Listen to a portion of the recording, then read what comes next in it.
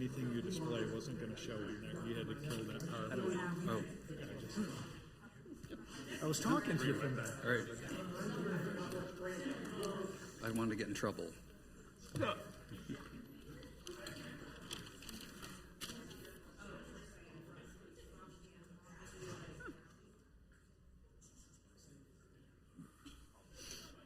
Oh boy.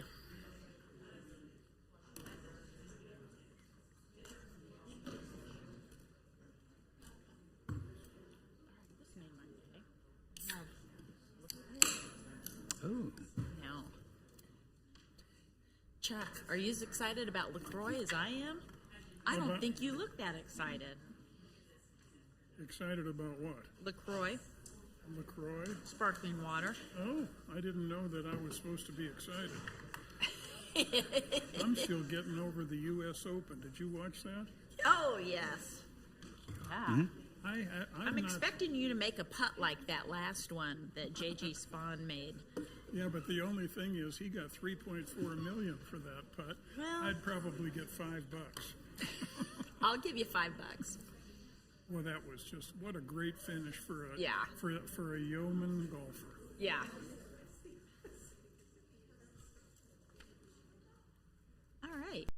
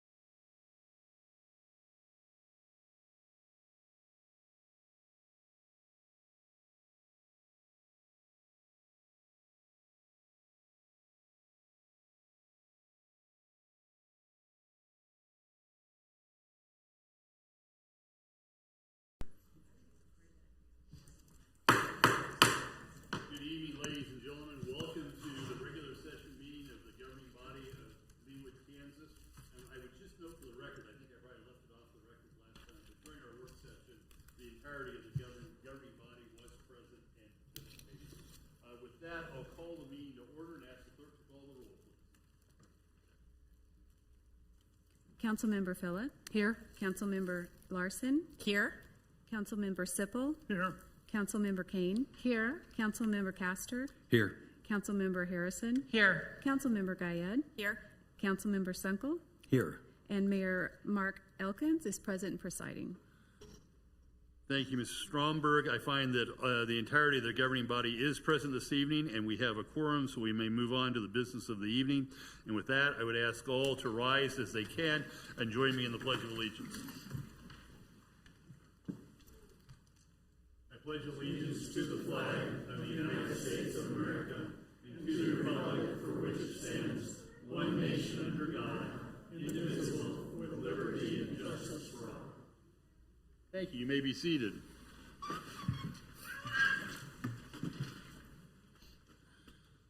Does staff have any revisions or amendments to the agenda as it was published last week?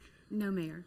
Thank you. In that case, is there a motion to approve the agenda as it was published? Move to approve. Thank you, Mr. Sipple. Second. Thank you, Ms. Larson. Any discussion? All those in favor, please indicate by saying aye. Aye. Those opposed, same sign. The ayes have it, and the agenda as it was published last week is unanimously adopted. We come next to the segment of our agenda where we address comments by the public, and we have a number of people here this evening. We welcome you all. We're glad you're here. We understand there are a number of issues before us this evening. What I'm going to do is, you just did the Pledge of Allegiance. What I'm going to do is note that one of the items under old business, I believe, this evening is the question of amendments to our ordinance on trees. And I note that a number of people who have signed in with a desire to talk about their perspectives on what we maybe ought to do with respect to the amendment of the tree ordinance. And I'm going to give you all an option. We always put the citizen comments at the beginning of our meeting so that if you're not inclined to stay for the entire meeting, and I will share with you this promises to be a relatively lengthy meeting this evening, that you can have the opportunity to speak first, give us the benefit of your comments, and then can come and go as you please, depending on what your own schedules are like and whatnot.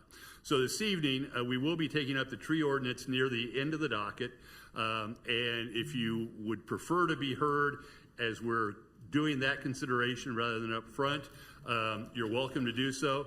If you would prefer to be heard right out of the gate up front, we'll be happy to hear your comments, and they'll be considered as we go about the consideration of our business as it relates to the trees. But I just wanted to give everybody the opportunity to either speak now or not forever hold your peace, otherwise to speak at the time that the council actually takes up the question of the trees ordinance later on in the agenda. Before we get there, I know that I welcome Veronica Hahn to the lectern. I think she has some comments for us relating to some materials on safe haven baby boxes. I would note that the length of time for comments tonight will be 3 minutes. We have a timer going. I think if technology is working correctly, the light up there will be green, and then it will start to blink when you've got about 30 seconds left, and we ask that you bring your comments to a close at that point in time. So with that, I would invite Veronica Hahn to lectern. And Ms. Hahn, if you could state your name and your address, we'd be grateful. Thank you for joining us tonight. Good evening, Mayor Elkins and City Council members. My name is Veronica Hahn. I live at 2413 West 180th in Stillwell. I'm super grateful for the opportunity to be here this evening to share with you all on a project that I'm really excited about. And thank you for taking the time to listen. I'm looking to bring safe haven baby boxes to our Leawood fire station as a way of providing safe, accessible options to women in Leawood and as a service to our surrounding communities. A couple of months ago, I had the pleasure of meeting with several Leawood fire chiefs, and I was delighted to be received with such enthusiasm from every person I've spoken to regarding the desire to bring the baby boxes to this part of the state. Safe haven baby boxes are simply an extension of the safe haven law. In Kansas, this law is called the Newborn Infants Protection Act, or NIPA for short. This law, which I'm sure you're all familiar with, is in conjunction with 49 other safe haven laws across the country, as well as others internationally, that allow for face-to-face surrender of unharmed infants at designated locations. While these laws can vary a bit from state to state, Kansas's NIPA law allows infant surrender at hospitals, fire stations, EMS, and police stations. Now, up until 2023, NIPA allowed only face-to-face surrender, but in February of that year, the Kansas legislature recognized a need for anonymous surrender through baby boxes. However, currently, we do not have an adequate way in the KC metro area for a mother to relinquish her child anonymously while still giving her the peace of mind that the child is safe. And this is where Safe Haven baby boxes meet the need. The Safe Haven Baby Box Foundation, based in Indiana, creates incubator bassinets that are built into the exterior walls of locations that are specifically designated under the Safe Haven law. They are located in fire stations, hospitals, and police stations across the country. Each of these baby boxes are equipped with automatic locking and alarm systems, and they are temperature regulated to prevent an infant from overheating or freezing, as is often the tragedy with children who are abandoned. To date, over 300 baby boxes have been installed across the country, and over the past 8 years. During this time, over 50 infants have been relinquished in baby boxes, and over 150 infants have been relinquished at stations associated with baby boxes. All these go to show that baby boxes serve as a lighthouse for parents in crisis by spreading awareness of the Safe Haven laws in general. But the reason these boxes are needed and the reason they have such success in saving lives is because they serve the moms who feel they cannot handle the mental and emotional aspects of face-to-face surrender. While the original Safe Haven requirements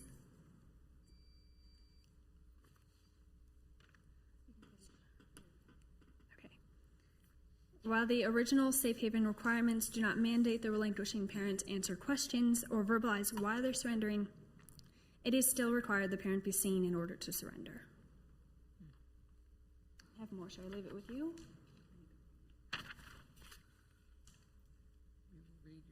Thank you, Ms. Hahn. We very much appreciate your thoughts and your passion on this topic. I'm going to refer this matter to the city staff, and Ms. Stoddard, could you please consider the materials that Ms. Hahn has given to us and come back to us at a later date with a recommendation from staff? Mayor Hawkins. Yes, ma'am. Chief Fitzgerald recently sent the Safe Haven Baby Box contract to the city legal team for review, and then I also sent paperwork to Ms. Stromberg for your viewing. Thank you, and that's why I've referred it to the staff for their recommendation. Thank you. Have a good evening. Now, I note that on the list of residents and members of the public who wish to be heard this evening, the comments seem to appear to fall in two categories. One is the category of the issue that we considered during the governing body work session, the Old City Hall, and the other relate to trees. As I mentioned before, we'll give the folks who wish to comment on the tree issue the opportunity to either speak here early or when we get to that part of the agenda. But to begin with this evening, I think we'll consider and listen to the comments relating to Old City Hall. And the first sign-in for Old City Hall is Jacqueline Penn. Ms. Penn, welcome back to the governing body. If you could state your name and address for our record, you have 3 minutes. All right, thank you. Jacqueline Penn, and I live at 8736 High Drive. Good evening, Mayor and Council members. I'm here tonight to ask you not to demolish Old City Hall, but to preserve it, restore it, and return it to the community that wants and needs it. We've submitted a petition with over 650 signatures, neighbors and taxpayers who have made themselves clear. They want these buildings saved and used. We've had residents show up to every meeting, and yes, committee and council members have said they don't want to spend the money. But let's be clear, not one resident has come and spoken publicly at these meetings in favor of demolition. We have not seen petitions, no meetings, or organized oppositions to our recommendations of preserving the buildings, using them for gathering spaces, parks of all ages, not just toddlers. This governing body was elected to represent the constituents of Leawood. So thank you, Julie, for listening. These 650 names and the people that have come here in this room tonight, we are your constituents. We're not merely presenting problems, but offering a solution. We're offering to purchase the land with first right of refusal clause, so that if our use ever ends, the city can buy it back at fair market value. The City of Leawood and its residents do not lose the property, but they secure its legacy. We're offering $300,000 in private funding to purchase, and then we will restore it. We will reopen it, Old City Hall, for public use. That's not city money. That's not tax money. That's money Leawood can go then and direct to urgent needs like the community center and the fire station. The city and the taxpayers could avoid the $120,000 demolition cost and the $600,000 consultants say it would take to preserve only the exterior. Yes, rezoning and replotting take effort, but the city has made exceptions before, and you are currently revising zoning laws. This is exactly the kind of case exceptions are meant for: a city-designated historic site, a community-funded plan, and overwhelming public support, just like Thompson Park did, or just like Overland Park did with Thompson Park. They restored a landmark, and they made it useful again. So let's be clear. The current plans under consideration replace Old City Hall with just more parking and wasted space. Two things all neighbors have repeatedly said they do not want. City staff has already recommended against rezoning, but this council has the authority and the precedent to act in special circumstances. This is the moment to use that discretion for the public good. Old City Hall is more than a building. It's our history. It's our story. It's a chance to preserve the past while creating a meaningful place for the future. We have a plan that is fiscally responsible, publicly supported, and civically minded. So please listen to your residents, honor their voices, and let us save Old City Hall. Thank you. Thank you, Ms. Penn. We appreciate your comments. Next I have, and again, pardon me if I mispronounce or misread your name, Kylie Markey. Excellent. Welcome to the Leawood governing body. If you could state your name and address, we're interested in your thoughts. My name is Kylie Markey. I live at 2907 West 92nd Place, Leawood, Kansas. Thank you for the chance to speak tonight. Like I said, my name is Kylie Markey, and I live at 93rd and Belinda with my husband and our 3 boys, ages 9, 7, and 4.5. And yes, that half is very important to him. We moved to Leawood from Brookside in 2020, the week that the world shut down. Literally, everything canceled. My husband and I did it all. My husband and I have always wanted to live in a community where our kids could ride their bikes to their friends' houses, and we could eat dinner on the driveway with our neighbors. When we moved, we were met with open arms of this community, and we love this town and the community that we have built here. Leawood is where we have chosen to raise our family. But I'm here today to talk about an opportunity that could make it even better: restoring the Old City Hall and community center buildings on Lee Boulevard into a community space. Right now, our neighborhood, like many others in the suburbs, is just not very walkable. We find ourselves having to get in the car for just about everything, and as parents of 3 energetic boys, we're constantly looking for safe, accessible places for them to go, connect, grow outside of school and sports, and I know we're not alone, as I see many of my kids' friends' parents back there. The reality is, more and more families are moving into this community, and with that growth comes a real need for shared spaces where people can gather, places for kids to meet up after school, for parents to connect over coffee or community events, for teens to be off their screens and engaged with one another. Right now, that's just something we're lacking in a central, welcoming place. Restoring the old buildings isn't about just preserving a piece of our town's history. It's about investing in the future of our community. We have an opportunity to turn this area into a vibrant hub for classes, clubs, small businesses, art shows, game nights, pop-up markets, or just a safe place for kids to go.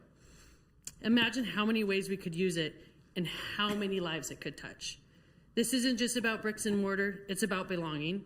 It's about creating a place that reflects the heart of who we are and who we want to be. And I believe with this vision and a little collaboration, we can all make it happen. Thank you again. Thank you, Ms. Markey, and thank you for your comments, and thank you for choosing to raise your family here in Leawood. Chad Morley. Welcome, Mr. Morley.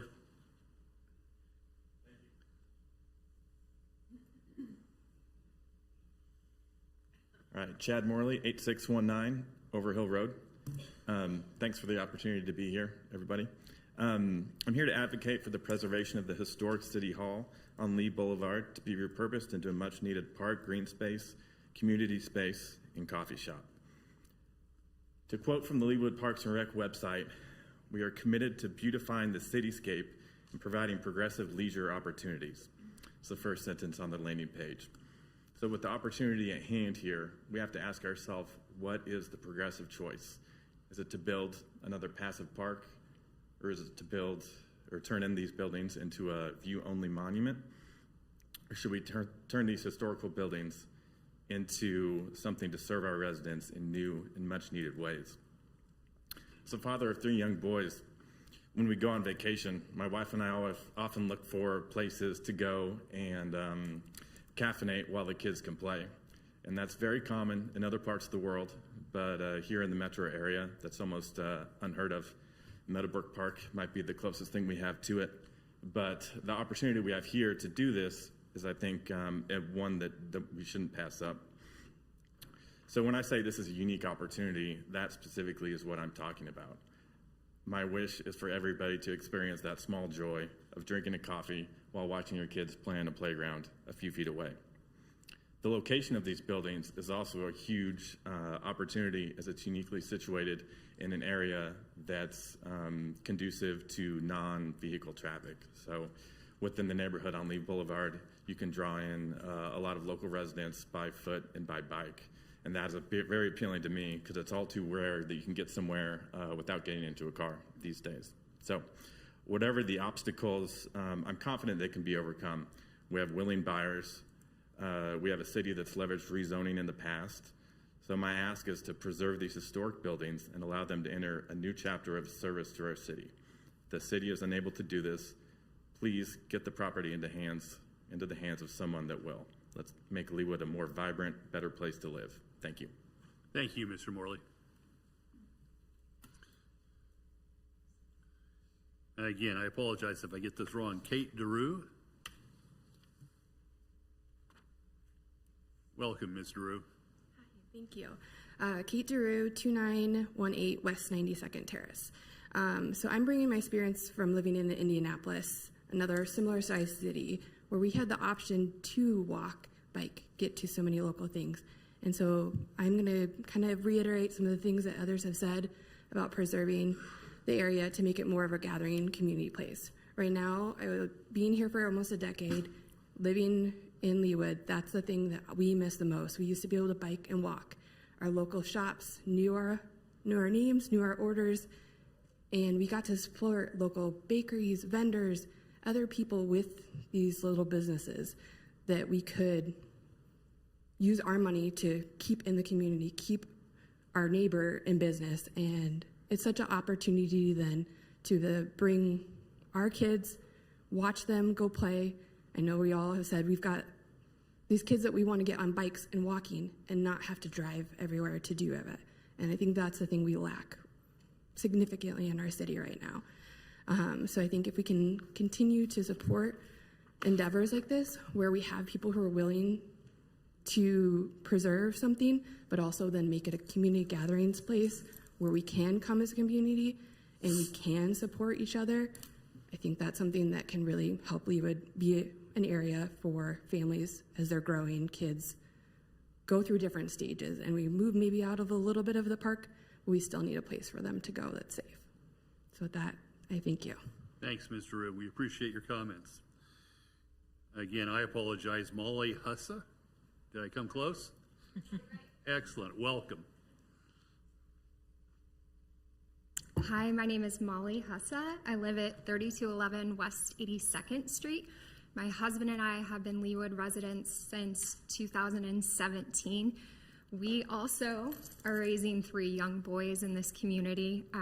We originally were drawn to this area because of the public schools, but really fell in love with the charm, the tree-lined streets, and the true sense of community that we found. I just wanted to show my support for the restoration of the old City Hall and repurposing. I think it's a really smart use of space. As we exit the caffeine-fueled days of having toddlers and enter what I assume will be caffeine-fueled days of raising preteens, I think it's a really unique opportunity for us as we have kids that outgrow a traditional park play space. I think this is a place that young adults, preteens, and parents alike can come, enjoy the space, and preserve a piece of history as well. So I just wanted to show my support. Thank you for the time. Thank you, Ms. Staten. We're glad you're here. I'm sorry, Ms. Hussa. I got ahead of myself here. Shelley Staten? Welcome. If you could state your name and your address for a record, we'd be grateful. Thank you so much. I'm Shelley Staten. I am a resident from Leawood at 9729 High Drive. I have actually grown up in Leawood since I was itty-bitty in 3rd grade and have chosen to raise my family in Leawood as well. I grew up at 98th and Sagamore and currently live at 97th and High. I'm also a real estate agent, and I have spoken to at least 30 clients, neighbors, friends that I have worked with that have interest in this project. One of the biggest factors that I often hear as a real estate agent is that people want a walkable place to live. They want a place with a high green score, and they want to be able to walk to enjoy their life and their community. I heard a lot of talk in the previous meeting about how are we using this space to its highest and best use, and I couldn't agree with that more. Progress does not require the demolition of history, and that's a comment from my neighbor just down the street that I heard from on this issue. I love the idea of green space, and I do think that it can and should include a garden concept in it. Green space doesn't need to be just empty yard, grass, similar to a soccer field. I think we can really use this opportunity to have a garden space for all to enjoy, and especially with having the great fortune of having the master gardeners of Johnson County willing to maintain that garden space. I think that's a huge opportunity and would be beautiful and lovely and would help maintain our home values in our community. I do love the idea of less parking, less concrete. I feel like the 4 concepts that I have reviewed have a lot of parking space, and I love the idea of having this be a destination that is, well, it does need to have some parking, also has more accessibility from all of the folks who love to walk and bike up and down Lee Boulevard. I think that the playground concept is a good one, although I do think that if we are using this space to our highest and best use, we need to be thinking and be mindful of how are we going to use this playground space for other ages. Toddler ages are wonderful, of course, and absolutely need that park, but I do like the idea of having some climbing structures. I do like the water feature idea. If that could be incorporated, of course. I know there's cost prohibiting factors there, but I also would encourage you to consider inclusivity in the playground. We do have children in our community who are disabled and would love to be able to use the inclusive playground. At least a couple of concepts that similar to what we have done down at City Park. To me, that's being mindful of everyone in our community. I love the idea of a gathering space. That in our community, though, we have downsizers, older folks. Oh, I'm winding up here. Let me just finish my thought. No worries. We have boomers, we have couples, we have families, we have teens. So in everything that we do, can we please use the model of how are we using this for the highest and best use of each of those demographics to make this a really all-inclusive, welcoming gathering space. Thank you for listening. Thank you, Ms. Staten. We appreciate your comments. Ms. Philla.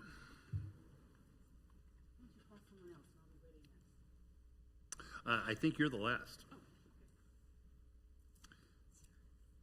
And while she's coming up, Mr. Lynch, were you wanting to comment on the City Hall? No. Okay, I couldn't read exactly here, so. I think I might have signed the wrong one. I signed a piece of paper, but maybe it was. Okay, we'll come to you next then. Ms. Phillip. Hi. Thank you for pointing that out to me, by the way. Deborah Filla, 8505 Belinder. And I'm not exactly sure how to allow people to see this best. If I turn around and talk to them instead of you, or can you get it on the... yeah, that'd be great. Okay. Gotcha. Okay.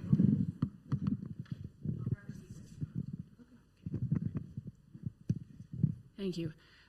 What I have here is... We'll start the 3 minutes now, okay? What I have here is a map that I just want to quickly go through.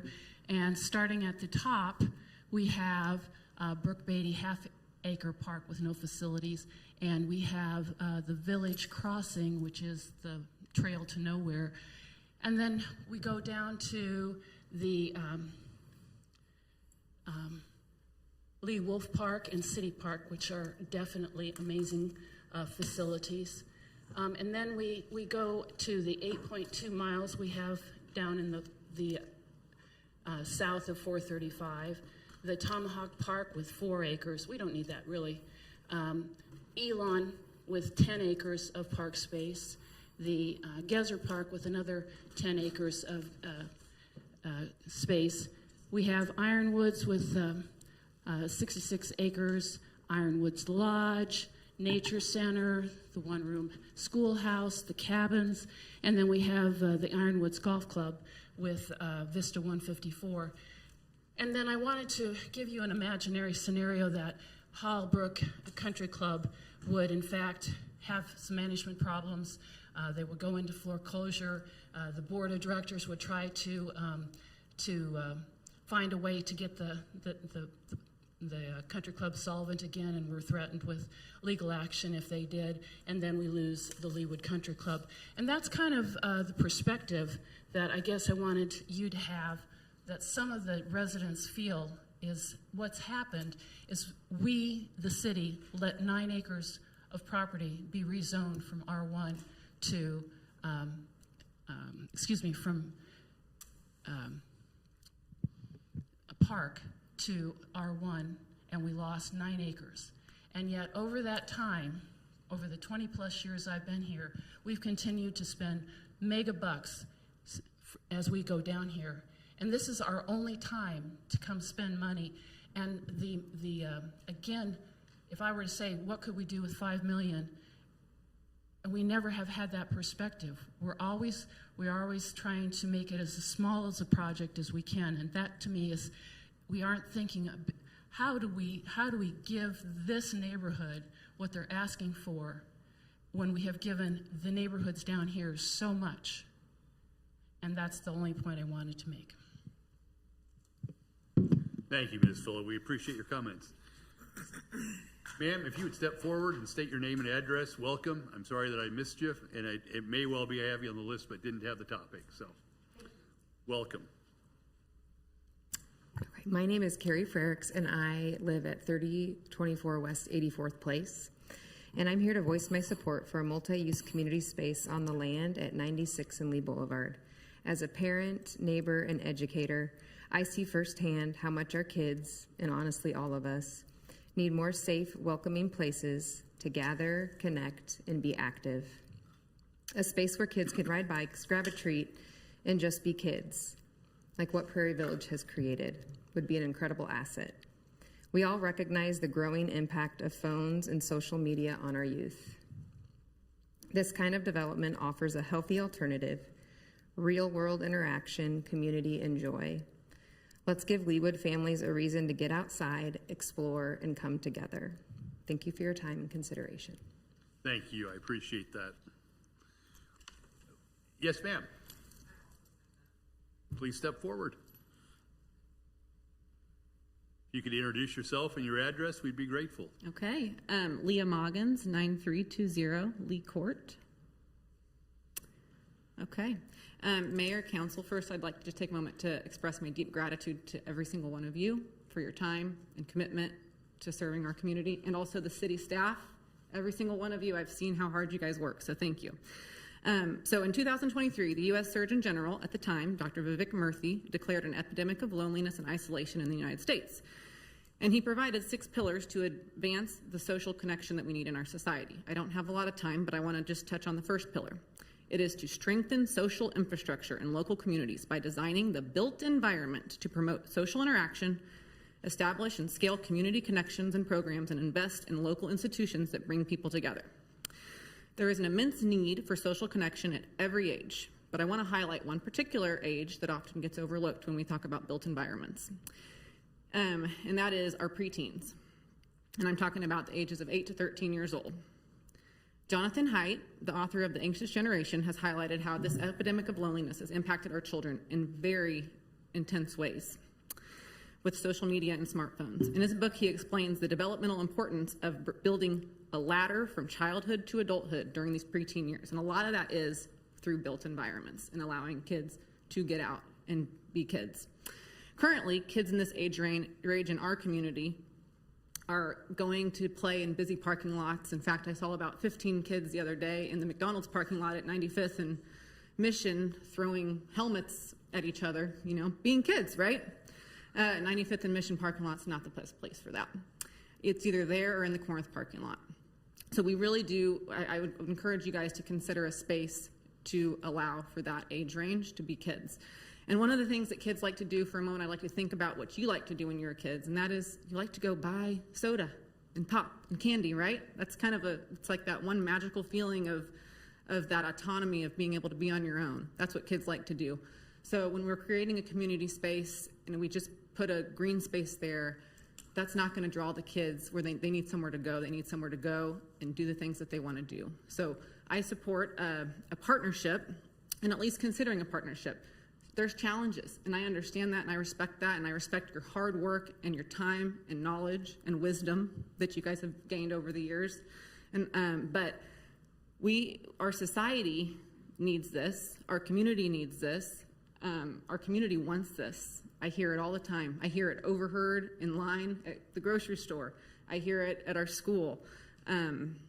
So I really would encourage you to really be open-minded, to work with the PINs or whoever it is that would be willing to, because it's a lot for the city government to have to take on that load all on your own, right? It's not your responsibility to, I'm going to finish my thought real quick. It's not your responsibility to take care of our children, but we have a committed family who is willing to take on that partnership to help our community thrive, and I would just encourage you to consider it. Thank you for your time. Thank you, Ms. Morgan. It's good to see you again. Yes, sir. Please come forward. You could state your name and address, please. Yes, my name is Mark Larson. I live at 8741 High Drive. I moved to the Old Leawood community about 10 years ago at the time with my wife, pregnant wife and daughter. We have 3 children now. We moved to the area from Brookside because of the walkability and the neighborhood feel to Old Leawood. One of the things that has kind of I've noticed over the years is, like what Congressperson Phila has said, the inequities of what I feel like the have and the have not north of the 435 loop and south of 435. I spent some time today looking over the city improvement plan, I believe, or I think that's what it's called, the city improvement plan, which lays out the budget and the money spent for different projects throughout the city, and looking at different ones that are spent in our area, in the Old Leawood area, versus the 20% of the population of Leawood that lives north of 435, those 6,000 residents, which are now a young resident. It's becoming a young neighborhood with lots of kids that are high school, middle age, elementary age school kids, and we need a place to gather. We need a place besides just Brook Beatty Park, which is beautiful, and it was when my kids were 3 and 4, but now that my kids are 8, 10, and 12, they need places to be outside and to go to. The Penn's proposal of a coffee shop, a green space, I think is very well deserved, and I think would be a great addition to the community. I'll also just close with that this is a historic building, and the old City Hall is a historic, this is what Leawood was based on, the old Lee family. And when I moved onto the street, I don't know if you guys know Gordon Hinkey. I know Deb probably knows Gordon. When I moved on about 10 years ago, he brought me the old Leawood book with the history of Leawood. And I remember thinking what a neat community this was that recognizes the history and where we came from. And it's not just another place to live. And by considering tearing down the original City Hall for our city to replace it with a parking lot or just just to tear it down because we don't want to put forth the $1.3 million or even sell it for the money that is being requested, I think would be a travesty to Gordon's memory and to what I think the community of Old Leawood stands for. So I thank you for your consideration. Thank you for the service that you do, and I appreciate your listening to the comments. Thank you, Mr. Larson. We appreciate your perspective. Is there anyone else in the audience that wish to be heard on the issue of Old City Hall? Yes, sir. Welcome back. I'm Rick Bernauer, 9656 Meadow Lane. I've lived in Leawood for over 30 years, and for 20 of those years, I've had the dubious honor of being the president of the Leawood Estates Homes Association. I'm not here representing the Homes Association because we have attempted to spread word about the plans, the deliberations you're having to make, but it's hard to get a consensus when you have almost 1,500 people in your neighborhood. But the main thing I would say is, in listening to the work sessions and attending all the other meetings, I've really appreciated the thought that each of you are putting into it. But I would ask you to consider the impact that your decision is going to have on especially those in the immediate neighborhood, how the neighbors are going to be affected by this, and also what use can there be? Is it the green space, playground? Is it preserving the old building? Once that building is gone, it's gone. We can't do anything else with it. So please, I appreciate you moving ahead with making a decision, but don't get so caught up in making a decision that there's a rush that precludes other actions. And by that, it maybe means take some time, move ahead with the first parts, but try to see, are there other options that could be done for the building? Are there other things that could be done to make sure we get the best usage? I do not envy you having to try to make this decision. We all understand trying to lead a whole group to a consensus. But please take some time, think it through, and leave yourself options if you don't have a firm decision that you feel good about. Thank you for listening. Thank you, Mr. Bernauer. Anyone else wishing to be heard on the City Hall? Yes, yes, ma'am. Welcome back. Ms. Hobbs, again, for the record, if you could state your address, we'd be grateful. My name is Jolynn Hobbs, and I reside at 8309 Lee Boulevard, Old Leawood. I am a 29-year Leawood resident, and I proudly serve on the Park and Rec Advisory Board, and I'm also honored to serve 1,500 families as the president of the Leawood Homes Association. And I hope that you all received my letter, and I appreciate you taking a moment to read it, and I'll try to be very, very brief. Old Leawood currently has one small, wonderful, highly utilized park that was beautifully designed, Burke Beatty, and having the opportunity to develop 96th and Lee is a unique, once-in-a-lifetime opportunity, and we have one opportunity to honor this location. There are so many possibilities to consider, and this special site holds the last two historical buildings that are valued by many, and once they are gone forever. I appreciate Julie's homework and showing the pictures and doing your field trip today, and what that showed me is all the different options in different parks that we haven't considered. So I appreciate you sharing that with us today. And I do appreciate the comment of this teeny tiny space, but when you have one space and someone offers you, some space, it's a wonderful thing. So we're really excited about the 96th and Lee, even it might be small and mighty. So I would respectfully ask the City Council to request different concepts and bids. Even though we've discussed this site for years, I don't think we have enough information and options to make the best decision for our residents. And I commend the City Hall for purchasing the property to the south and weighing resident concerns and feedback while designing the new fire station. I think you guys did a fantastic job, and I ask that you continue those efforts with the 96th and Lee site and consider resident feedback heavily. And let's discuss the possibility of repurposing our historic buildings.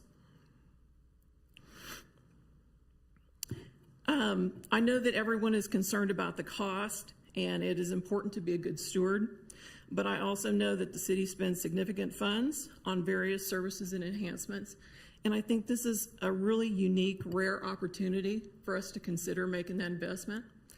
I would like to close with thanking our residents for coming tonight and being a part of the process. Let's not limit ourselves. Let's take the time to do this right. Let's do Leawood level. I thank you for your time. I thank each of you guys for your service. And it is not an easy decision, and I know that. But I appreciate it. I appreciate the opportunity to come up and visit with you tonight. And again, I appreciate all of our residents coming out tonight. Thank you. Thank you, Ms. Hobbs. Any other members of the public that wish to be heard on the issue of the old City Hall? If not, we'll move to the issue of the amendment to the tree ordinance that we're going to consider this evening. I'll call out your name. If you'd like to defer until we actually get to that part of the agenda, that's fine. If you'd like to be heard, we're certainly willing to listen to your comments and to factor that into our decision later in the evening. And with that, I'll call first Kathy Kelly. Ms. Kelly? I'll defer, thank you. Okay, thank you. Next, Sonia Lang. Thank you. Kathleen McDonald. Thank you. Rachel Allen.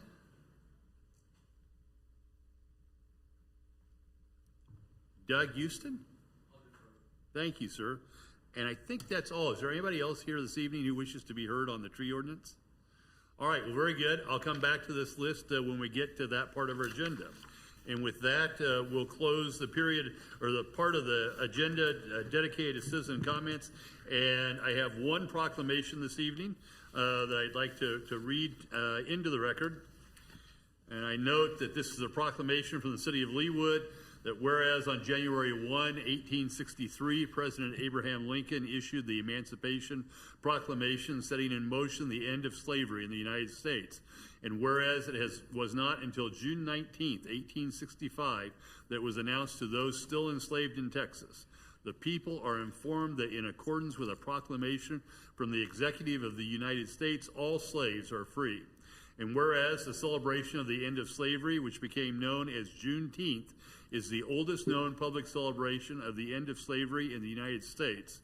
And whereas Juneteenth commemorates the role played by the ancestors of Black Americans in this nation's continual quest for freedom for all of humanity. And whereas on a larger scale, the celebration of Juneteenth reminds each of us of the precious promises of freedom, equality, and opportunity, which are at the core of the American dream. And whereas the Kansas State Legislature passed legislation in 2021 that makes Juneteenth a legal state holiday, and on June 17th, 2021, Congress passed the Juneteenth National Independence Day Act, establishing June 19th as the 12th U.S. public legal holiday. Now, therefore, I, Mark E. Elkins, Mayor of the City of Leawood, Kansas, do hereby proclaim and designate Thursday, June 19th, 2025, as Juneteenth in the City of Leawood, Kansas. And I urge all people in our city to become aware of the significance of this celebration in the heritage of our nation and state. In testimony hereof, whereof I have hereunto set my hand and caused the seal of the City of Leawood to be affixed this 16th day of June, 2025.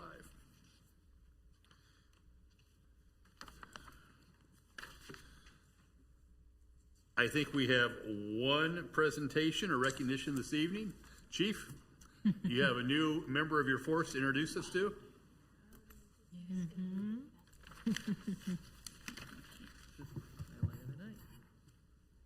She was out in the car. I'm sure she's inside.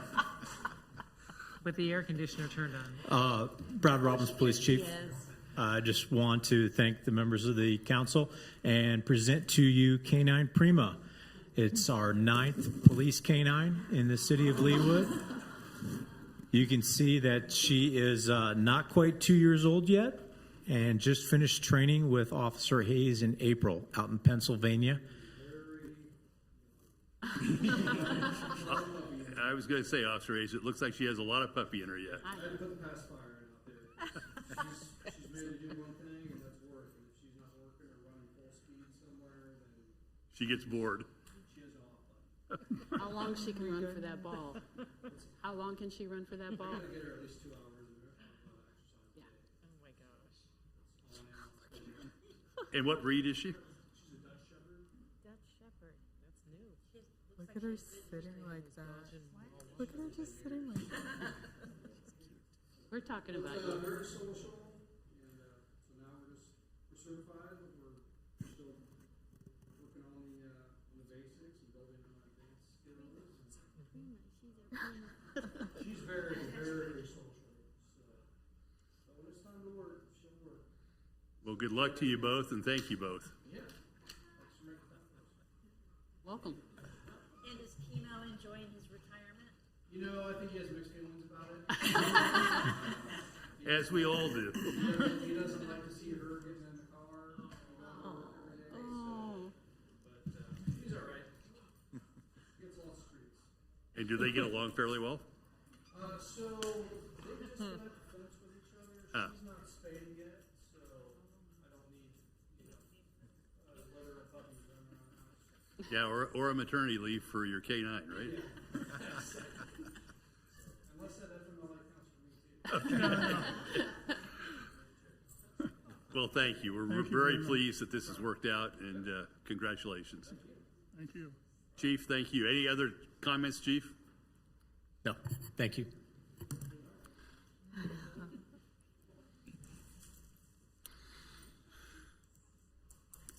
Good evening, Officer Hayes. Good evening.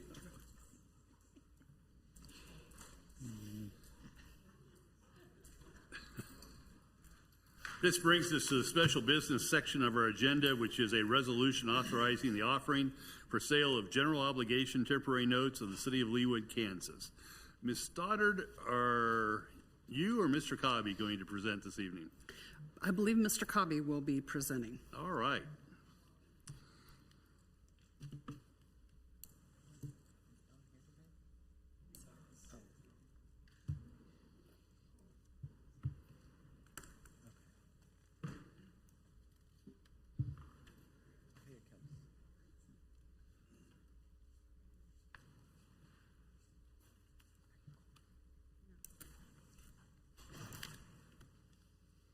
Good evening, Mr. Cobby. Welcome.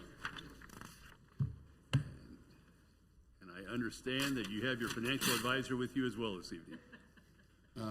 Yes, I do. Which item are we doing first? Oh, the bonds. So, and you've seen in the memo what we're proposing. Dave Arterberry from Stiefel is here as well, our municipal advisor.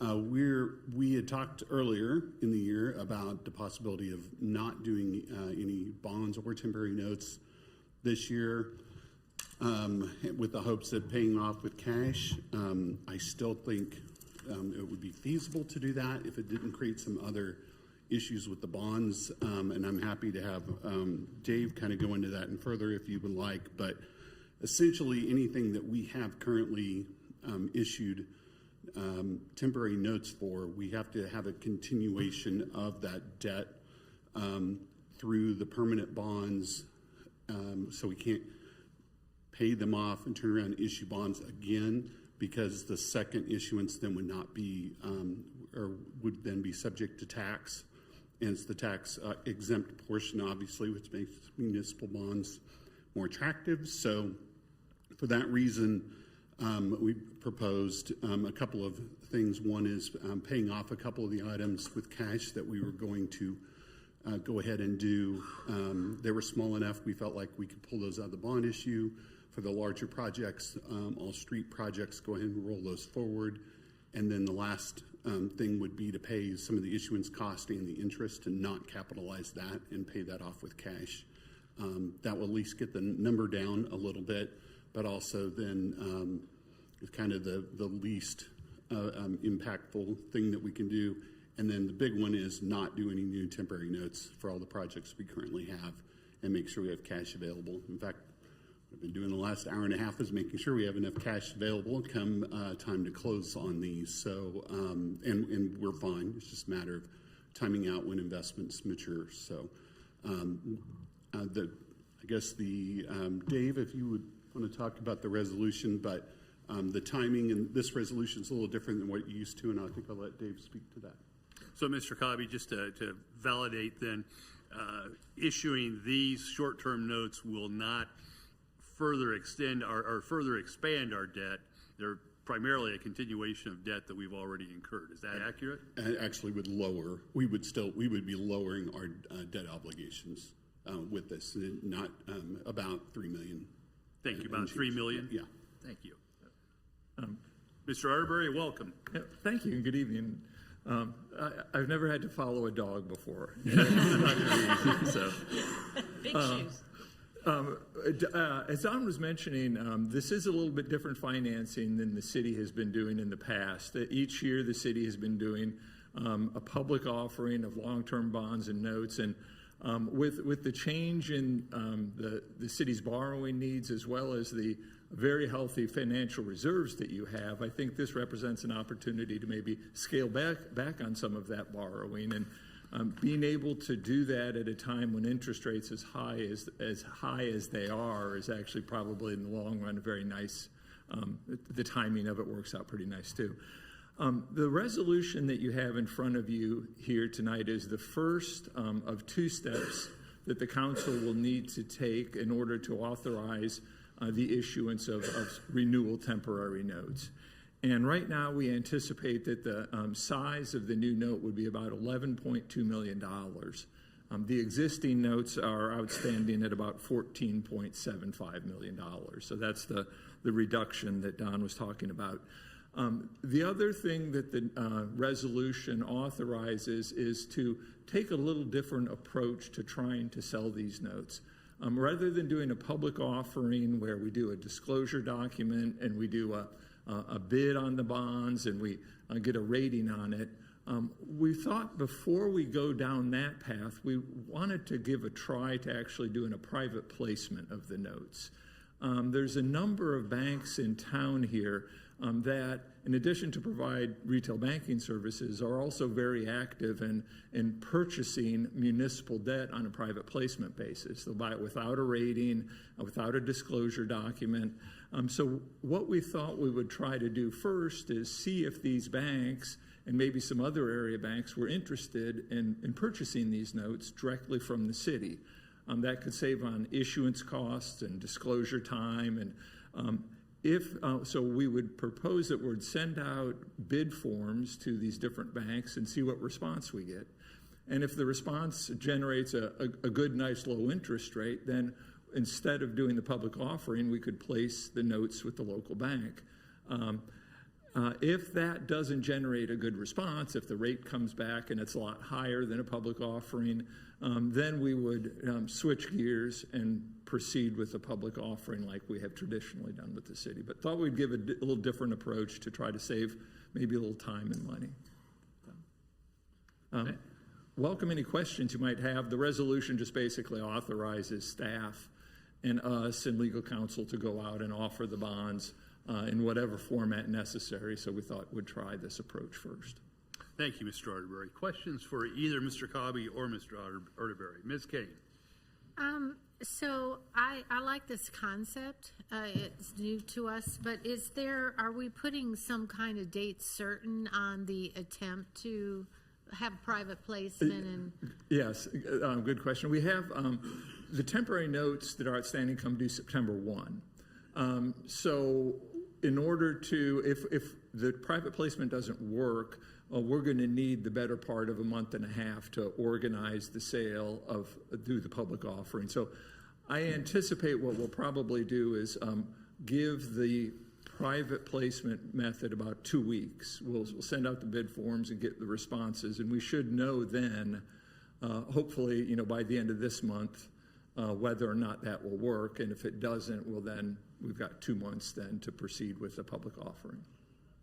And have you done this before with other cities, municipalities? Yes, we have. Typically, when we do this, the borrowing amount is a little bit less. It might not be 11 million. We've done it, 5 to 8 million, and it's worked well. That's why I'm kind of hedging here, and I'm saying if it doesn't work, because it is a little bit bigger amount than typically is done.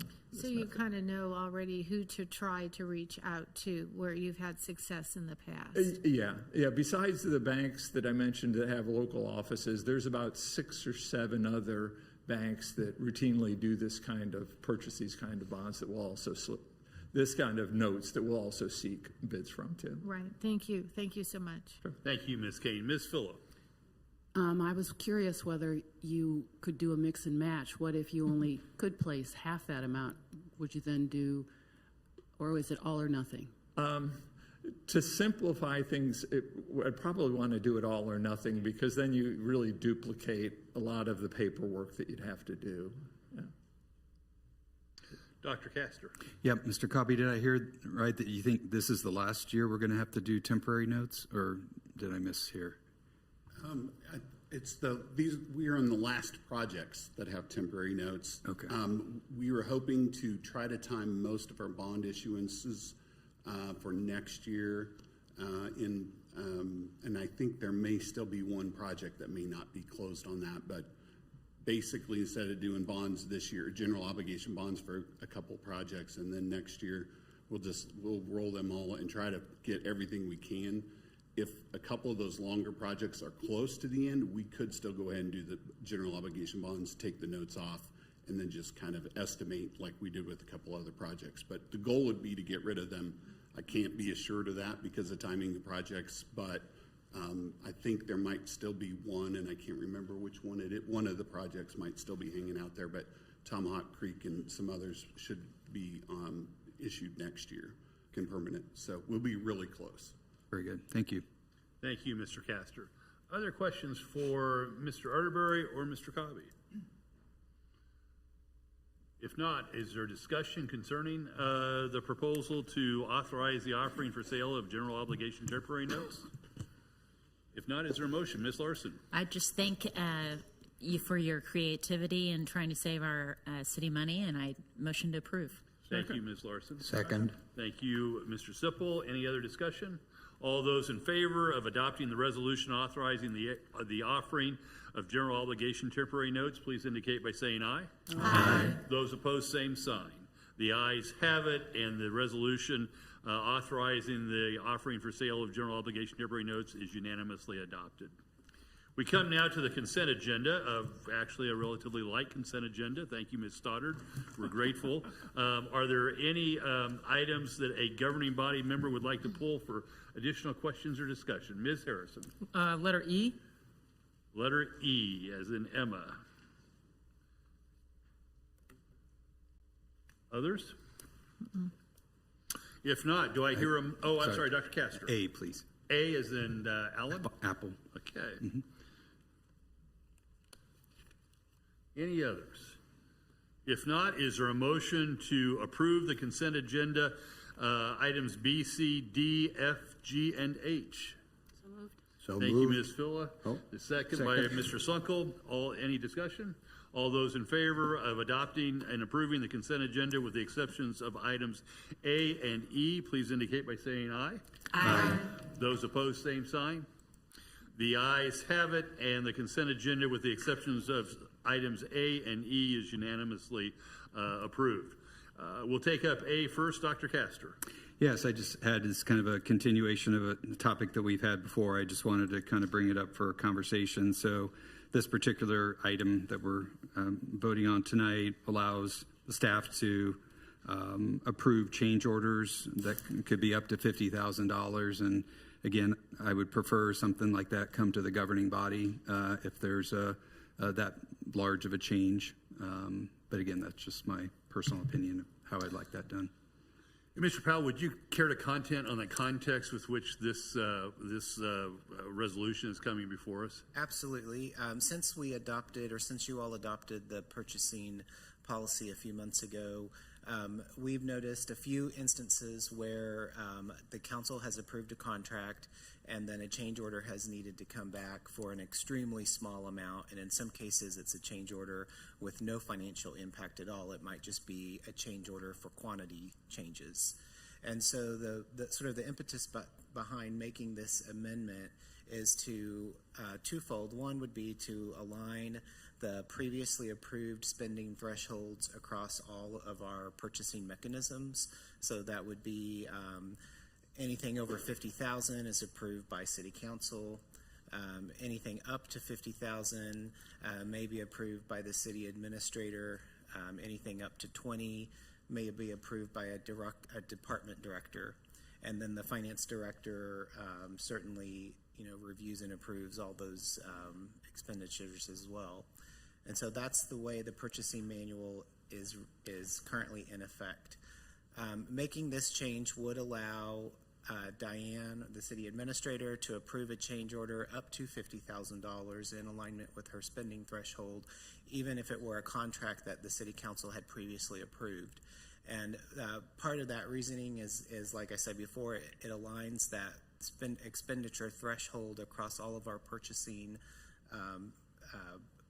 mechanisms, and then it also keeps some of those extremely small change orders when we're mainly closing out a project from having to come back to the governing body for just 2 weeks ago we had one that was possibly going to have to come back to council for $2.36. It would have slowed down our purchasing for 2 weeks, and so it's those types of situations that we've found since the purchasing manual went into effect that this change would alleviate. And then we restructured that paragraph to make it crystal clear that contracts and change orders are different. Even though the spending thresholds are the same, we wanted to make sure it was crystal clear that you all approve contracts over 50, and that those other thresholds, the 50,000, 20,000, and so on, can be approved by staff at certain levels. Thank you, Mr. Powell. Ms. Kane. I said at the time when we approved this originally that I wasn't comfortable with the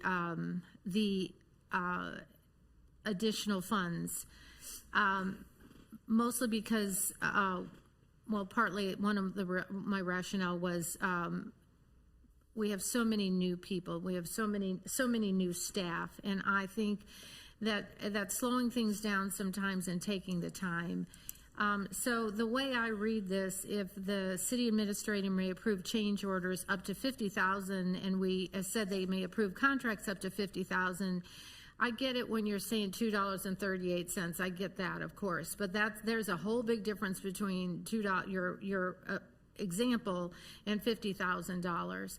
So this to me exacerbates what I had angst about before, with at this particular time with a relatively new city administrator and a relatively new finance director and other new staff and new council people, that I personally, especially because the consent agenda, the way it's presented to us, and if somebody up here has an issue, then they ask it to be pulled. If they don't, it's a matter of a consent agenda.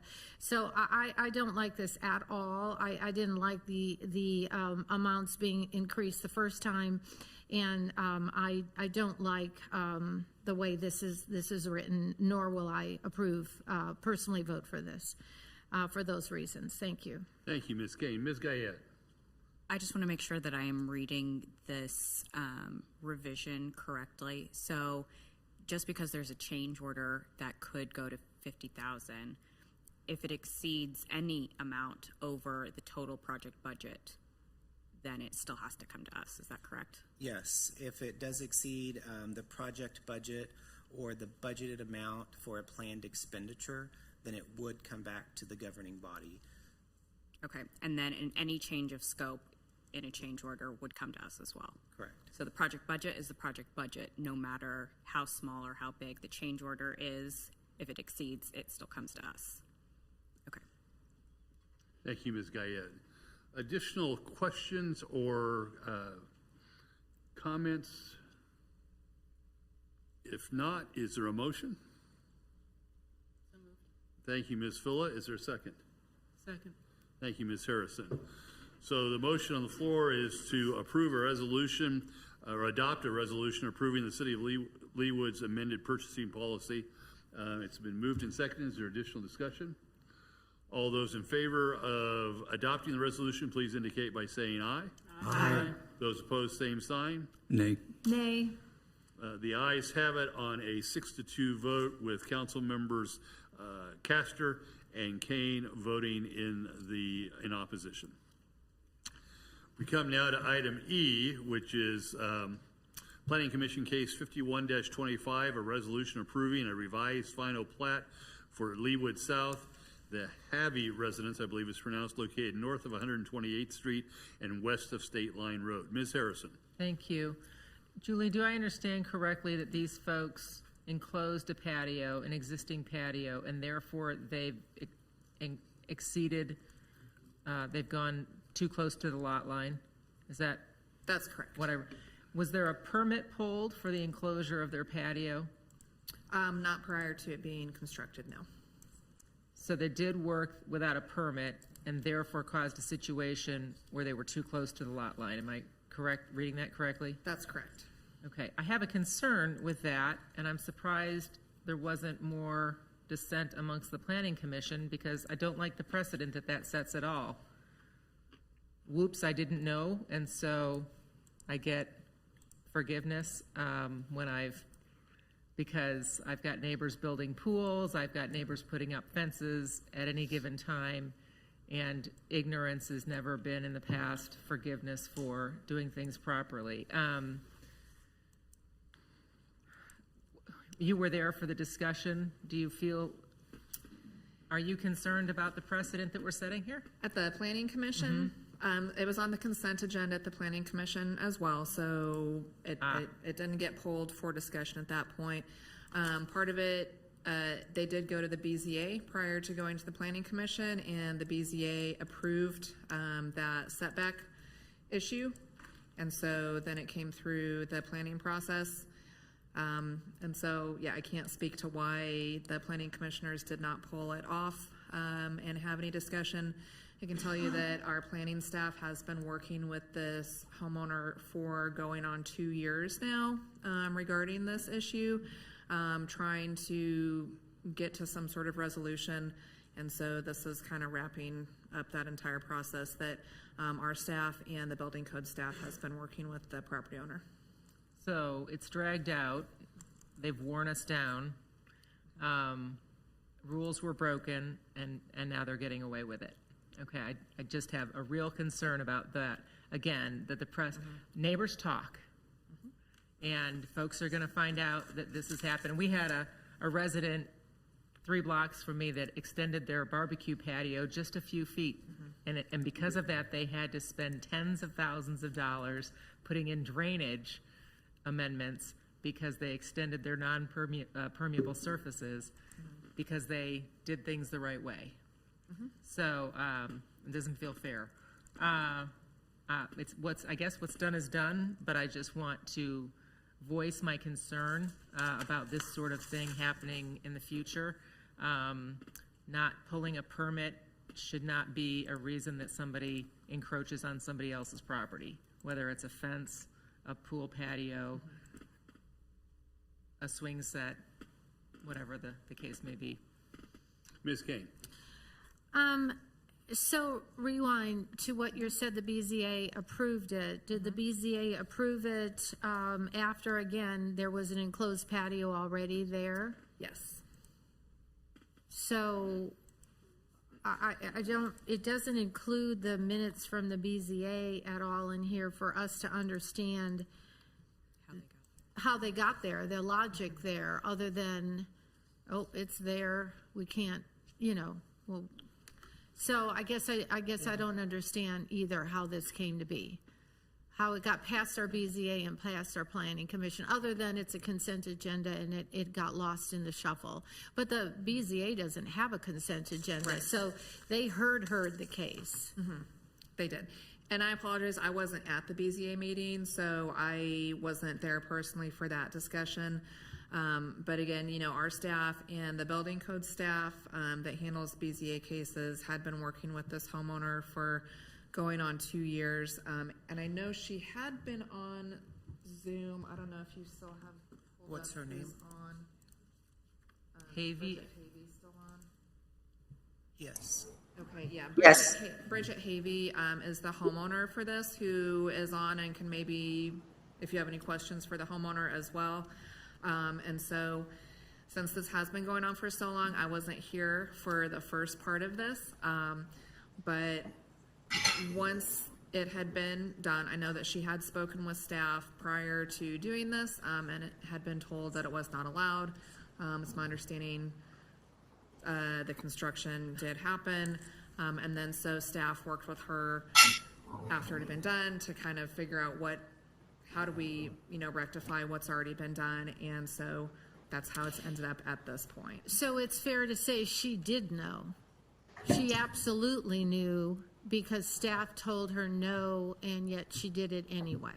That is my understanding. Again, I wasn't here working for the city when all of this started, but that is my understanding of the situation, yes. Julie, was there a fine incurred? I didn't read anything about a fine.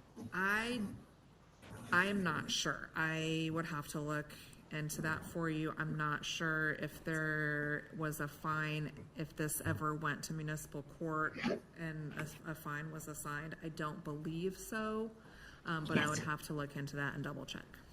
Well, I don't remember that we have a mechanism for issuing fines for something like this, do we? It would be through pull a municipal court if something is cited by our code enforcement staff, and that makes it through the municipal court process. Marcy could correct me if I'm wrong, but I believe it's the judge that would be issuing any sort of fines associated with a code enforcement issue. That is true. I don't recall this one, but I don't see all cases. I see most of them, and I don't recall this one. I will say, I think if you do work without a permit, when you finally do get the permit, which is required, there's a kind of a penalty on the permit when it's issued, like a double permit fee or something like that. Is Mr. Torres here this evening by chance? Yep, Stacy just told me that Travis is on Zoom. Hello, Mr. Good Torres. I see you. Hey, how's it going? So yeah, I could probably fill in on some of this. I think it did go, I could be misremembering, it's been kind of a long process, but I think it did go to citation and it did go to municipal court in some respects. I don't know, I don't recall the exact, how that, the conclusion of that. This was built, they came in for permit. We did let them know that they could not build it like they wanted to build it, so a screened-in porch was there previously. We approved a screened-in porch. Mark Klein at that time approved a screened-in porch that they could do where they're enclosing a little bit of it, but still keeping the screened-in porch intact. The reason the structure was non-conforming in part was because it probably wasn't platted. They didn't do a final plat at the time. So technically, like this ground that the screened-in porch exists on was on HOA ground. Right. So in that case, we wouldn't let them increase the nonconformity. We would only let them keep and maintain what they had. It did go to BZA. We explained basically that they'd have to bring it back to the approved plan of a screened-in porch, or it would take a Board of Zoning Appeals approval. They first would have to get the HOA to agree to let them have that ground. That should have been probably final platted, showing that as their property anyway. They got them to agree to do that. Then they went through the steps of going to Board of Zoning Appeals. They did get Board of Zoning Appeals then approval for the setback issue. That was really just existing because it's basically just the existing structure. Instead of it being a screen-in porch, it's now an enclosed, fully enclosed Four Seasons room, basically. So, any questions about that, I guess?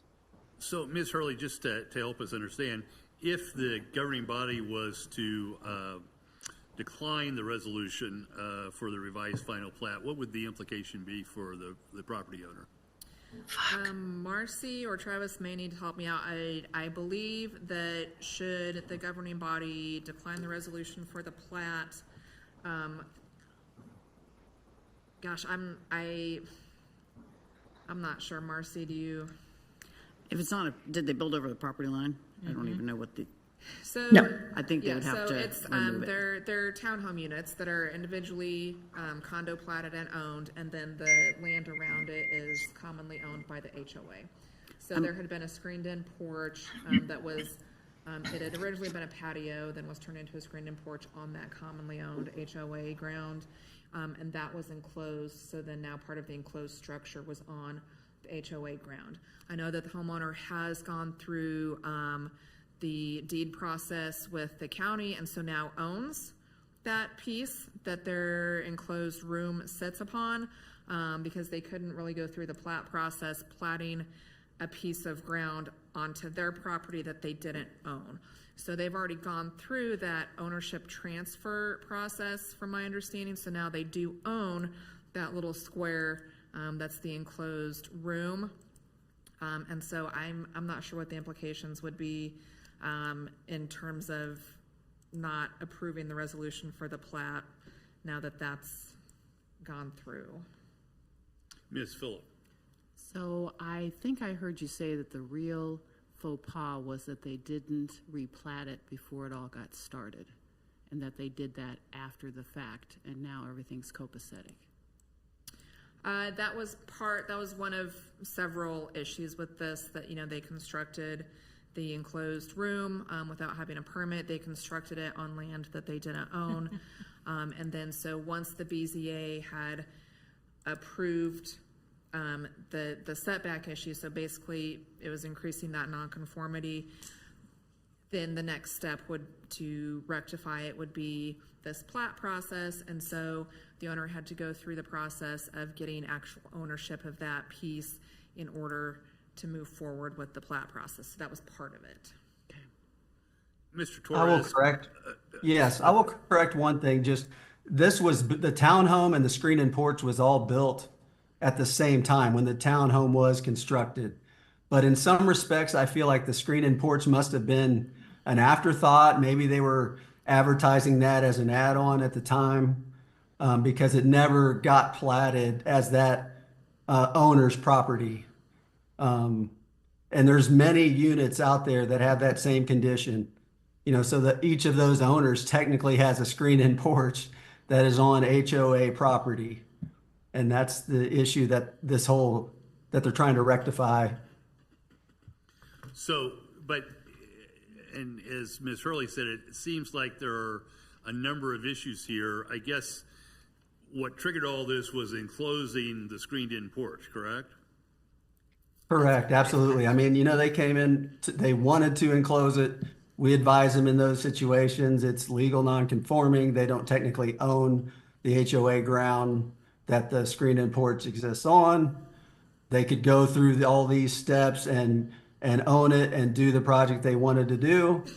Or they could, eventually a project got approved to basically enclose in a little bit of it, but keep the integrity of the screen-in porch. Was approved by Mark Klein in planning. And, they did end up, it was caught by the inspector that, hey, this is fully enclosed and doesn't match the plans.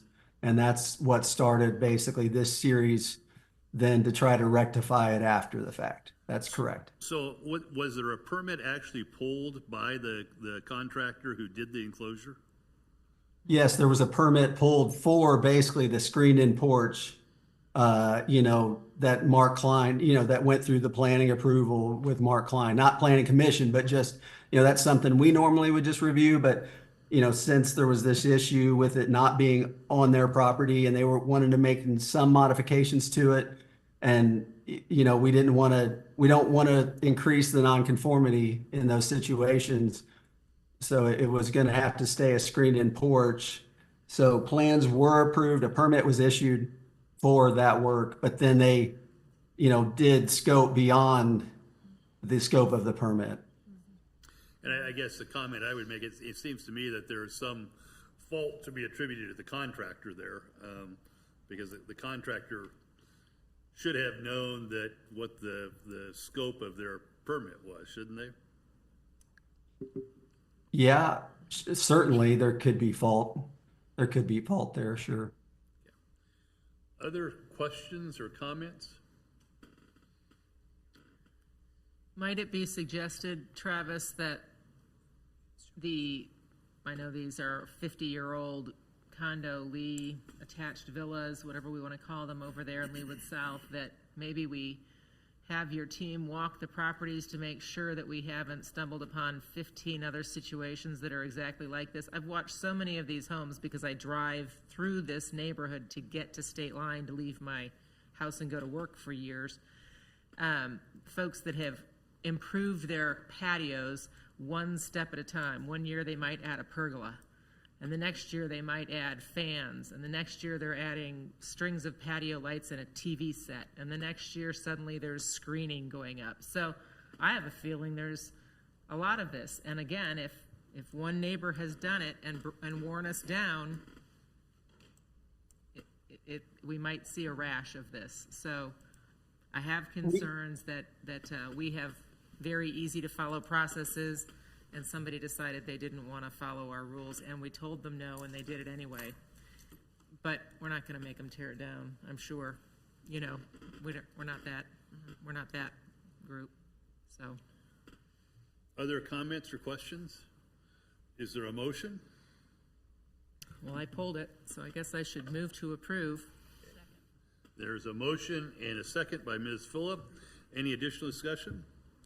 All those in favor of adopting a resolution approving a revised final plat for the Havey Residence located north of 128th Street and west of State Line Road, please indicate by saying aye. Aye. Aye. Those opposed, same sign. Aye. Nay. Nay. The motion passes on a 6-2 vote with council members Kane and Harrison voting in opposition. Brings us to the mayor's report this evening. I only have a single item to report, but an extraordinarily important one, and that is to wish a happy birthday to Councilwoman Guyed, who chooses to spend her birthday with us rather than doing the things that most people do on their birthday. So, Sherry, thank you for being here. And that brings me, any comments, Ms. Guyed? I'll let you lead off. Thank you very much. Happy to be here. Great. Any other council member reports? Mr. Sutton. Mr. Sipple, would you like to report on the bike walk committee, or should I? Or Well, I'll give. Thank you very much. I'll give a brief summary. But we had a turnover in administration in the bike walk committee. The current chair of the bike walk committee, he and his wife sold their home in Leawood, and they're moving out of town. They're going to stay in Johnson County, but they've moved out of town. And as a result of that, he's going to have to resign his position, and he did. And so the group elected a new chair, and the name escapes me, but she was one of the presenters on the Moggins. Leah Moggins. Leah Moggins is the new chair now. So we've got that going on. Plus, one of the things that we spent some time talking about is asking the police department to maybe increase a little bit of the training during their DARE programs at our elementary schools to talk about bike and scooter safety. There's been a lot of issues around scooter safety, especially the electric scooters that go 20 and 30 miles an hour. We want to talk about that with the police department as to what kind of training we can impart to these kids in these schools. The other thing is maybe using some guidelines for wearing a helmet. You probably see kids on scooters out in the neighborhoods going 15, 20, 30 miles an hour with and without helmets, and the people on the bike walk committee are very concerned about that. So those are two things that we want to put on our list of things to work with in the months ahead. Additionally, the bike walk committee would like to report directly to Parks and Rec rather than to the sustainability committee, and I don't know what we have to do to accomplish that. I don't know if that's an action the governing body has to take or whether it's just done internally.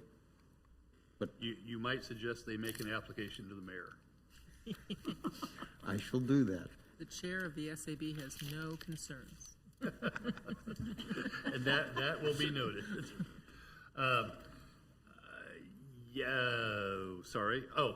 Chief, just one comment I would note. There was a really great Facebook posting by one of your officers today where he noted that it was standard Leawood Police operating procedure to stop at all lemonade stands when they're not on their way to a call.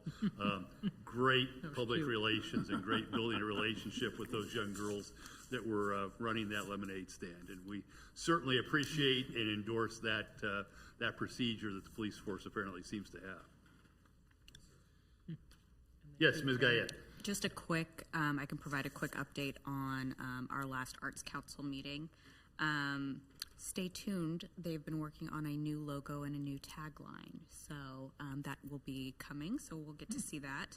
And then another neat update is from Cultural Arts, that they did a Shooting Stars donation to some high school students for some scholarship money. So that was really neat to hear. Apparently that has been an annual thing.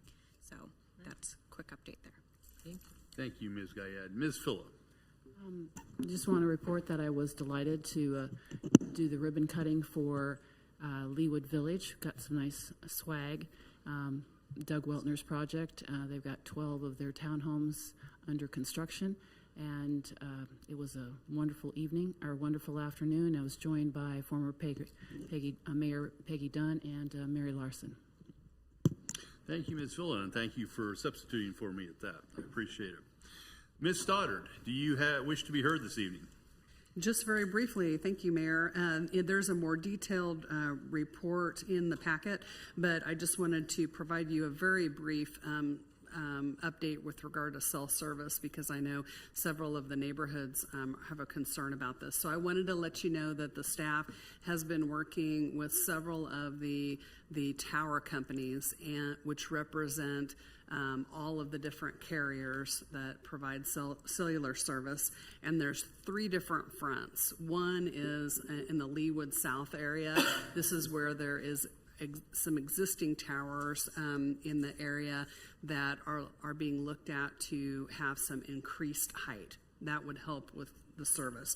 The second is in the area of Ironwoods Park, and the third is along the 135th Street corridor for new towers. So these would require approvals and permitting by the city. Once all of those approvals happen, then there's about a 12 to 18 month development time frame for the construction of the tower, and then it requires time for the companies to place the equipment on the facilities. So we are actively working with all of them, and you can have some more details that is included in there, but I thought that way you can provide some information to folks who may be asking.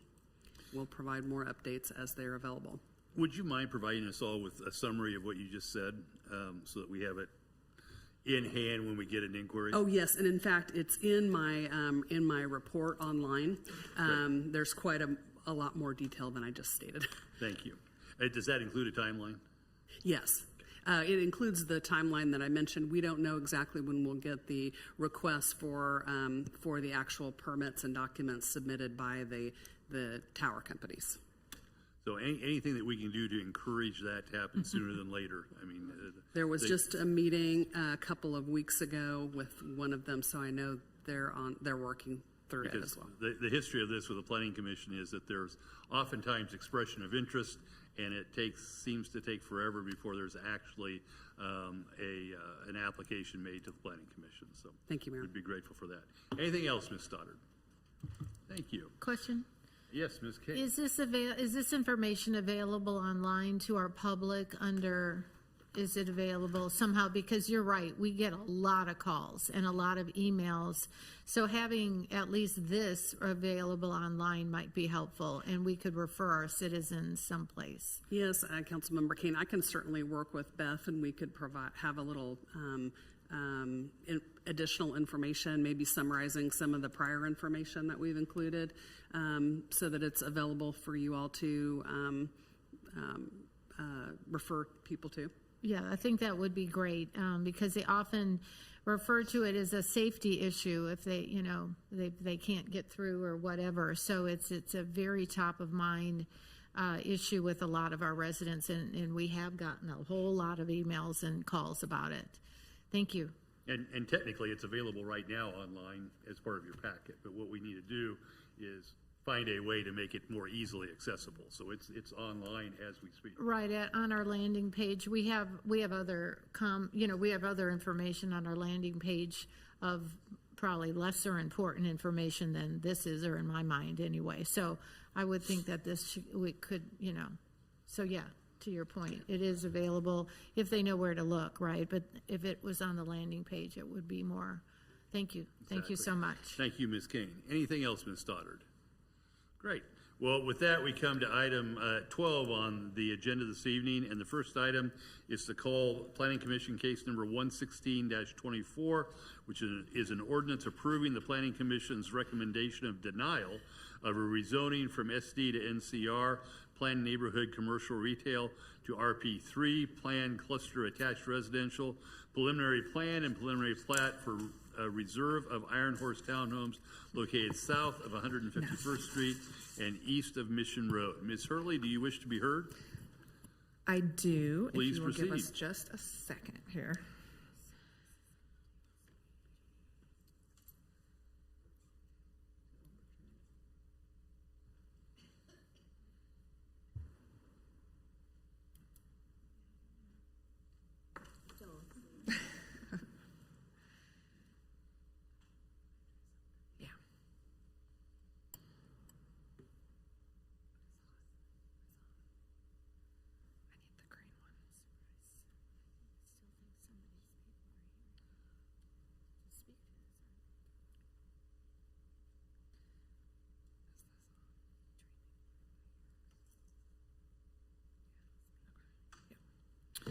Okay, there we go.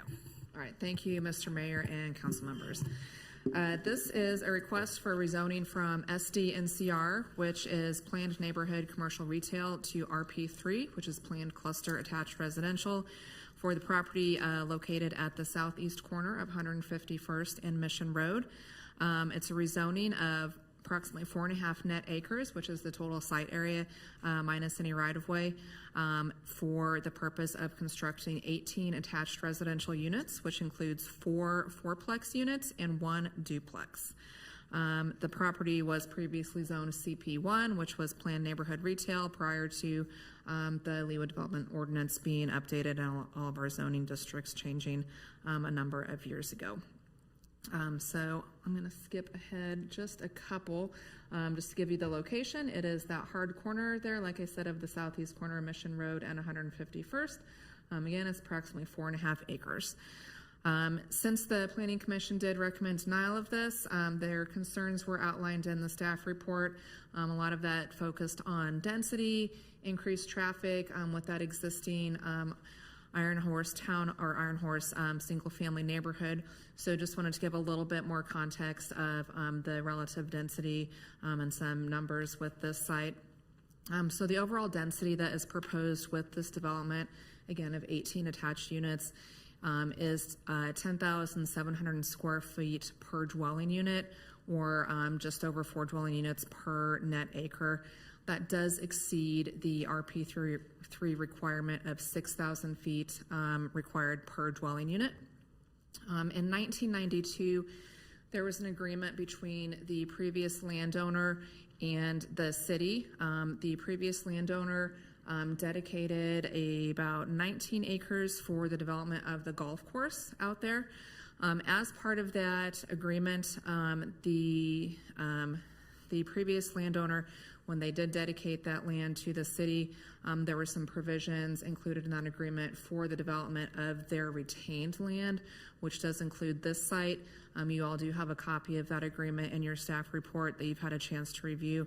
One of those provisions was that this specific tract be shown as commercial or retail use on the future land use plan. The property owners at that time actually did indicate to staff that they intended to construct a convenience store with gas pumps at this location, and that was included in that agreement that the city would be amenable to that development of a gas station at this corner at that time. Also, part of that agreement stated that any area outside of the floodway in the dedicated tract, which was the tract that they gave to the city for the development of the golf course, so any area outside of that golf course piece or outside of the floodway in that golf course piece could be counted towards their overall density requirements in future development of this tract. So that was a little over 7 acres that was part of that dedicated tract for the golf course that was outside of the floodway that the applicant basically had authority to count towards their density in development of this piece. So that credit, if you will, does result in an overall density of 28,000 square feet per dwelling unit on this piece, or about 1.5 dwelling units per acre. So again, this was all stipulated in that 1992 agreement between those prior property owners and the city at the time, that does run with the life of the property. So this is the provided site plan. I know you've got some more plans that were in your report, but just wanted to show this one. Just with the highlighted green area gives you a pretty good idea of how much is left as open space versus the pieces that are being developed with those townhome units. On the east side of the property, closest to the street, that's a large Evergy easement, so no development can take place in that area under those power lines. It's that large kind of 4-phase power line that runs through there that I'm sure you're all familiar with. So Evergy is very strict about what they will and will not allow in that easement. Basically, they will not allow anything in their easement. That would include most landscaping, detention areas. The applicant could not even put their underground detention area in that easement. So that easement does eat up quite a chunk of this piece in terms of what they can put and where. And then on the very south end of that, you can kind of see a little hatched area in there, and that is their underground detention area that they are providing for the site. If you're familiar with it, I'm sure you all are, the site does sit down the hill on both Mission Road and 151st Street. So there really is no feasible way to have access to this site from either of those arterial roads. Any access does have to be off of that Iron Horse Drive, I believe it is, there that comes into the neighborhood. And then another concern that was brought up at Planning Commission was the fact that the backs of those townhome units were going to face the existing single-family neighborhood, and just the visual impact of that would have on the existing single-family homes. So this is just an additional rendering that's been provided to us by the applicant of what the back of those units will look like, just kind of illustrating that it's going to be, a pretty residential look, and trying to keep with the character of the existing homes. So again, Planning Commission did recommend denial of this. So I can answer any questions that you might have about that, and then I know the applicant has a presentation for you all as well. Questions for Ms. Hurley. Ms. Harrison. Julie, it's my understanding from the sign that's been plopped on the corner of 151st and Mission for the better part of the last 25 years that it said potential church site. Is that correct? From what I understand, there had been talk of putting a church there. I am not sure if anything was ever actually proposed or actually submitted to the city. Mayor Elkins might know. I'm not sure if Marcy knows. I'm not sure that anything ever actually came to the Planning Commission in regards to that. Again, since it does currently have that commercial zoning, what you'll see a lot of times is when something has commercial zoning, it'll just kind of get assigned their, potential for whatever development. But the property owner is here as well, and can maybe speak to the intent or the history of that sign. The reason that I'm asking is that the folks that built their homes adjacent to this property saw that sign and would have been under the impression for all these years, 25 plus years that I've driven past there, that this was zoned for something like a church.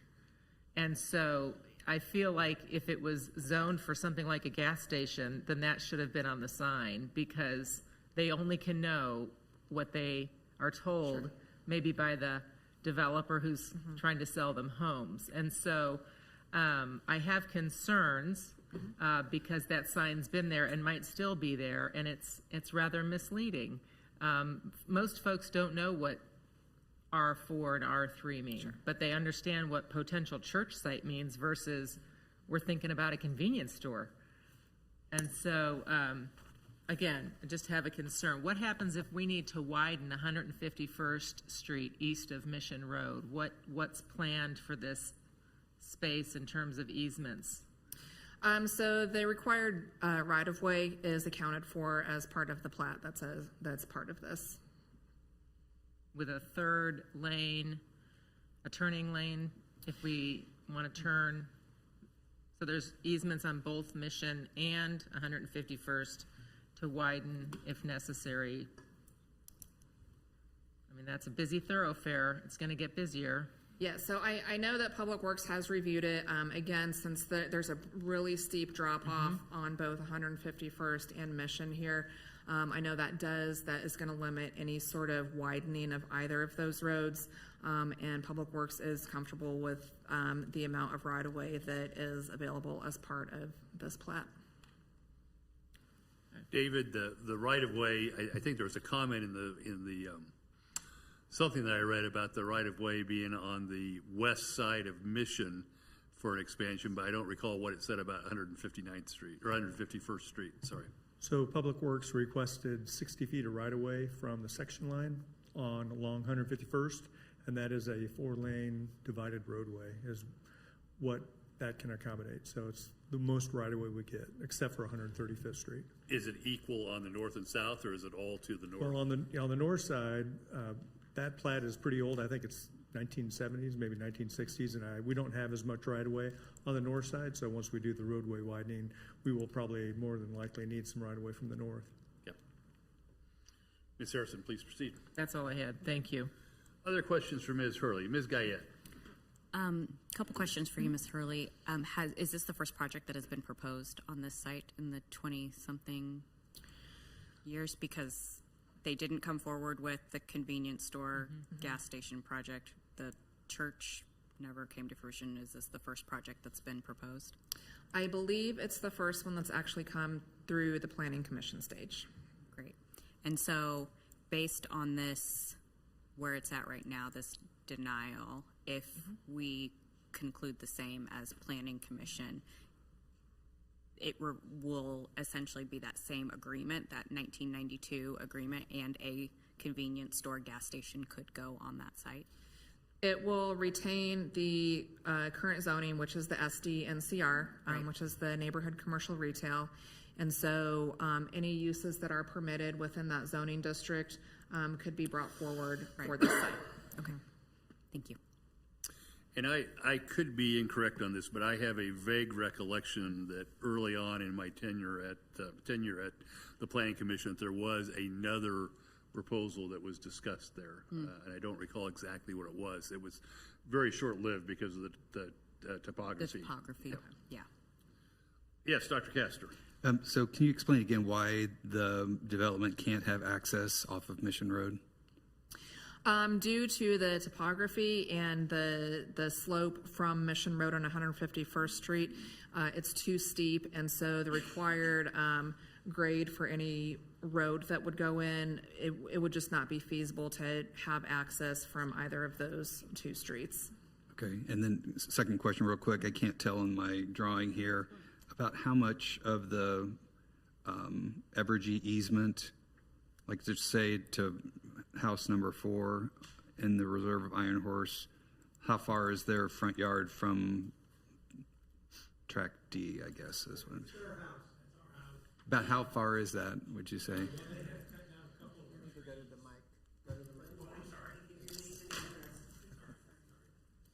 fighting a cold here. Joe Variano, my wife and I live at 3609 Iron Horse Court, and our driveway is right across the street from the entranceway there, so it gives you an idea where we are. And yeah, Evergy took down 2 of our trees, even though they were ornamentals, because it encroached in their easement.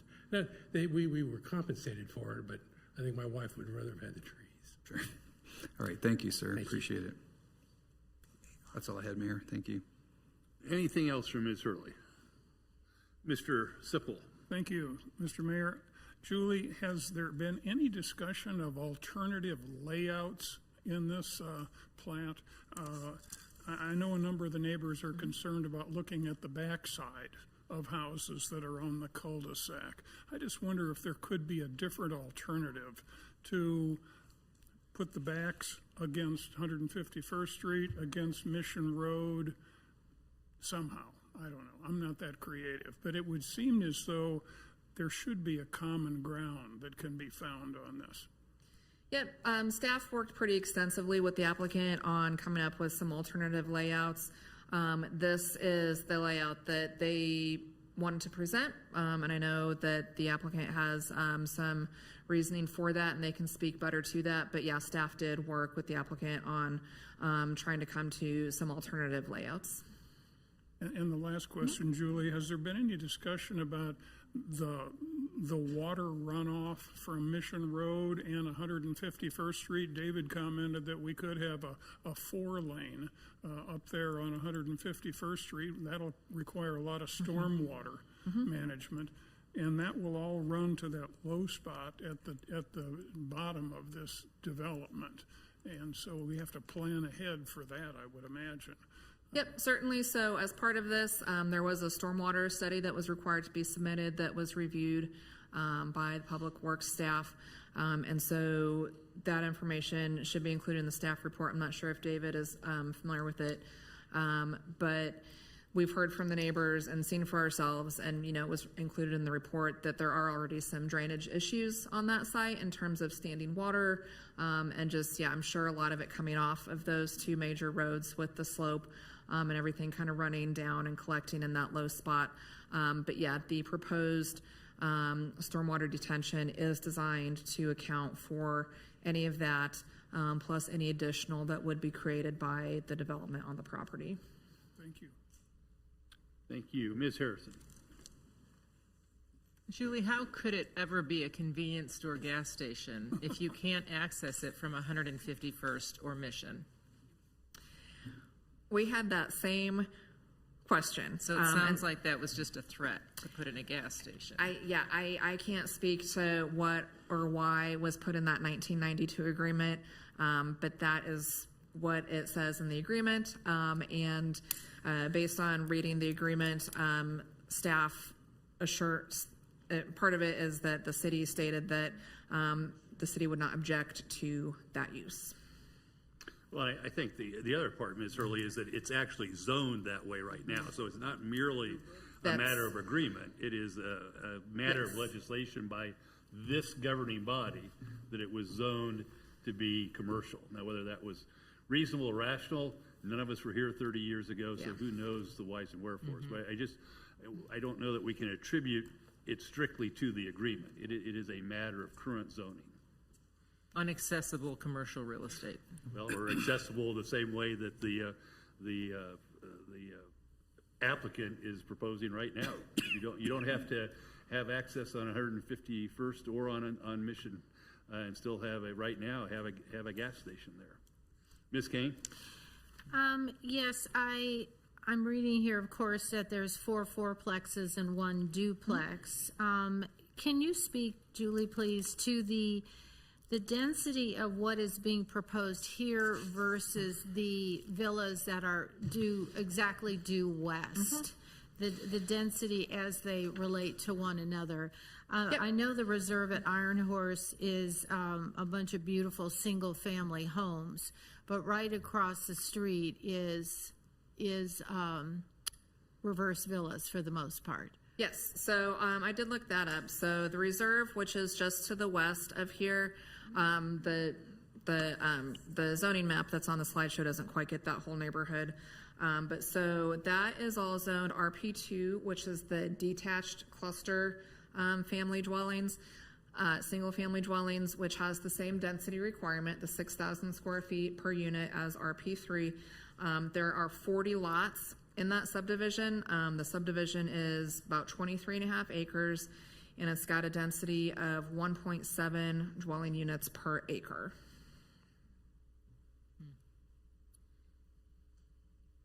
And this one that's being planned, please, one more time, is 4.04 dwelling units per acre?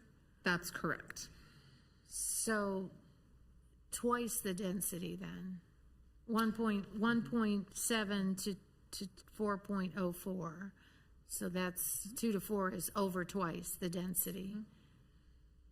And that's without the credit, again, for that golf course land that was dedicated, that they were entitled to that credit with the 1992 agreement, which takes the density down to 1.52 dwelling units per acre on this site. Thank you. Thank you, Ms. Kane. Other questions for Ms. Hurley? If not, Mr. Musil. Welcome and congratulations on the event of your first grandchild. Thank you, Mayor.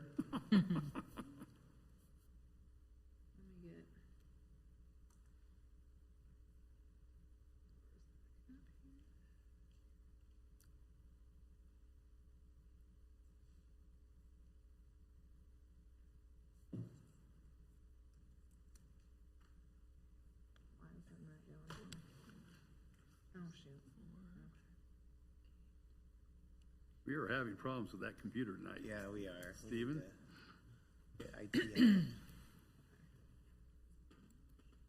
Probably needs an update. Reboot. Reboot. Stop your car, get out, reboot. What is that? Like you do a slide presentation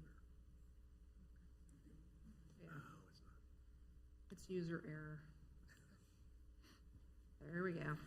And you can use your clicker. Mr. Musil, if you could state your name and address for the record, please. Absolutely, Mayor. Thank you. Greg Musil with the Rouse Fretz Law Firm, 5250 West 116th Place, Suite 400, Leawood, Kansas. I'm here tonight on behalf of Saul Ellis, who is in the audience as the owner of this property. Appreciate the questions, and I hope I will answer those as I go through. If I don't, please let me know. You've seen this in your packet. This is the rendering of the front of the buildings, of the fourplexes. The next thing I want to talk about is, and Julie covered a lot of this. This has a long history. In 1992, the then owners donated 19 acres to the city for Iron Horse Golf Club, reserved the rest, including what I've described, maybe even my email yesterday, as a kind of an orphaned remnant on this corner. And it was planned for a convenience store gas station back then when we didn't know what was going to go out here. So that in 1996, this council decided that was something that was possible. Some retail use was needed on this corner. So it rezoned this property to CP1, which converted to SD-NCR in the early 2000s when you did your LDO update. But it was expressly reserved for a commercial use with 19.2 acres. And this agreement, I think, is important simply because I think we all believe that when government makes a commitment or a promise, whether it's in a written agreement or in a zoning, that it ought to have some weight. Doesn't mean it goes forever, but it ought to have some weight, and it should at this point. The Reserve at Iron Horse subdivision was then created with the first home built in 1997. And Ms. Harrison, I may respond to your comment. The rezoning occurred in 1996 when any homeowner in this subdivision bought their lot to build a home, the first of which was built, all of them were built like in 97, 98, 99. I think there might be one in 2001. I looked at the dates. They were certainly on notice that there was commercial zoning on the corner where their subdivision was going to enter. Whether or not each homeowner checked that or knew about it, it was certainly part of the public record and done by that time. I did want to talk about the fact that what could be built there now. And Mr. Ellis reminded me that the mayor has a very good memory. At one time, they looked at a CVS pharmacy on this corner because it was zoned commercial, and that's something that wasn't out there, still really isn't out there. But it was denied by the Planning Commission because it had a drive-through. CVS's, Walgreens, whatever, need a drive-through for their prescriptions. So there has been an attempt at commercial use here that was denied. But there are lots of other things that can go in a neighborhood shopping center that could be built here. And I think the one thing we will all agree on tonight, including the neighbors that have been very gracious in their comments and their opposition, is that this is not a good site for a commercial use given what has developed around it. So what does that leave? It leaves a residential use, and the question is, do you do an RP3, as this plan is, an RP2, which has the exact same density requirements, or you try to force an RP1 where you might get 3 or 4 homes on there that everybody in this room knows are not a viable use for the amount of infrastructure that you have to do here, given the size of the site, the shape of the site, the topography of the site, and the 170-foot wide Evergy easement. Dr. Castor, those front homeowners probably have about 225 to 250 feet from their front door to the building across the street because they have a 170-foot wide Evergy easement. And we'll get to that as far as the landscaping that we intend to do there. But it is a significantly bigger distance than you would have to any other single-family home, or really even an R2 or an RP3 use in a typical development where your setbacks might be 25 feet and 30 feet. So I listed a bunch of the different uses here: bakeries, barbershop, bicycle shop, clothing stores, computer sales. There's a number of them that could go there if it was limited to commercial. I remind everybody this is a downzoning. We're going from an intense use that would be a bigger traffic generator, that would be more intense with hours of operations that are more disruptive to neighbors than a residential neighborhood would be. And zoning it as RP3 not only limits the uses, but remember, this is a planned zoning district. So the only thing that can be built here, absent coming back to you, is the plan that's before you tonight. And it is significantly less dense than RP3 allows, and I'll get to that in a minute. The aesthetics, we have and these were not presented to the Planning Commission, and that was my mistake. We didn't, I don't think, appreciate that we needed to spend the money to get the renderings. The one on the upper left is the front of a fourplex that you saw in the first slide. The one on the right is the rear of those town fourplexes, and the one on the bottom is the end. And I show you that because when you see the layout, it is the end of the buildings that people will see for the most part when they drive out on Iron Horse Court, or for those neighbors like the gentleman and lady that are here tonight who live right across the street across Iron Horse Court. Julie covered part of this. If you just look at this, ignore the fact that there was any agreement, ignore the fact that there's a 170-foot easement on this parcel, we're at 4.04 units per acre. RP1 allows 3.6 units per acre at 12,000 square feet per lot. So we are 12% more dense than RP1. That's not material in my opinion. If you include the Evergy easement, which staff did not, staff used the 4.45 net acres. If you include the easement of 6.4 acres, then our density is 2.8 units per acre. If we follow the agreement that this city signed in 1992, as Julie pointed out, we're about 1.52 units per acre. Density was very much a concern at the Planning Commission. I don't think it was addressed as carefully as we've tried to address it here tonight. And I've given you the RP1 comparisons and the RP2 so that you can see that we are the same density requirements as RP2, but we are less dense than even RP2 by a significant amount. We could get up to 7 units per acre in both RP3 and RP2. We're at 4.4 if you take just the developable piece of this. The landscaping, we met or exceeded the landscaping at the Planning Commission, but we've agreed to enhance it. And I foreshadowed that to you yesterday. We presented it to staff. We also presented it, I sent it to 5 or 6 neighborhood representatives yesterday or Sunday, I can't remember which day, so they would have, yesterday was Sunday. Sent it to them so they would have it and they could see what we were doing. I don't anticipate this will calm all their concerns, but I want to make sure you know that Mr. Ellis and his team have been making significant efforts. We are putting in more native grasses, more shrubs, and more trees. In the Evergy easement, we're limited to trees that at mature height are 10 feet tall. So we can't block everything that somebody might not want to see in this development.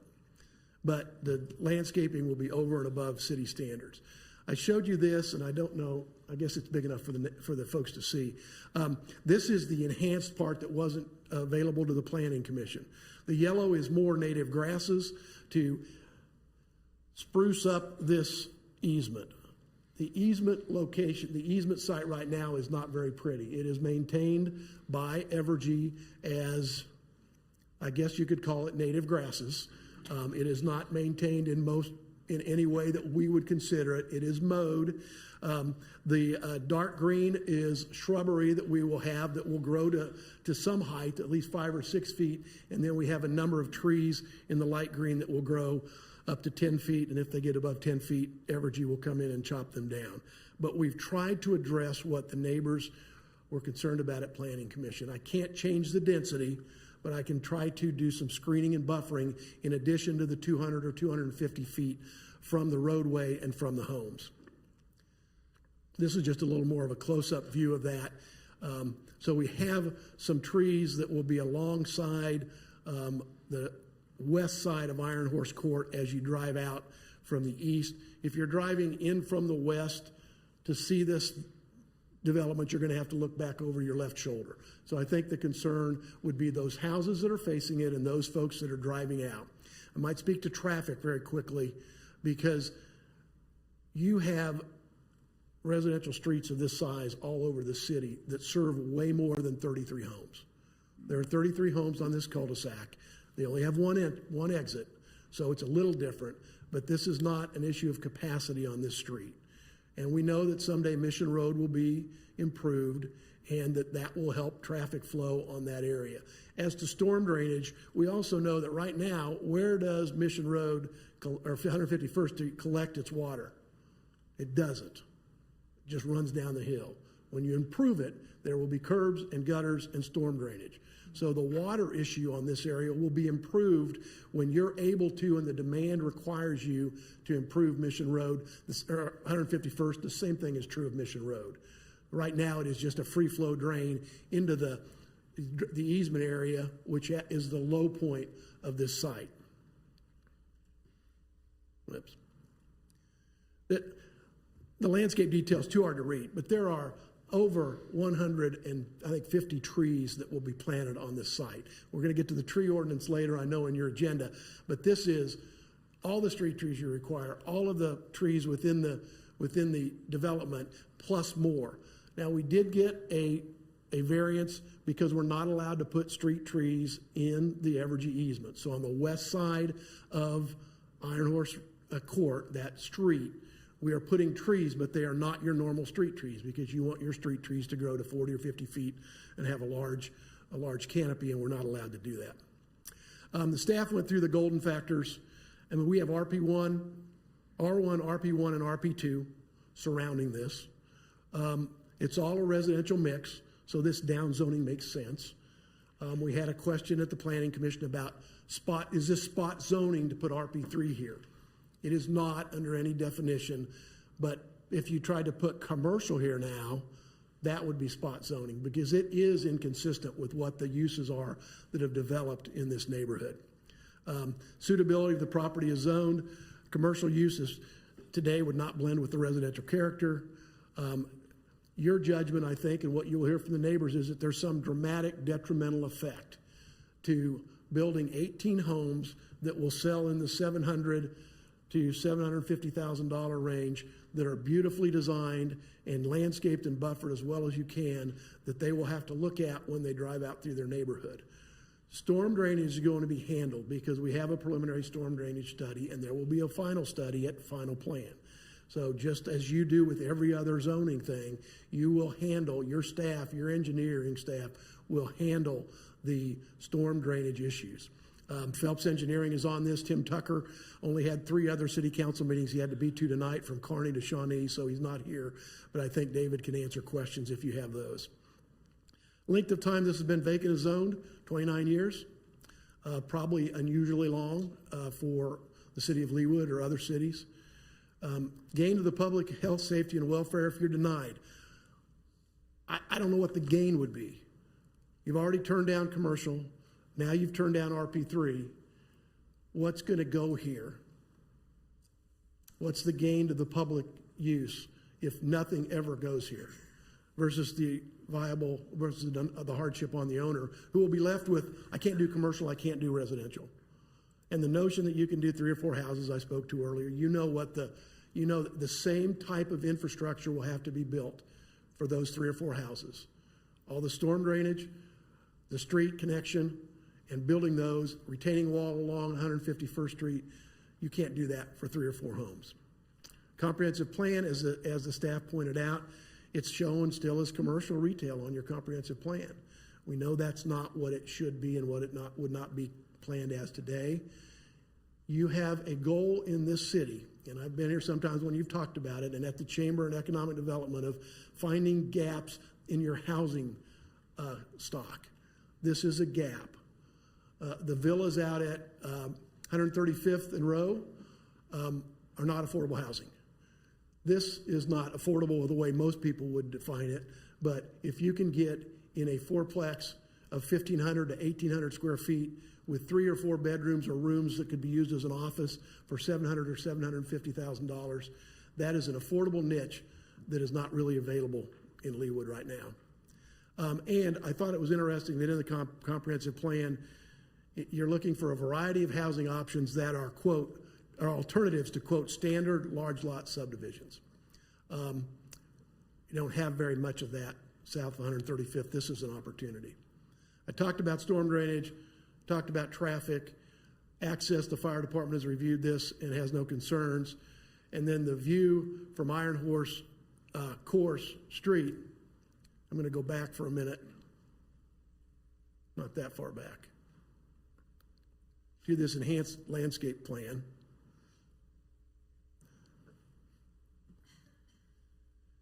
If you look at the houses on the right, the lower right. We don't have it, Mr. Musil. Oh, well, let's see.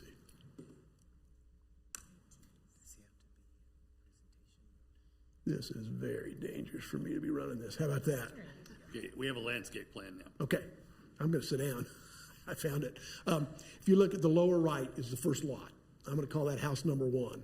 House number 1 is going to look across the street at the end of the unit of the south fourplex. If you go up there to lot number 2 and 3, they will see part of the end of that fourplex and part of the back of the fourplex in the middle of the screen. And if you go up more, you will see that you will be looking at the end of those fourplexes. They're going to be able to see part of the back of the fourplexes. I'm not telling you they won't. But most of what is going to be seen by the neighbors as they drive out or as they look out their front window is going to be the end of these units, not some massive building that they envision.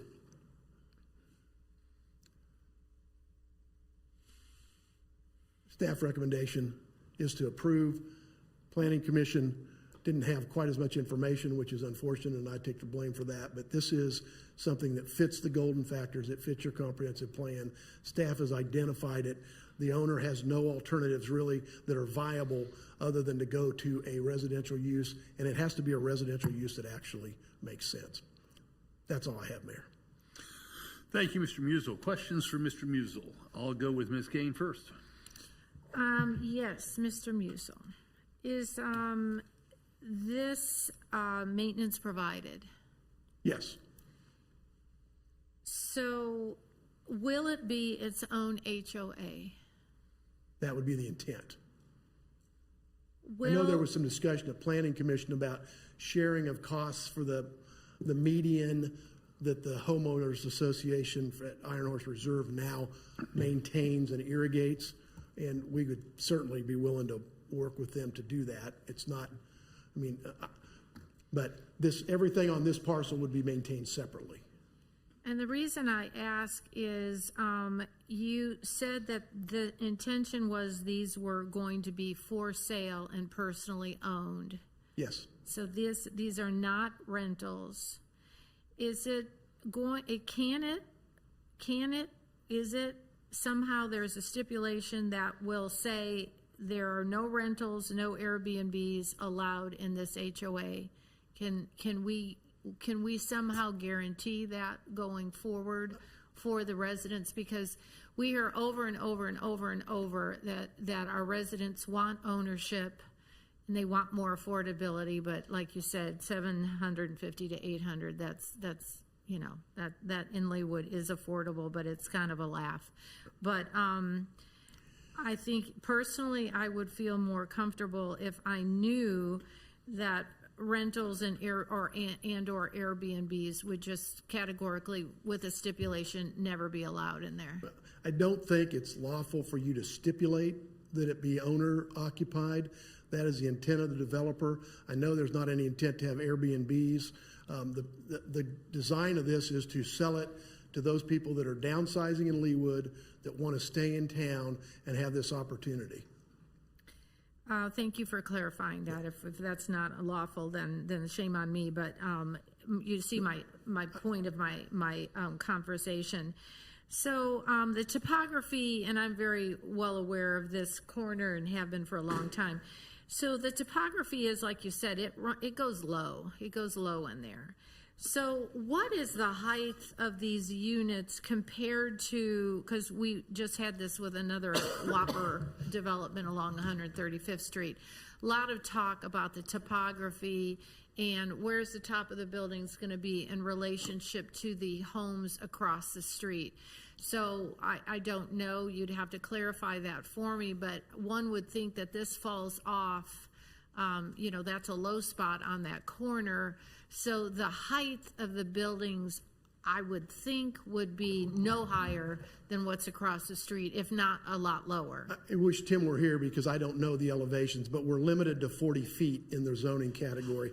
I don't know if the RP1 is 40 feet or not. I shouldn't expect somebody else to have my answer, but yeah, we're going to be 40 feet. And part of the reason for the retaining wall on the north side is going to be because we need to kind of level the lower level part to make it, to flatten it. So these are not going to tower over the homes on the other side of the Iron Horse Reserve or Iron Horse Court Street. I wish you had a more definitive answer on that, because I know that, like I said, that's a hot button for a lot of people. Are they going to be above me? You know what I mean? All of a sudden I'm looking at this monster thing as opposed to even or below. I wish we had a more definitive answer there tonight. Maybe while the public comment is on, I don't know if David's still listening, but there are grading plans in the packet. So maybe I can look at those and see if I can expand them enough to figure out what the elevation is on the finished floor elevations are on those buildings, I suspect, at preliminary plan stage. Well, so again, circling back to my original comment, I appreciate the fact that these are planned for ownership. They're not planned for rental, because we hear that over and over. Maintenance provided, somewhat affordable, somewhat different. For my co-counsel, we have fourplexes attached and duplexes out at Leebrook, which is not that far from here, and those were highly successful. They're not 750 to 800,000. They really are more affordable, or they started off that way. But this fourplex and duplexes are not this is not a one-off out there, from what I understand. Like I said, those Leabrook, the Leabrook ones were fourplexes and duplex, unless I'm really remembering wrong. But yes, thank you. That's all I had at the moment. Mr. Ellis would reminded me that he did Brittany Court, which is at College and Row. Yes. College and no. Yeah. And it is Row. it includes fourplexes. It's a long time ago, Yeah. but they were very successful and continue to be successful today. Yeah. It's not Now, unprecedented. if you'll recall in Leabrook, or not Leabrook, but 135, you know, that, yeah, what was Leabrook? They were supposed to be triplexes or multiples, and they kind of backed that out. They backed away from that. So, but again, that was a whole different animal than this little 4.45 acres corner there. So that's all I had for now. Thank you. Thank you, Ms. Kane. Mr. Sipple. Thank you, Mr. Mayor. Tell us about the maintenance, the common area maintenance, and how that affects the easement with Evergy. Who's going to maintain that to make it look nice all the time? Once you approve the landscape plan, it is the obligation of that development to maintain that. And But does that include the Evergy easement? Yes, it would include all the plantings that we have to put in. Okay. And now, Evergy can come in and do its own thing if they violate the easement. Right now, their requirements are nothing over 10 feet. Okay. We've been trying to work with them for 2 or maybe 3 years or longer to see what we wanted to put detention over there so we could not, frankly, have to squeeze as much onto what we have, and we were not even allowed to put detention over there, above ground or underground. So that's why you have the hash marks on the bottom. But the complex, through its HOA, will maintain all of the landscaping that is we're obligated to do for the city. Including the Evergy easement? Yes. We still own that. We just, our use is limited. Right, your use is limited. Your use is limited, okay. So is there any, your landscape plan for the easement under the high tension lines is modest at best.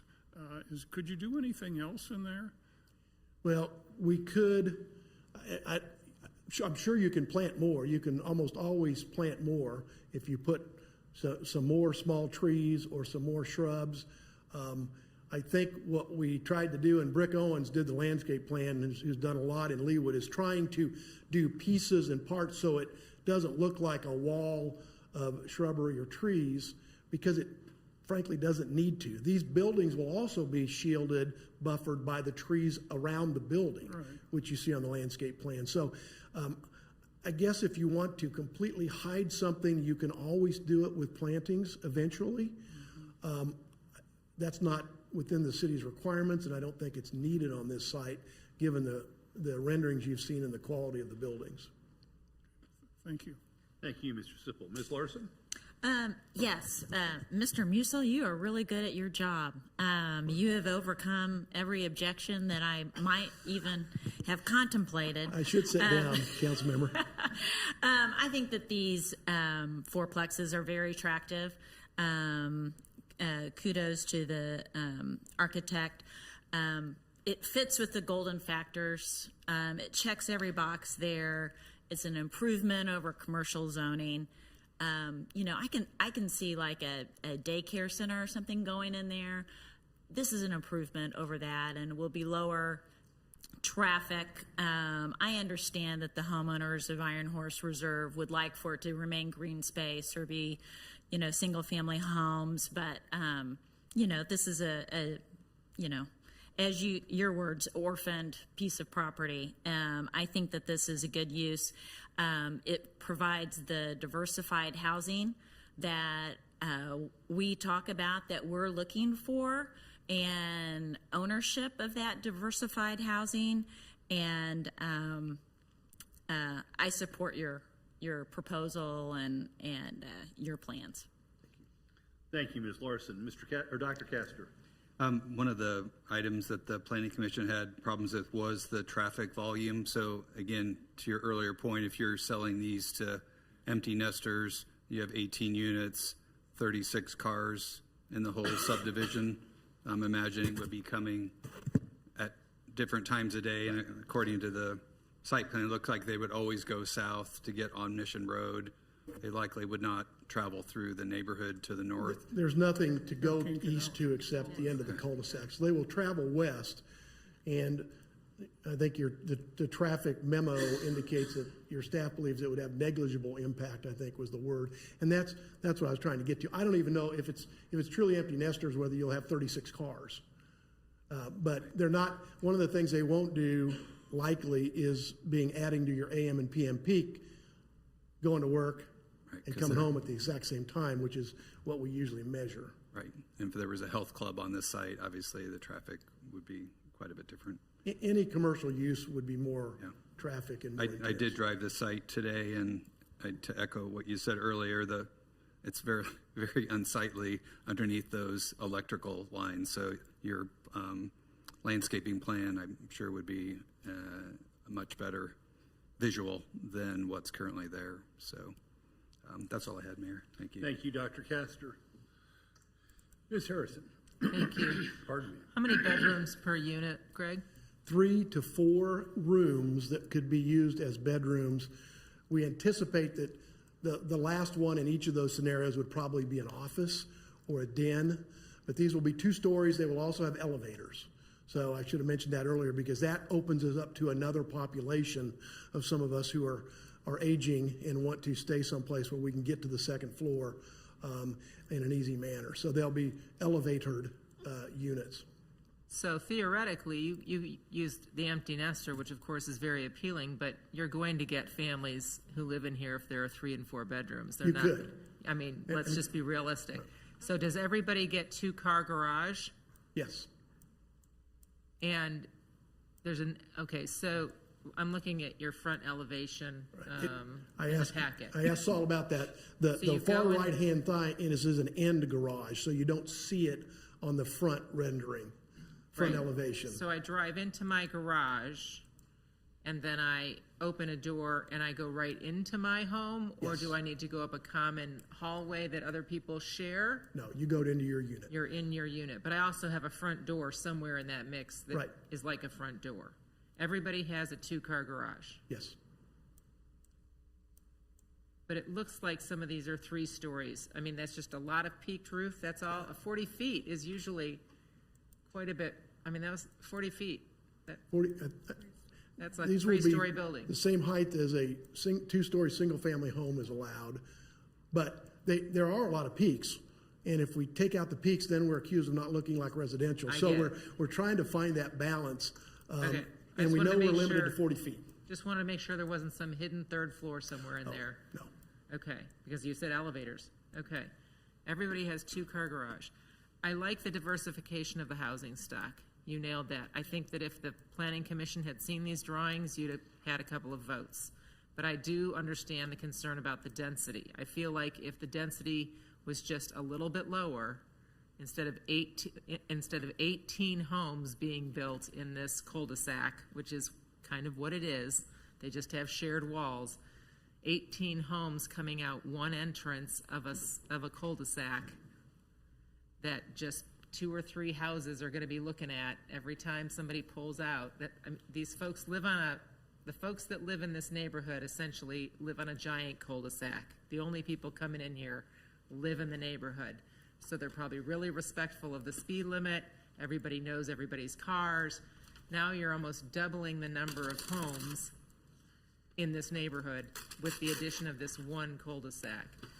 So we've heard from folks that probably live on lots 1, 2, 3, 4, and 5 with, to me, legitimate concerns, because you're quadrupling the number of units in this amount of space compared to what's across the street. I just feel like if the density was a little bit lower, I'd be all in. Ms. Kane. Did I understand, or did I miss something? Are these built on slab? Yes. So Well, there they- aren't, They will have basements. oh, good. Yeah. Okay, because you said something that caught my ear. Did you not? Did you not kind of? I said they were 2-story. I didn't ever mention that there were basements. So Yeah, that's my okay, error. and then you mentioned elevators to get to the second floor, but the elevator will actually Go to mean- the basement. right? Elevator will be basement to the second floor, full levels. Okay, so these are, even though it's 40 feet tall, these are not built on top of one another. That is one single residence. Right, And so right. your elevator's gonna go up all 3 stories. Yes. This is not a slab. But, yeah. I'm not so good, Councilmember Larson. Your name and address. Mr. Ellis, if you could state your name and address for us, please. My name is Sal Ellis. I'm at 14713 Beverly, Overland Park, Kansas.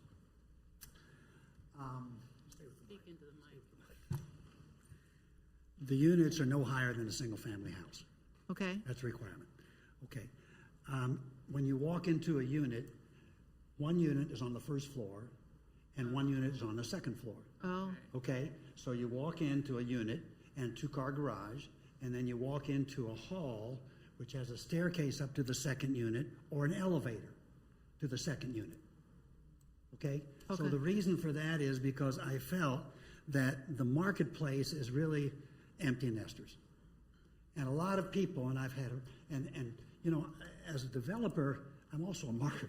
That's what we do. We find out where the people are, what they want, and then we try to build for what they are.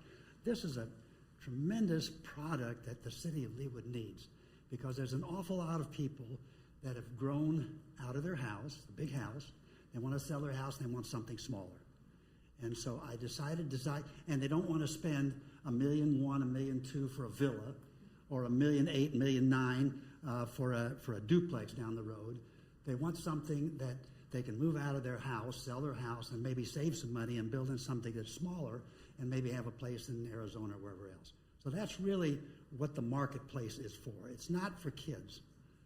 Now, I'm sure there'll be young people that will buy this for kids, but I designed this so that it's for empty nesters, that people stayed in Leawood and they want to stay in Leawood. And they want to stay in Leawood, but they wanted to downsize.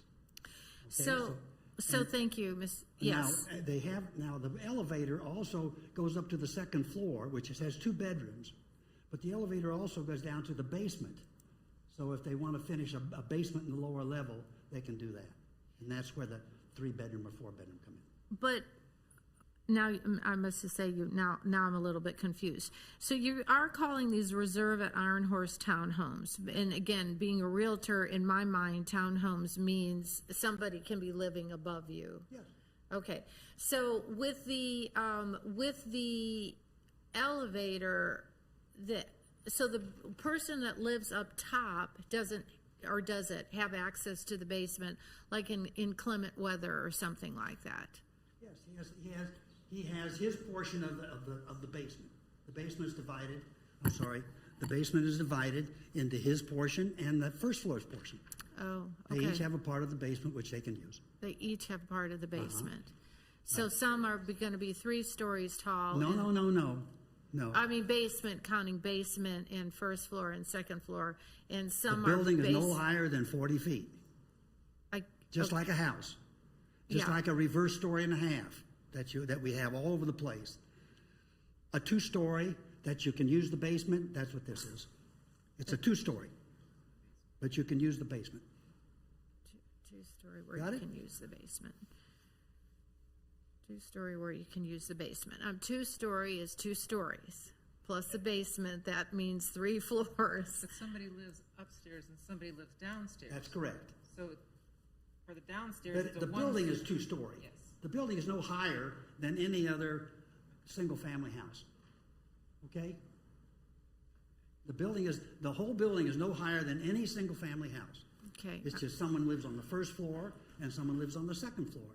But both the first floor and the second floor have the rights to the basement. And they access it through the elevator. One is access to the elevator on the second floor, and the first floor is a staircase down, like in any other house. Okay. Well, it's not like every other house. Well, I mean, like any other house, like the new houses we build today. Yeah, so I mean, okay. All right, thank you. Thank you, Ms. Kane. Ms. Phillip. I'm not sure, but this might be a question for David. we talked about one of the concerns from the Planning Commission. He's back. Was about the drainage. We've mentioned the steepness of it, and I guess I would just like to have him weigh in. When Mission is widened and there's more water coming into, do we have to wait until, he said the drainage will improve when we widen Mission. So should this development be phased after that happens? Because otherwise my concern is we don't seem to do stormwater and manage water really well. And already we've got stagnant water and you're going to build basements, and I don't know. I just have, that one really struck my attention that's what the Planning Commission was concerned with.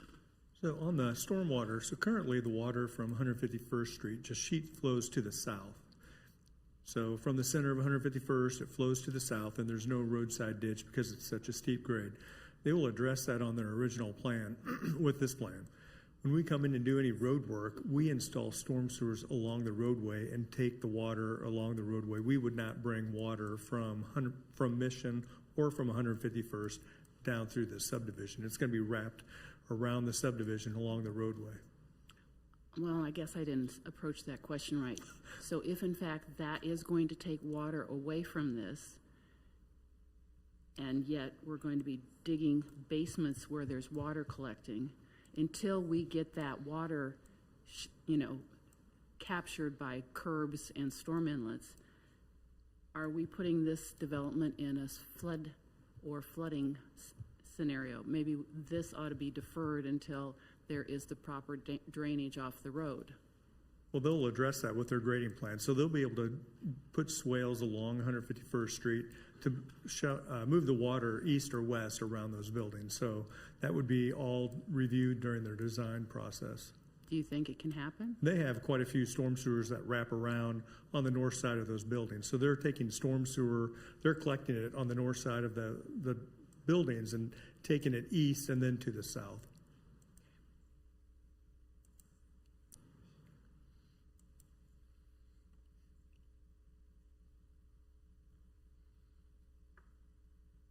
Thank you, Ms. Phillip. Other questions for the applicant? Mr. Musel.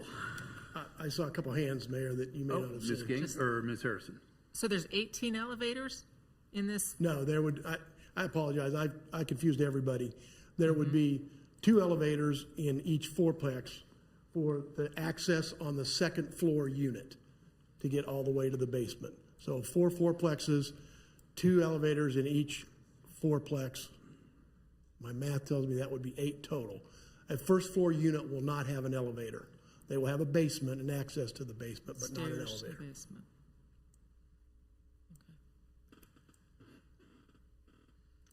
Ms. Kane, you look like you may have a question. I'm just thinking of, I know the Tomahawk Creek Parks, those are townhomes, so it's kind of sort of what you're saying. And I think also the ones that are across from Tuscany Reserve, the ones that Tom French did, are very similar to this.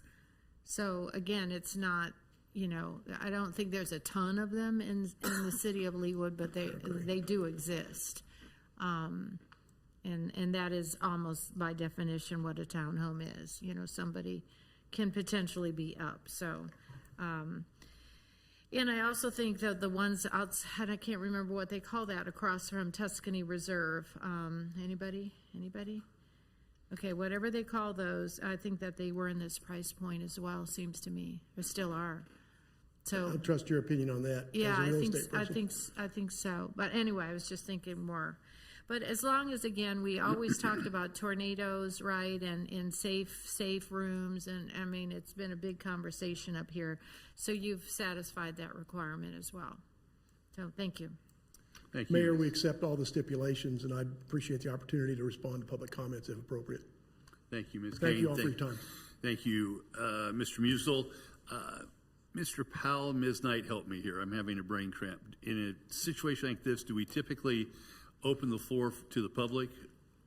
I'm getting my planning commission world and my city council world confused right now. I signed up to speak on this issue, sir. I missed you. Your name again, sir?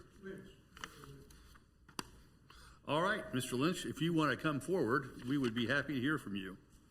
My name is Michael Lynch. I see you. Sorry. I live at 3305 Iron Horse Court, Leawood, Kansas. I'm an original homeowner in the reserve at Iron Horse. I'm also the president of the HOA. Yes, sir. For the reserve at Iron Horse. Unlike my compadre over here, my HOA is unanimous in urging you to back the recommendations of the Planning Commission. We presented it to them. They voted 7-1 against allowing this to happen. They're also unanimous, and I understand Mr. Ellis would like to get his money back, but he has had this property for 30 years. At one point, the sign up there where they were talking about churches has price reduced to $600,000. You could rezone this to RP1 and get 2 to 3 houses, maybe more. The topography is tough, but I've been to Park City, Utah. I went to school in Colorado. You can build houses that would work just fine. My HOA would be unanimous in supporting that. I don't know where you all live in Leawood, but I just would ask, how would you feel if, we understand, we moved in knowing that that was a commercial up there. I would also like to know when they changed the rules. Part of the reason I understand that they can't use it commercially because they won't allow access off of Mission or 151st because it's too close to a stop sign. Is that correct? That was the way you changed your commercial zoning, correct? That's what you said at the zoning commission meeting, that it was changed in early 2000 or something like that. Are you looking at me, sir? The legal people, that's what they said, was that you couldn't have an entryway to the commercial off of 151st and 100 Mission. That's why they have to come in through our neighborhood. Ms. Hurley, can you speak to that? Or David, either one.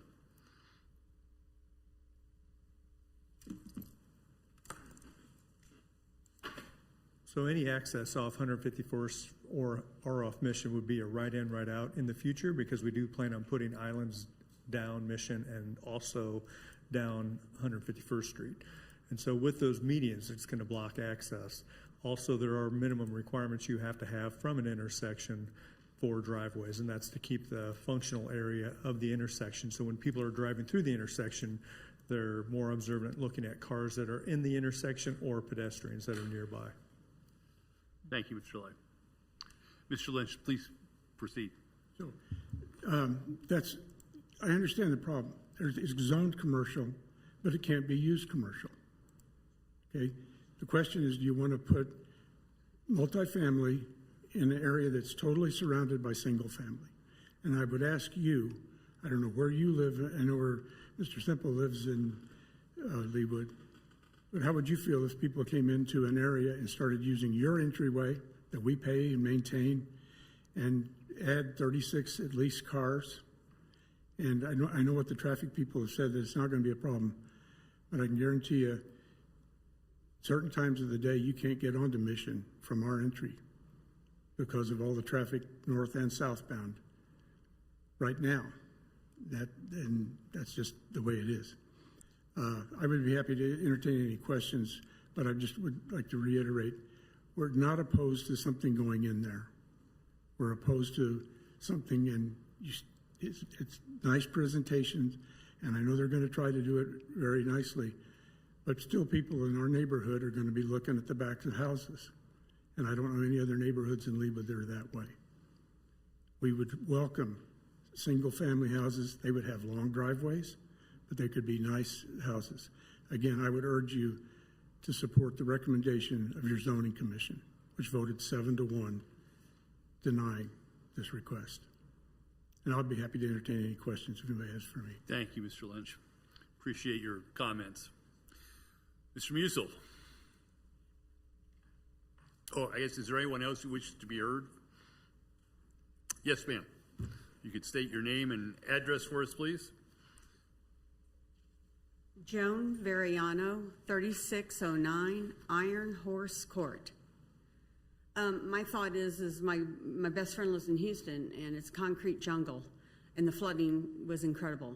So you put concrete right there, it is all going to go down to that golf course, and it has flooded the very last house, the second to the last house. It flooded into their swimming pool and into their backyard.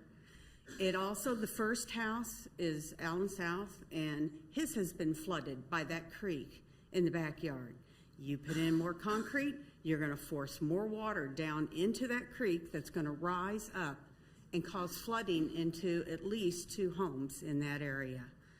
I think the other thing too is, again, so you're saying, you got a long cul-de-sac, but it's the first 4 houses or 5 houses that are going to see that traffic that go in and out all the time. And again, it's got its own name of where the townhomes are called, but when they turn in, they see our sign, what we keep up, and everything we maintain, and to make it look nice.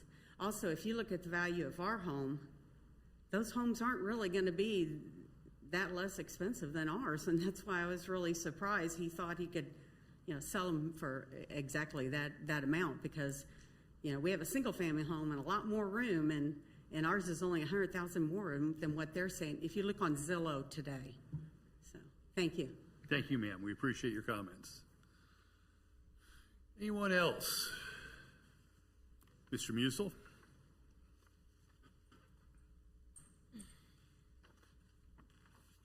Somebody left their phone.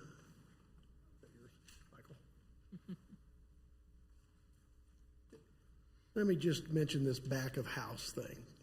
If you look at the plan, if you look at the existing subdivision, I don't have a full view of the subdivision. There are houses here that look at the back of other houses. And if you live in a subdivision, you're going to see the back of your neighbor's house. It may not be out of your front door. Some of these will be out your front door. It depends on what you're looking at and what you want to see. For storm drainage, I think you hear this all the time from your engineering staff. We are not allowed to allow any more water to leave our site than leaves it today. That's why we have detention. We also have detention to improve the quality of the water by our BMPs. So I understand that there's concern in today's condition about the water on the site and where it stands in the easement, but that will be handled by the storm drainage. And I trust your engineering staff to be hard on Tim Tucker and Phelps, and I think you do too, so that when we get to the end of the day with a final plan, we're not going to have water issues. That's really all I have, Mayor. You guys have been very patient. I appreciate it. Thank you, Mr. Musil. Any other questions for Mr. Musil? Thank you. You may step back. Well, that brings us to a discussion, which presumably might lead to a motion. Comments from the governing body? Ms. Kane. So because there was a denial, we would need a supermajority to override the denial. That is correct. So supermajority tonight means 6 votes? That's correct, too. Mr. Sunkel. Yeah, I'd just like to say, being zoned commercial now, I think the residents are hoping that nothing will be built there. They say they expect something to be built there, and they think single-family homes would work. But the reality is, it's zoned commercial. And if Quick Trip comes in here next week and says, we want to put a Quick Trip in there, and the only access is still through your cul-de-sac street, I'm going to be inclined to approve that Quick Trip, because that's the way this was agreed in the beginning. There could be a gas station there with a convenience store. Now, it's unlikely Quick Trip will do that, and you can roll the dice and you can gamble, but this looks like a pretty nice development to me, and it looks like it's serving an underserved group in Leawood right now, and I'm inclined to vote overrule the Planning Commission on this, because I think too, if they had seen the drawings and the elevations. Oh, I'm sorry, the floor is closed. And I think they might well have approved it, but Thank you, Mr. Sunkel. Other comments? Ms. Harrison. I don't like to use the idea that something worse might come along, so we better accept something that's on the table right now. The last 2.5 years of our time here was spent going back and forth with a developer who wanted to build something along 135th between Mission and State Line, and we went back and forth with hopes that that plan would get better, and many people would say that it did. So I think there can be some back and forth, and I think this plan could get better, and that the residents who live across the street could be more pleased with what they're seeing. I have serious concerns about the ability to sell duplexes or whatever we're calling these for $750,000 to $800,000 when somebody's essentially going to live upstairs from you and you have no control over how loud they are. That seems to me more like a rental property. I thought that these, until 15 minutes ago, I thought that these were somehow side-by-side units that all had an upstairs and a downstairs above ground. And so this idea that they're one above the other has completely changed my thinking about the value of these. These sound exactly like what my mother-in-law rented at Sorrento at Deer Creek in Overland Park at 125th and Robinson. It sounds like the exact same floor plan then. And I can't imagine people buying those for $750,000 to $800,000 when the homes across the street are 4 bedrooms and sell for $75,000 more than that. So I think we can do better for these, for Leawood, still diversifying the housing stock. Thank you, Ms. Harrison. Any other comments? Is there a motion? Ms. Phillip. I'm going to make a motion to approve the denial by the Planning Commission. Is there a second?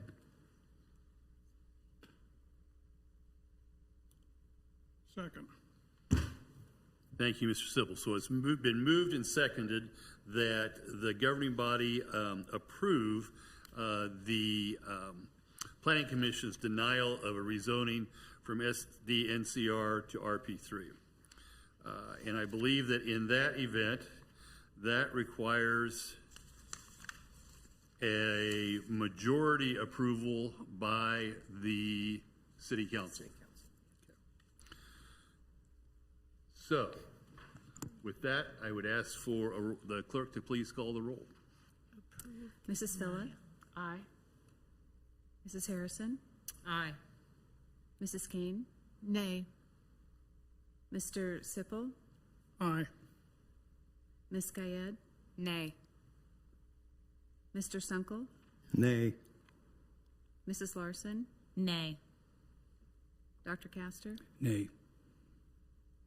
So, by a 5-3 vote, the motion to approve the Planning Commission's denial or accept the Planning Commission's recommendation fails. So that is there a motion, another motion to be had to overrule the Planning Commission's recommendation? I don't know that it's going to change the result, but I'll make a motion to overrule the Planning Commission's recommendation. Okay, it's been moved by Ms. Larson, seconded by Mr. Sunkel, to overrule the Planning Commission's recommendation of denial. Again, we'll ask the clerk to call the roll, and I would note that this requires a 2/3 vote of the governing body as distinguished from the City Council. Dr. Castor? Aye. Mrs. Larson? Aye. Mr. Sunkel? Aye. Ms. Gayed? Aye. Mr. Sippel? Nay. Mrs. Kane? Aye. Mrs. Phillip? Nay. Mrs. Harrison? Nay. I believe there's one name you haven't called yet. And Mayor, sorry. The mayor votes yes. The motion passes, and the denial is overruled by the governing body on a 6-3 vote.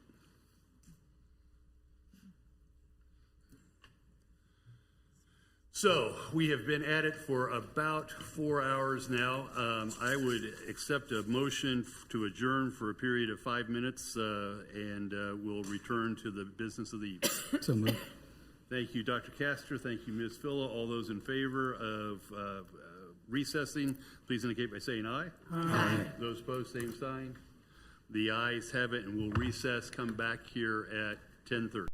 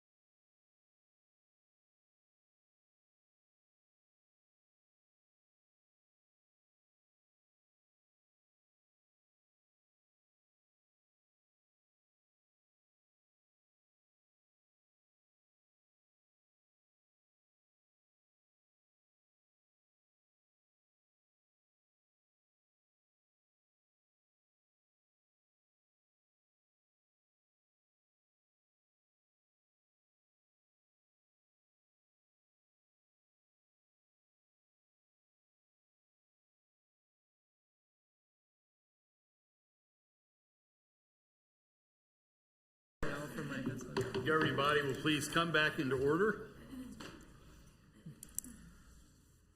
Thank you all. And I believe that Ms. Harrison may have a motion. I do, Mayor. Based on the hour of the day, I would like to move that we move 13C up and hear it next, as opposed to waiting to get through the Navitas conversation, which I know might take a few minutes. The folks that are here to talk on this have been here for 3 hours, and we can maybe get them home a little sooner. Second. Thank you, Ms. Harrison. Thank you, Ms. Kane. Discussion of the motion. All those in favor of taking item 13C out of order and considering it now, please indicate by saying aye. Aye. Aye. Those opposed, same sign. The ayes have it, and we'll now consider item 13C, which is the consideration of an ordinance amending sections 13-403, 13-404, and 13-405 of the Code of the City of Leawood, Kansas, pertaining to the care, removal, and replacement of street trees and repealing existing sections 13-403, 13-404, and 13-406. Ms. Stoddard, do you wish to be heard? Yes, Mayor, thank you. Good evening, and good evening, City Council members. This item, as you know, has been one that you all have discussed over a period of several different work sessions. So there's been a lot of discussion, a lot of input that has been received, and a lot of interest from residents that have been heard. The ordinance that is before you this evening adds requirements regarding removal and replacement of street trees and modifies and adds flexibility regarding the placement of street trees. So regarding removal and replacement, the ordinance draft states that street trees may not be removed unless the tree is hazardous or diseased, or removal is required for construction, development, or redevelopment, but only after all reasonable efforts have been made to save the tree. When an owner or a homes association wishes to remove a street tree, they would need to apply for a right-of-way permit and then remove the tree and replace the tree. They'd be required to replace the tree. The permit would enable the removal of the tree and the stump and the planting of the replacement tree. The ordinance then further specifies that the replacement tree not be on the list of prohibited street trees, which would be a list that would be maintained by the city. The ordinance would allow for an HOA to submit one application for up to 50 permits, and that was streamlining permitting for HOAs that are involved with multiple tree replacements at once. And we heard from at least one of those HOAs during the process of the development of this ordinance. Regarding the placement of trees, the suggested update slightly enlarges the tree lawn for street trees planted prior to 2015 in lawns less than 10 feet wide. In lawns less than 6.5 feet wide, the ordinance allows for the replacement in the same location. And this is a change, a reduction from the 7 feet that is in the current ordinance. Also, for even smaller tree lawns, the tree may be planted in a location approved by the Director of Public Works or their designee for the appropriate tree species, and when root barriers or some similar methods for root protection are properly installed. And as discussed in prior meetings, that might be a physical root barrier that would be installed or when the tree is planted, or thicker concrete sidewalk to avoid sidewalk conflicts over time. And so with that, that's the suggested ordinance revisions before you this evening. And I would be happy to answer any questions. And I know various staff members are also on hand that can assist with any questions you may have. Thank you, Ms. Stoddard. Questions for Ms. Stoddard or the staff? So, Ms. Stoddard, if you can kind of just give us, I know the hour is late, but just kind of give us a bullet point of what the changes are. I mean, there's a good narrative, but if you could just kind of summarize in bullet point fashion, what are we changing out of the current ordinance? Yes, so the big change is that street trees cannot be removed unless the tree is hazardous or diseased. And when a owner or homes association wishes to remove that street tree, they would need to apply for a permit to remove the tree and be responsible for the replacement of that tree. And then the ordinance further talks about the placement of street trees when they are placed or replaced. And again, this change makes the applicable street or the tree lawn a little bit more flexible for the older neighborhoods that have street trees that are planted prior to 2015, and allows. So that was in relation to concern about being able to continue to provide a tree in the similar line that trees were originally planted. So that allows flexibility for the Director of Public Works to make those decisions in smaller tree lawns. And one question that comes to mind, I'm not sure whether this would be for you or Ms. Knight, but one question that comes to mind is, it's been suggested to me that there are trees currently that are non-compliant. For instance, as an example, too close to a fire hydrant. If that tree becomes diseased and subject to being cut down, would the expectation of the ordinance, or would the ordinance be clear as to whether or not that tree would be replaced, even though it was in violation of what our limits are in terms of proximity to a fire hydrant, for example? Or once it came down, it's almost like the end of a non-conforming use, at least in my mind. I don't want to answer for you, Marcy, but do you have a thought on that? I would agree with you. It would be the end of the non-conforming use, and it could not, at the second paragraph in 13404 as proposed, it talks about where they cannot be planted. So if it fell in one of those categories, it would not be replaced. Okay, thank you. Other questions for Ms. Stoddard? Ms. King? Yeah. I really worry about all this. I worry about the burden this is going to place on our staff, number one, because it's talking about the Director of Public Works or their designee having to, approve locations and whatnot. There's a whole lot of street trees in the city of Leawood, and this is just a tremendous burden. I know that when we have our HOA meetings, the HOAs have been begging us, have they not, to put some teeth behind their ability to monitor what happens in their own HOA. And I get that and I respect that. But for example, I live in an HOA, which is right across the street from some of these other fine folks. My HOA has nothing to do with trees, none. We have I just paid my bill, $870 a year annual fee, and it has nothing to do with trees. So when you're saying a right-of-way permit for each tree and a responsible party and all of that, this is, to me, this language is geared toward HOAs or HOA board that has that set up. If you don't have an like Leawood, there's plenty of them that have the trees. Hallbrook's one, Leawood's one, Leawood Estates is one. There's Waterford is trying. But there's plenty, probably at least the other half, that has nothing to do with trees. They don't collect money for them. They don't. Nobody's telling me what to do or what not to do with my tree. I know that they filed landscaping plans and all that, and they're trying. The HOA presidents are trying to give us or get us to give them some teeth. But the way this is written, I don't even know how, my residents are going to hear about this or know how or what or how that a right-of-way permit is going to be needed, you know, for them to mess with their tree or not. You know, I just don't get it.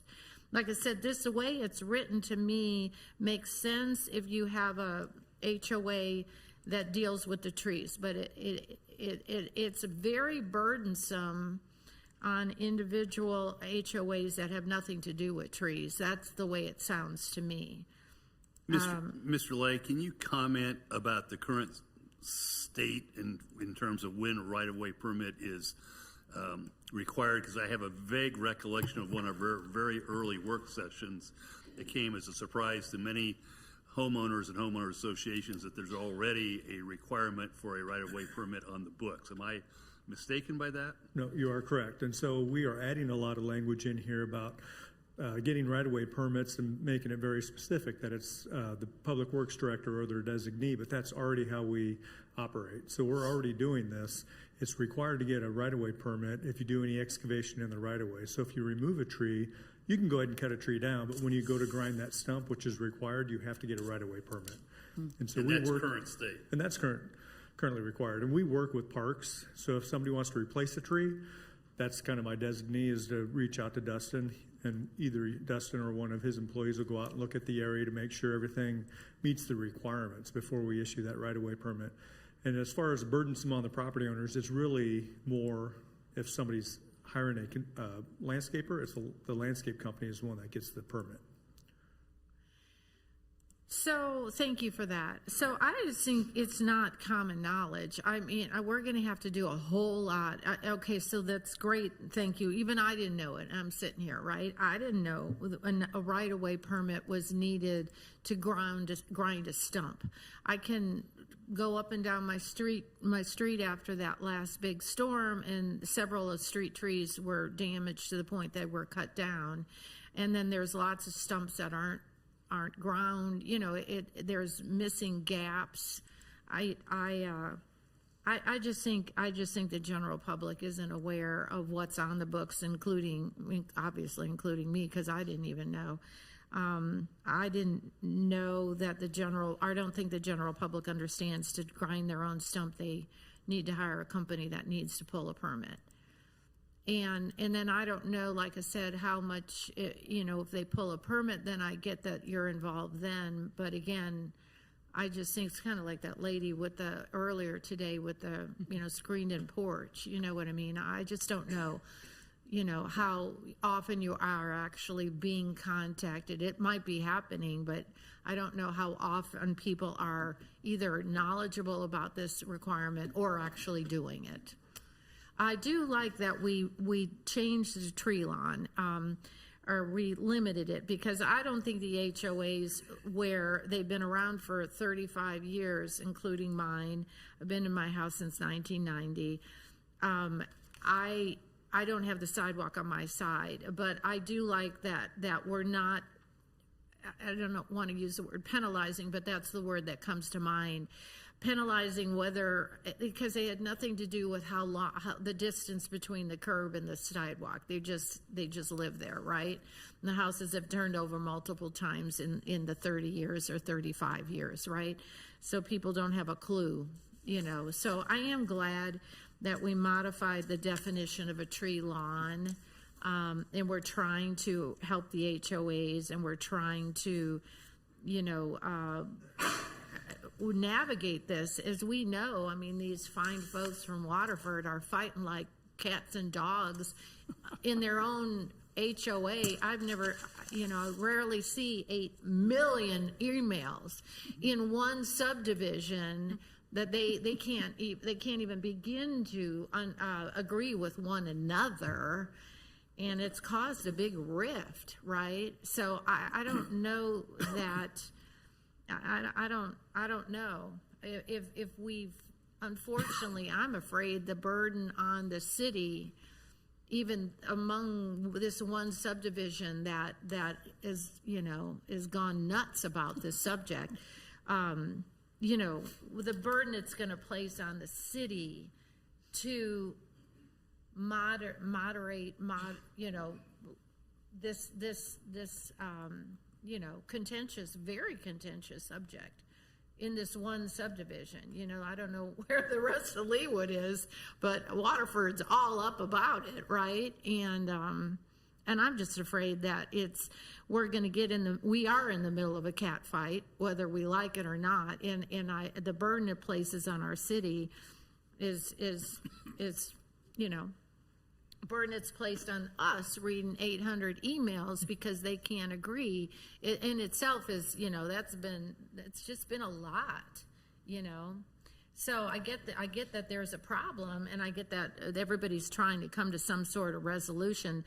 I thought once we resolved what's the definition of a street lawn, that we should be halfway there. But I'll be, you know, we're seeing the emails.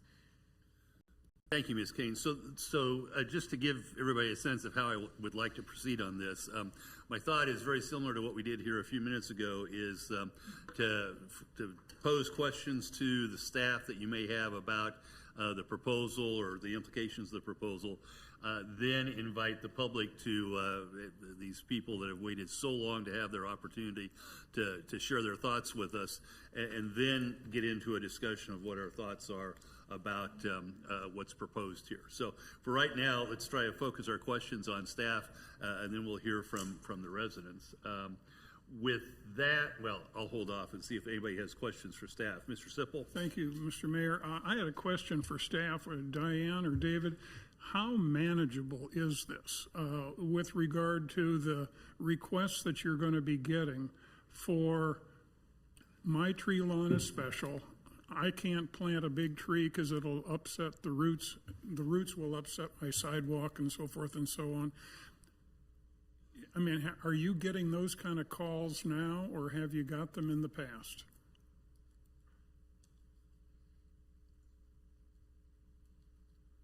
Yeah, so the question was, are we getting complaints about the sidewalks around trees? Replanting trees, replacing trees in the tree lawn. Yeah, we get those. Is it a burden? Oh, is it a burden? Well, you know, you have to plant the right tree in the right place. So there are a lot of trees, like the ash trees, cause a lot of problems with the sidewalks. And so once those sidewalks are repaired, there are things the residents can do with a little thicker sidewalk, as we mentioned, in that area, or a root barrier of some type of installation to keep the roots from pushing up the sidewalk in the future. Okay, so you've gotten those requests before. Have you recommended the root barrier approach? We have not. You have not. That's a new twist. That's been right. That was working with Parks Department, trying to address some of the complaints that we've been getting. But as I understand it, that adds $1,000 or $2,000 to the cost of a sidewalk repair. Okay. But this is not something that's out of the ordinary with regard to your day-to-day operations, you and Dustin. Correct. Okay, thank you. Ms. Larson? I assume that you've had input with the crafting of the revisions to the ordinance, and if you had any issues that, or you thought that this was not a workable solution, you would tell us. That's right. And as I mentioned, it's really about putting the right tree in that tree lawn. So you'd have to work with Parks to figure out what type of tree would be the best tree to put there, depending on how much room you have. Yeah, thank you. Ms. Harrison? The last thing you just said, what kind of tree that you put there. So the situation that I understand to be the case in Waterford is that they paid somebody a lot of money several years ago to create a tree plan to deal with the emerald ash borer. So there'd be great variety, to their credit, an excellent idea. But if those trees that company suggested that they replace first of all, would the ash tree be considered a medium or a large tree in your categorization? I would defer that to my designee, Dustin Brannick. Dustin's probably asleep by now because he's a smart man. He said Is he in the building? He's on Zoom. Oh, I believe he's on Zoom. Wakey, wakey, Dustin. Wakey, wakey. I'm here. Okay. There you go. Ash trees, medium or large size? For a straight tree, they would be considered large. Okay. However, they typically don't achieve large status. Okay. What's large status? Large is 40 feet or more, I think. That's correct. By our definition of large. Okay, so it's important that maybe tree plans would need to be revised to stick to medium-sized trees in some situations. Is that what I'm reading in section 13404, section C? That there'd be more medium-sized trees to deal with heaving sidewalks? Yes. Yes, Okay. that's correct. Okay. It just would depend on the tree lawn width, and also the soil type, for what trees would be appropriate in that site. Okay. I drove around my neighborhood yesterday with a tape measure and found out that, per the mayor's comments, a lot of our trees 30 years ago were planted cozy up close to a fire hydrant. I'm sure that makes Fire Chief cringe every time he sees it. I mean, some of them are 4 and 5 and 6 feet from the fire hydrants. They're healthy trees. Nobody's suggesting we would take those down, but I'm reading correctly that if they were to die a natural death, they would not be replaced right there. So you've got to move them 10 feet or more away from the fire hydrant, according to line B. But what if the next tree is a domino? You see, it's a domino effect. The next tree down the way then is only 25 feet, 26 feet away. Then you don't replace the one from the fire hydrant because it would be too close? Is that right? That would be correct, or they would just put a smaller tree there. Okay, because we also have a situation in Waterford, more than one, where trees are 27 feet apart from each other, which is not 30, and it's certainly not 40 feet. So newer trees have been planted pretty close to each other when you think 27 feet's not very far. So one of my concerns also is we heard from a couple of lawyers who said the Waterford Declaration doesn't grant its HOA authority to make all decisions regarding street trees on individual homeowner lots. Marcy, how would you reply to that legal jargon? So the question that came up about the HOA language, let me find it. This ordinance doesn't tell HOAs what to do or give them power or take away their rights or their power. If an HOA, as Ms. Kane said, is involved, they might be involved and apply. If they're not involved and in the business, then they're probably not going to be submitting an application. And this ordinance doesn't really change that. With regard to the language that was proposed, there was kind of a caveat added to the proposed language about if an HOA does not own the land in which the street tree is located. We're talking about right of way, and it's technically owned by the city. So the adjacent homeowner doesn't own it, the HOA doesn't own it. So I would not recommend adding that language because it just adds confusion and it's not necessary. Regarding asking HOAs if they apply, if they submit an application to provide us with a lot of documentation, I mean, I suppose Public Works could ask for that or whoever receives these, but I don't think we need to include it in the ordinance. And the HOA either has that power or not, and I don't think the city wants to get in the middle of trying to decide if they have that power. I suppose an HOA could meet and vote and give power. That's not even in the restrictions, and that would probably be lawful. So that's, I don't know if that answers your question. Oh, a little bit, but I guess I'm fairly certain that HOAs will be applying for 50 permits at a time. So I feel like the people left out of this equation here then is the homeowner having a say about where something is placed in their yard.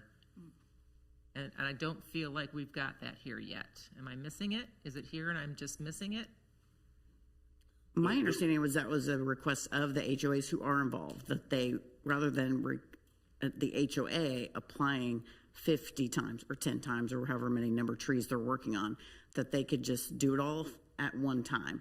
That was at the request of the HOAs that are involved. And so the city wanted to accommodate that request. Again, this doesn't give or take away any power of an HOA to make the application. Okay, but should maybe the homeowner have to also be a part of the application process then? I mean, That's between the homeowner and the HOA. well, I feel like this is an opportunity for us to say, but since the homeowner doesn't own it, and since the HOA doesn't own it, and since the city does own it, and the city's writing an ordinance, I feel like this is where the city has to say, upon the approval of the homeowner, something is done in front of their house. And ultimately, this does require that that street tree, if it's either going to be taken out, be replaced. So if the homeowner doesn't want the HOA to do it, then the homeowner needs to come in and do it. Well, some of this is about the spacing, though, and the location of, and the HOAs having a tree plan that might suggest a bigger tree because they want a certain look, but now we're saying should be a smaller tree so it doesn't pull up the sidewalk. So I feel like we've got a three-way argument here about not everybody being happy. That's why I feel like somewhere in here the homeowner needs to have applying for the permit themselves then, or upon agreement with the homeowner. I just don't feel like it should be without their consent, is my thought. And this is the time to do it. Additional questions? Ms. Villa, did you have a question? I was just going to comment on the appreciation for allowing 50 trees in the permitting process, because that's the equivalent of a tree that you've now bought with less permitting costs, and it's easier to review things in bulk when you're talking about 1,500 homes. And I think most people don't even want to deal with this. So if you've got an HOA that's willing to deal with it, they're really happy about it, because, as you say, it's helpful if you have a little technical knowledge as to what you're doing and a choice of trees and picking the right one. So I don't know how to address the concern you brought up, other than because we pay dues for it, and that is, our HOA is doing that for us, and we thank them very, very much. So it's a dilemma. Ms. Larson. I really see our role as just to set the basic guidelines, and then every HOA is going to be different as far as the look of their neighborhood, what the homeowners want out of their HOA or don't want out of the HOA, and that relationship is unique to each neighborhood and HOA, and I don't think we want to get involved in that. I think we set the guidelines. I hear staff's not concerned about the proposed ordinance, and I think staff has done a good job crafting this ordinance to address the unintended consequences of the 2019 ordinance that prohibits replacement of street trees. So that's where my head is. Other questions for staff? If not, we'll move on to the public comments. And again, I'm grateful to the residents for deferring. I at least feel like I gave you a heads up that it might be a while. But I appreciate the patience that you've had. And with that, again, same rules that we had before, 3 minutes. I think you get a blinking light before the buzzer goes off. I hope you do. And we'll each commenter will have 3 minutes to for their comments. With that, I'll begin with Ms. Kathy Kelly. Ms. Kelly, welcome back, and if you could state your name and address, we're interested in your comments on this issue. Thank you, Mr. Mayor. Kathy Kelly, 12800 Howe Drive. I am speaking as an individual, but I also serve on our Waterford Board of Directors. Good evening, everybody. Thank you for your service. Your attention to the mind-boggling details that come before you at each council meeting is noted and very much appreciated. Thank you so much. To the talented Street Tree Working Group and staff, a special shout out. Also to Mayor Elkins for his vision. The city is facing some historic street tree loss in North and Central Leawood for different reasons. North Leawood is an aging tree population, and Central Leawood has had tremendous loss from the ash trees, and we can expect, continued loss. And I think it's critical to keep the city's street trees which are vital to our environment and to our infrastructure. A neighborhood's property values are linked to a substantial street tree environment, and it's an effect an individual homeowner alone cannot achieve. I wholeheartedly support the draft street tree ordinance amendments. I think the required replacement provision is essential to keep our street tree landscape, and I thank the staff for adding that. The implementation of the amended street tree ordinance is crucial for the preservation of our city's street tree environment. Thank you so much. Thank you, Ms. Kelly. We appreciate your comments. And again, please forgive my mispronunciation. Sonia Lang. Ms. Lang, welcome. If you could give us your address, we'd be grateful. It was worth waiting for. Yes, my name is Sonia Lang. I live at 12904 Canterbury Road in Waterford subdivision. And I'd like to address the concerns that Mrs. Harrison had earlier about the resident being considered. For the past 10 years, by majority vote, the residents of Waterford voted at an annual meeting to treat, maintain, remove, and replace trees as they age. So the homeowner has been represented, and it will always be. What's nice about the fund that we created is it addresses a lot of the issues that you're talking about right now. It's expensive, it takes monitoring, and the Waterford Homeowners Association took that upon themselves to take care of that. Now, we may have done some things wrong. Maybe we did some things right, but at least we're attempting to save the trees in our subdivision. We have guidelines. We collect a fund. Now, not all of us need them.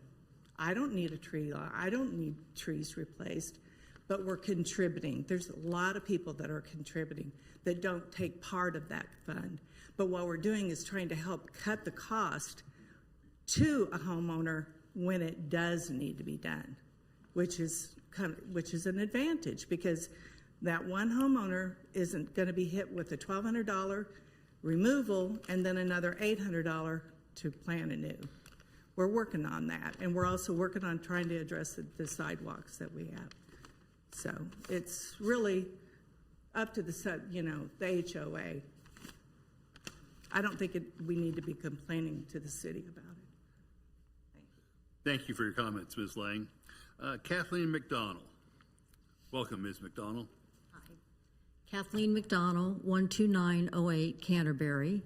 It's late, and I know everybody's probably anxious to get home, and I agree with both Kathy and and Sonia, but I appreciate very much all the work you guys have done. It's a confusing and complicated issue in some ways, but I think this amendment gives us a roadmap and gives us guidelines as neighbors and neighborhoods to preserve our street trees, which is a very important part of Leawood, and for all kinds of reasons, environmental, aesthetics, and all the rest. So thank you.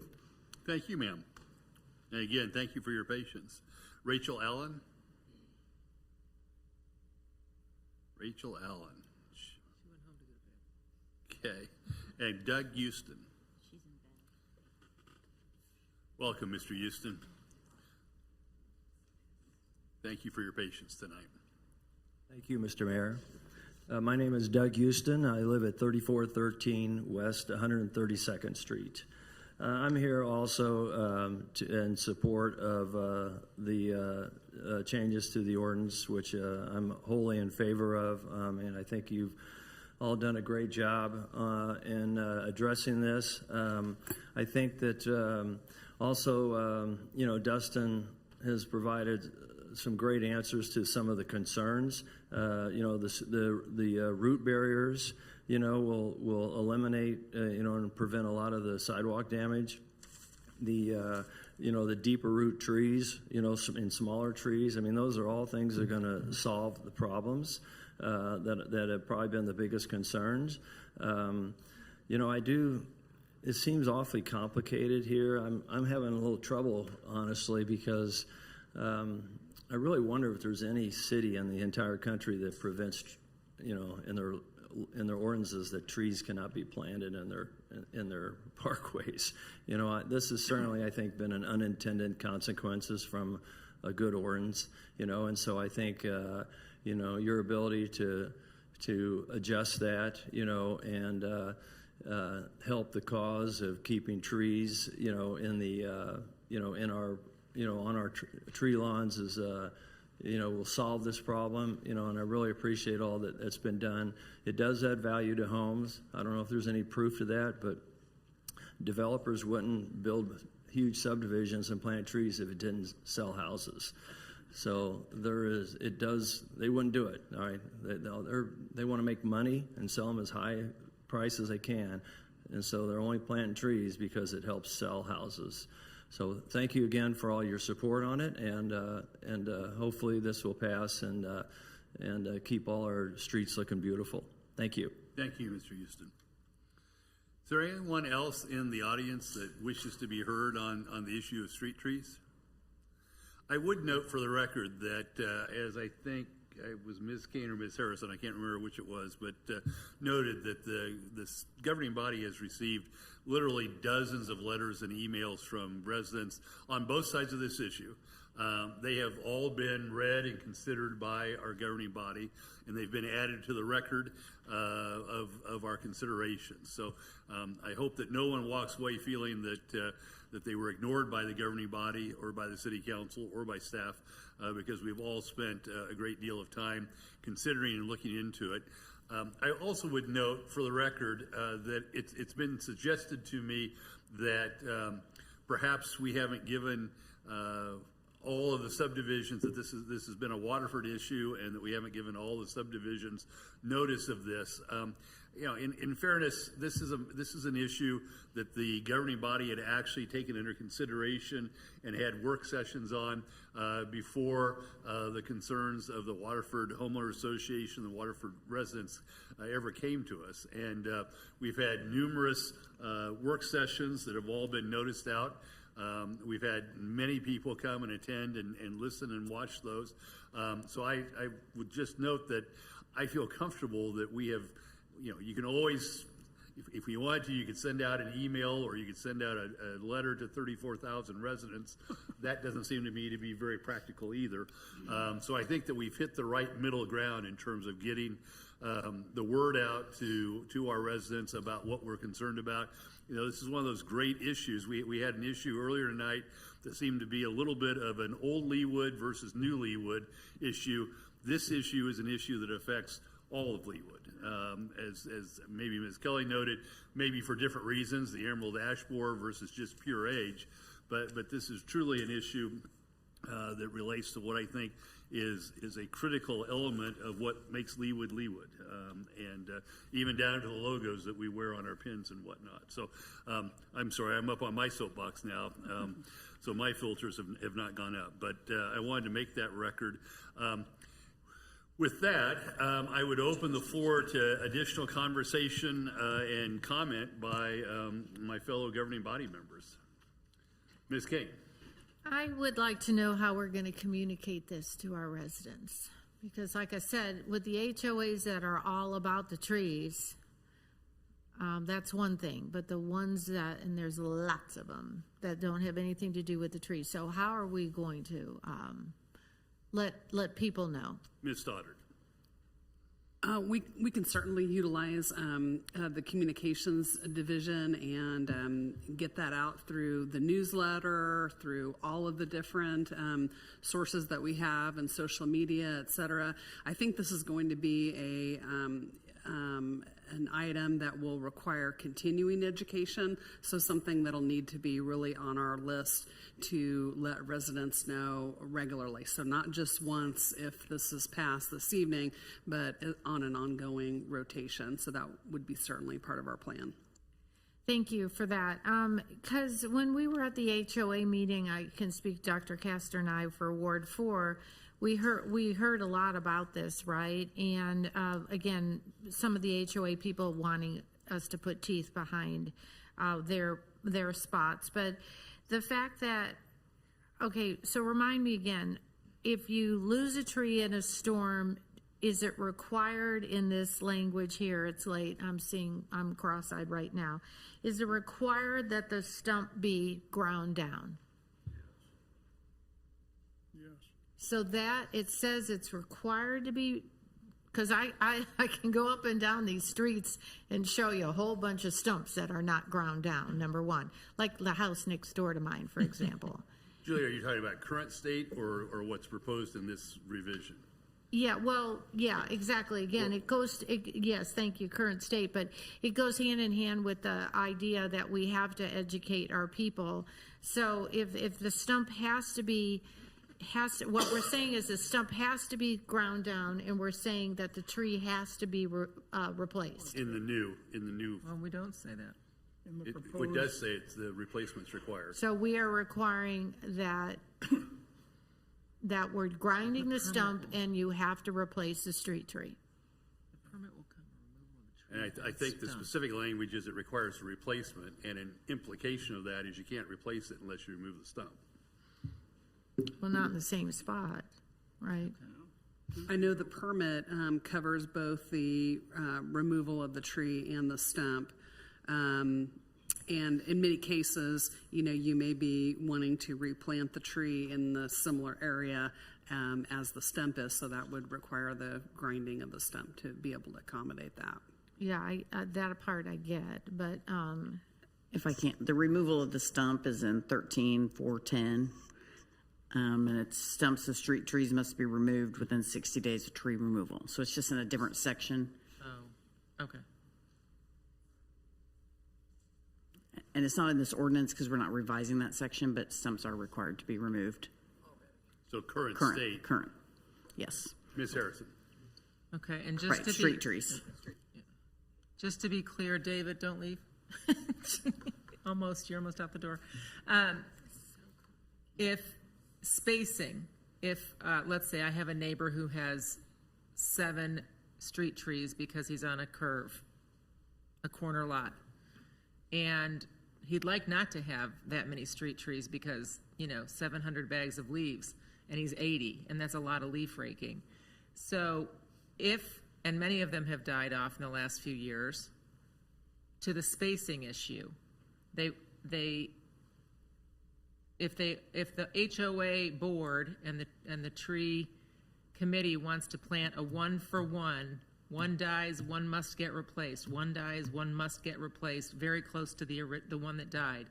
But the spacing has to now be followed, right? So you're going to be out there, or Dustin's going to be out there with a tape measure and say, well, no, we're not going to replace this one because it would put it too close to the other 2 trees that are already here. I mean, do I hear clarification that we're going to be out there measuring and saying no sometimes, that it isn't always going to be a 1-for-1 removal replacement? I would defer that to Dustin, but in the past, working with Brian Anderson, I know he would go out there and measure, and he would make his recommendation on other tree spacing. So there could be a tree that's 15 feet from back a curb out of the right-of-way. They're not going to plant a tree in front of it. It's too close, even though you have your spacing along the street. Say it louder for the people in the back. So. Because that's one of the arguments that we've had, that I see somebody in the room now who other trees in the front yard were planted and they were huge, but they weren't street trees because they weren't within 5 feet. So there was argument about a 1-for-1, and you have some common sense has to be used with regards to, but the tree canopy in my front yard is so dense because of the other 15 trees in my front yard, for example. And parks is about tree health, and so they go out and they look at these areas, and we have those rules. We don't want them within a certain distance of the intersection or a fire hydrant, and so they go out and look at it, and they may have to adjust them to accommodate that. But that's always, you can't cover every situation here, so it's just one of the things that they work with the property owners or the HOA in the field. Well, the property owner I don't feel like the property owner is a part of this equation, but if you're telling me that Dustin or your designee is going to have a conversation and the homeowner has the right to be there and to explain their line of thinking, I don't have a street tree, so I'm paying hundreds and hundreds of dollars every year, and my yard is such that I don't have a street tree. But I've had folks tell me they were going to put a tree there because they thought there needed to be one, but I've never had a tree in my little pie slice of. So the homeowner has to be a part of the equation, but also spacing from the others, because you couldn't measure 40 feet from my neighbor's 2 trees and have room for one in my yard. So. To be clear, we work with the applicant. So if the applicant's the HOA, we're not going to go, I mean, I can't speak for Dustin again, but I don't know if they're actually knocking on the door, talking to the property owner. They're talking to whoever that applicant is. If it's, whether that's Suburban or another landscape company, or whether that's the HOA, that's who they're working with. Marcy, is it too much to ask that the homeowner sign off on these applicants?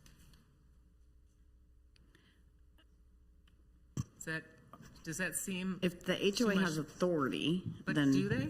Yeah, I mean, that, Then we're, if you look at it, if you take it step by step, this ordinance places the burden on the property owner. Doesn't place a burden on anybody else, it places the burden on the property owner. If the property owner has elected to agree to homeowners association provisions or bylaws or covenants that run with the land, whatever they may be, the property owner at that point has given up. They have agreed that the homeowner association can act on their behalf. And if they move into that neighborhood with those covenants in place, they have implicitly accepted that they've given up, if you will, any rights that they may have to have the homeowner association not act in their stead. Now, there may be an issue between the homeowners and the homeowners association, and I would strongly advocate that we not get in the middle of that on this board. And I will say that I don't know that what we do here tonight is going to resolve the issues that exist in Waterford, but I don't know that I believe that it's our obligation to resolve those issues. But again, we're not placing the burden of replacement on the homeowners association. We're giving the homeowners association a break that if they have that right, they only have to pay once for 50 trees or whatever the number may be. But ultimately, the responsibility under our ordinance for the maintenance, care, taking down of damaged or diseased trees, and now replacing those trees falls to the homeowner. And in some cases, the homeowners have banded together with the homeowners association to resolve that in groups. In other homeowner association, for instance, my own, it's going to be on me, and this obligation is going to fall on me. At least that's the way I read it. And please, Marcy or Diane, please let me know if I've misread what you guys have written here. no, I agree. Very well stated. Okay. Other comments or questions? So Mary, your neighborhood, it's clear the HOA manages the trees. Yes. And in yours, Yes. it's clear you manage the trees. I guess it's just maybe Yeah. not as clear And in all the neighborhoods. it's democracy in action. Your HOA decides those rules by the majority of the homeowners, and maybe someone agrees or doesn't agree, but they set the rules for that HOA, and the city is really not involved in that, nor should we be. Good explanation. Thanks. And I would make a motion to approve the ordinance at this point. Thank you. It's been moved by Ms. Larson, seconded by Ms. Phillips. So we have both the north and the south part of the city, or at least the middle part of the city, making the motion. Is there additional discussion? And I've lost track, Ms. Stromberg, but I think this is a roll call vote, if I remember correctly. Yes. And so I would ask the clerk to call the roll, please. And by the way, I think this is the city council and not the governing body's vote, if I remember correctly. Councilmember Sunkel? Aye. Councilmember Gayed? Aye. Councilmember Kane? Aye. Councilmember Harrison? Aye. Councilmember Phillip? Aye. Councilmember Sippel? Aye. Councilmember Larson, Aye. and Councilmember Castor. Aye. So I have 8 yays and no nays, and so the ordinance is adopted on a unanimous vote. Thank you, and thank you all for waiting so long to have your opportunity to speak. With that, we'll return back to the normal order of the agenda this evening, which is to call Planning Commission case number 38-25, which is an ordinance approving a preliminary plan and final plan for State Line Animal Hospital located north of 104th Street and west of State Line Road. Ms. Hurley, please proceed. Thank you, Mr. Mayor, council members. As you said, this is a request for a preliminary and final development plan for State Line Animal Hospital on 104th Street, just west of State Line Road. This is an existing building that has been operating as an animal hospital for several years now, and the owner is looking to make some interior and exterior improvements to the existing building. Pretty minor in nature, mainly related to some floodproofing and flood risk mitigation measures that she's taking, as well as some exterior improvements to the building, and reconstructing some access to the building and pathways around the building, and then adding 2 street trees. So just to give you a visual on the location, that's the property there outlined in red, just adjacent to the old parks maintenance facility that you are probably familiar with, there at the end of that cul-de-sac. So this, just the renderings of the building. So again, not too many changes to it, pretty minor in nature. Planning Commission did unanimously recommend approval of these items, and if you have any questions, I can answer those for you. Thank you, Ms. Hurley. Questions for Ms. Hurley? If not, does the applicant wish to be heard on this one? I'm not sure that we have them here. Oh, yep, they are. Yep. Move to approve. I think we're probably ready for a motion here. We've got a motion and a second down here on the end. Dr. Castor has moved that we adopt the resolution. It's been seconded by Ms. Larson. Is there any other discussion? If not, I believe this one calls for a roll call vote. So, Ms. Stromberg, if you could call the roll, please. Councilmember Phillip, Aye. Councilmember Sippel, Aye. Councilmember Harrison, Aye. Councilmember Kane, Aye. Councilmember Guyed, Aye. Councilmember Castor, Aye. Councilmember Larson, Aye. Councilmember Harrison. I already voted. Oh, sorry, got. I haven't voted yet, I'm sorry, Mr. but I will vote aye. It's late. It's very late. It is I late. believe I I should be have wearing 8 glasses. votes in favor and none against, and so the governing body or the city council unanimously adopts the ordinance approving a preliminary plan and final plan for State Line Animal Hospital. So thank you for waiting so long, sir. my gosh. Hopefully you got the outcome you were looking for. Poor babies. God. The governing body, or the governing body now calls case number, or I'm sorry, the governing body now calls Planning Commission case 48-25, which is a resolution approving a revised final plan for East Village sign criteria located north of 135th Street and west of State Line Road. Ms. Hurley, please proceed. Okay, thank you, Mr. Mayor, council members. As you said, this is a revised final development plan for East Village to revise their sign criteria. The original sign criteria was approved back in 2023. This revision is simply allowing them to add 2 additional monument signs for a total of 5 monument signs for the project. The additional monument signs would be located at the southeast corner of 133rd Street and Pawnee, in the southeast corner of 133rd Street and High Drive. If you can see this up here on the bottom drawing, the 2 locations that are outlined in kind of the red bubble are the 2 new locations. Those are fairly major entrances into the development, and it was just determined that it would be beneficial to have some identification at those entrances.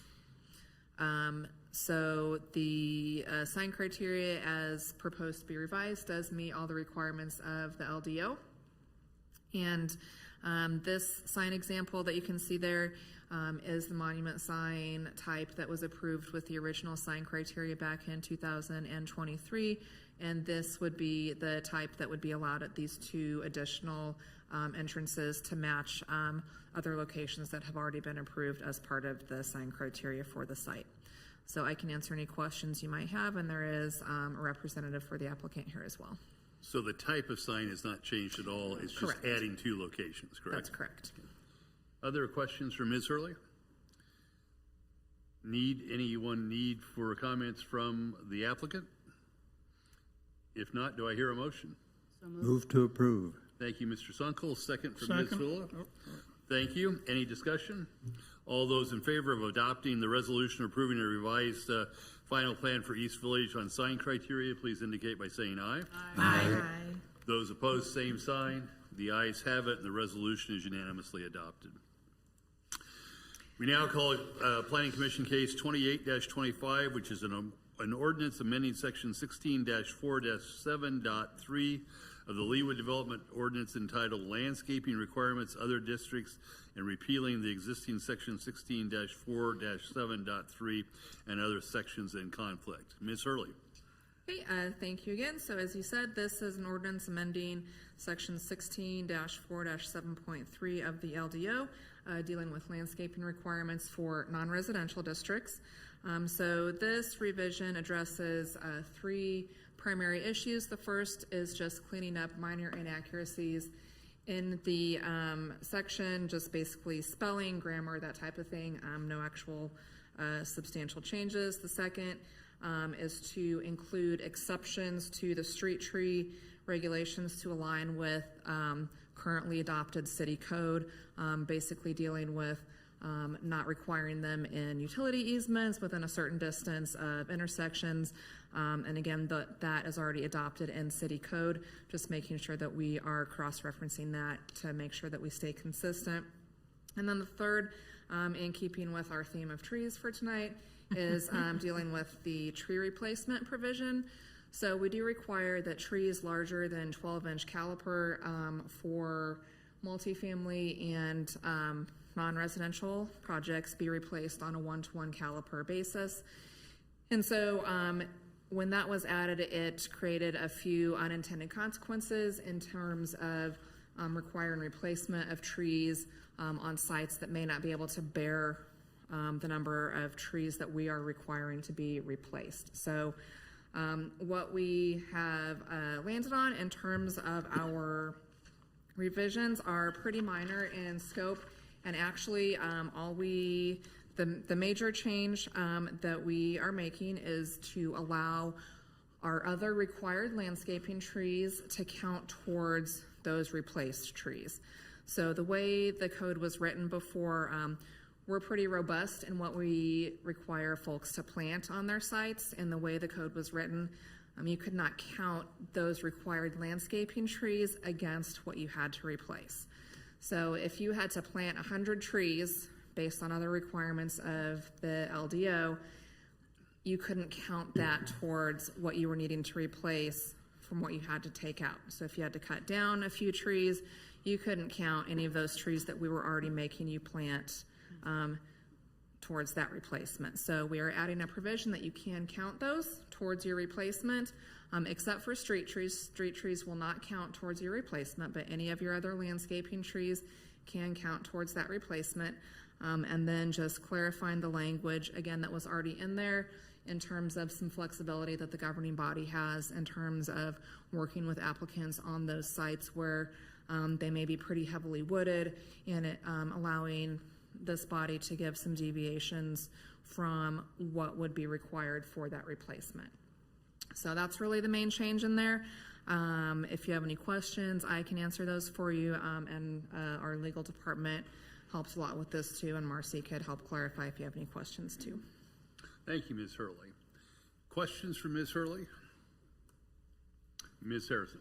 Do developers who have plans already passed, got to get the brain working, it's late, can somebody come back who got their plan, their development passed 2 years ago and say, well, now you've changed the tree rules on me, so I'm not going to plant nearly as many as I was going to, even though I cut down 752 trees.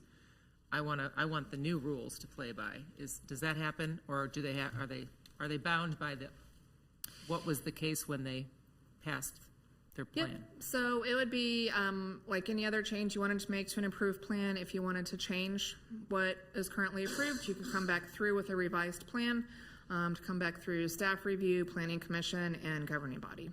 But they would certainly have the option to do that. Thank you. Ms. Phillip. So to clarify, the benefit of this is when we have a lot of growth already, we're not planting trees that are going to be bound to die because there's just no room for them. Correct. And that was one thing we worked quite a bit with Dustin on. And we certainly don't want a situation where we're requiring folks to plant so many trees that the land just truly can't bear that number of trees. We want to make sure that they can plant trees in a way that they can thrive and be healthy and grow and without overcrowding that site. Just as an FYI, on the homes that we bought south of the fire station, that was the case. The landscaping was so dense, it almost looked like a Christmas tree farm. And then as they were growing, somebody had to, there's only so much soil, so much light, and they were dying. So it was frustrating because then the landscaping company has a criteria to replace them. And there's no place to replace them that's going to have a better lifespan. No air to breathe in between these plantings. Ms. Larson. I was just going to make a motion to approve. Second. Thank you. Moved by Ms. Larson, seconded by Dr. Castor. Any discussion? Any questions for Ms. Hurley? If not, this does require a roll call vote, I believe. Councilmember Harrison? Aye. Councilmember Castor? Aye. Councilmember Kane? Aye. Councilmember Sunkel? Aye. Councilmember Guyed? Aye. Councilmember Larson? Aye. Councilmember Sippel? Aye. Councilmember Phillip? Aye. I have 8 votes in favor, none against, and the ordinance is unanimously adopted. All right, thank you. Thank you, Ms. Hurley. Thank you for your patience this evening. We now come finally to old business this evening, and the first item of old business is a resolution approving and authorizing the mayor to execute an energy performance contract between the city and Navitas LLC to participate in the state of Kansas Facility Conservation Improvement Program. Ms. Stoddard, is this yours? Yes, Mayor, thank you. And in the interest of time, if it would be all right with you, my comments will address both items A and B. Certainly. Although we would request that the governing body make 2 separate motions on these items. But you'll recall there being several discussions in the past about a partnership with Navitas to look at energy efficiency projects and projects that would save the city money over time by implementing those. Since March, those projects have received state approvals and additional measurements on equipment were completed. Some of the numbers were refined, and that resulted in an overall reduction of about $350,000 from the cost that we reported at that time, and a slight improvement in the payback rate of the projects. We're proposing a total of just over $9.1 million in projects that span a variety of elements. So those are outlined in your documents. And the costs include the total cost of design, construction management, construction of the projects, and also contingency. So the final cost may be lower if that contingency is not utilized. The projects would be funded through the debt service fund, and bonds would be issued in 2026 after all the project costs are finalized. The bond amounts and terms would be determined by examining our potential rates and terms at the time of issuance, but the bonds would not exceed a 20-year term. The FCIP recommended projects, which are the ones related to your item A, your phase 1A, have a 13.1 year simple payback. Combined, all recommended projects have an 18.6 year simple payback. Our long-term debt service fund forecast has incorporated this expense, and we've been able to balance the forecast. And essentially, over time, this has no net effect on the debt. The reason is that all of them accrue savings in either energy costs or maintenance costs. Those dollars are transferred from the general fund to the debt service fund in order to cover the debt service payment. And if needed, Don Cobby can address that further. Several of the projects were already in the capital improvements program. There's a number of others that weren't. So you might ask, why doesn't the city just do this? Why don't we just do this ourselves? The reason is, first of all, the complexity of doing all the evaluations of the energy efficiency. That's what we've teamed up with Navitas to do. That was one of the goals that was identified by the city council at one point. And so they've been able to help us with that.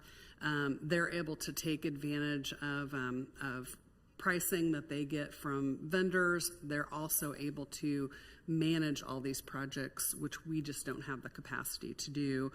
And also this allows us to do some projects that probably would never compete with other priorities. So we may not ever say, hey, let's convert all the lighting in the city to LED lighting, even though it makes a lot of sense for potential payback. It may always be competing with some other priority that we're trying to look at. So this enables us to do that and use that energy savings, maintenance savings, to actually pay the debt on them. So that's what we're recommending proceeding with. And item B has to do with the second phase, which are certain projects that don't fit under the state's FCIP program because they don't create quite the same payback level. So with that, I'd be happy to answer any questions. Ryan Terry from Navitas is also here, and Don's here also. So, Ms. Stoddard, if the items in Phase 1B don't fit under the state's program, I mean, this may be a naive question at this time of night, but why even do them? They still do yield energy efficiency and maintenance savings for us. Those particular projects, for example, one of them has to do with roadway lighting. It doesn't fit the other roadway lighting, which is an FCIP eligible project, and the reason is some of our lighting has decorative fixtures. So replacing that lighting is a bit more expensive. But then we'll all be consistent with the having LED lighting throughout the city, which has a variety of benefits, including the energy savings over time. Some of those things are also, several of those items were some of the projects that were actually already included in the city's CIP. This is just a different way to pay for them, although we were planning on proceeding with them anyway. So will the Navitas guarantee apply both to the items in 1A and 1B? Yes, they will, with the FCIP program overlooking specifically the ones identified in Phase 1A. But the question really was focused at the ones in 1B that aren't part of the FCIP program. What the question was really directed to. Yes, those do as well. And if you have any additional comments, or Ryan, you have any additional comments, chime in. Welcome, sir. Thank you for your patience tonight. If you could state your name and address, we'd be grateful. Ryan Terry, 18920 West 179th Terrace in Olathe. So to answer your question, yes, the guarantee applies to both. We would treat this project really as kind of just one phase. Diane did well in articulating the difference. Is real. The state just has a narrow criteria of the payback and the kind of scope that they want to see in these kind of projects. That's really the only difference, is that they have just a more limited scope. The enabling statute that we work under in the state allows us to do a broader scope of projects, and so for us, it's really one project altogether. Okay. And so we look at it as a comprehensive guarantee. Thank you. Dr. Castor. Yeah, I remember seeing on one document that actually we ended up losing money over 20 years, then making money. It was like 20 million something. Did I read that correctly? Yeah, actually, in the last couple months, a couple things we've done. We've gone through and done all of our pre-measurements. For example, we look at all of your lights. Instead of just estimating what your current light levels are and the energy consumption of your current lights, we actually went out with an amp meter and measured a sampling of those lights, and it was a little bit worse, meaning there's a little bit more energy savings to be had, if that makes sense. And so the savings got a little bit better, which actually kicked it, and we changed the scope just a little bit. Some of the costs came down because we're getting now close to contract signing, so we don't have to carry a lot of bid contingency because we're, as we all know, 3 months out, trying to anticipate tariffs, we don't know, but now we're a couple weeks out from ordering equipment, so now we're closer to knowing what the exact cost is. And so with all that said, now the actual over 20 years, I think it's in the last slide. I think it was 19 point. I can't remember, Diane, is that in that last slide?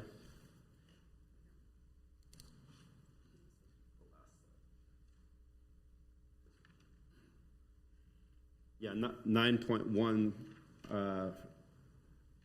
9,157,000 in savings over that time, and a total project cost of 9.13. So it's actually got a little bit better overall. So again, just so I understand, so you're asking us to pay $9 million now to lose money in 20 years? Well, there would be there would be more than $9 million of savings over 20 years. And that's based on reimbursement from state programs? Well, the energy and operational savings. So it'd be coming out of your general fund. So your energy utility savings as well as operational savings. For one of the big operational savings is with your LED lighting with Black & McDonald, you would not have as much cost from them because a lot of the lights, most of the lights that you're replacing have a 10-year warranty on those. So their costs would go down.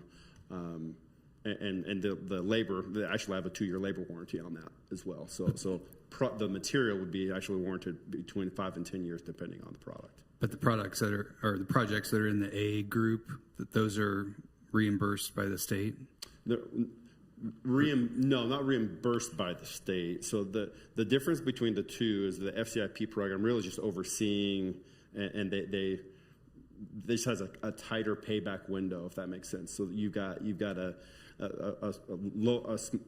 quicker criteria for paybacks on the state program. So the project is financed, is not financed with the state.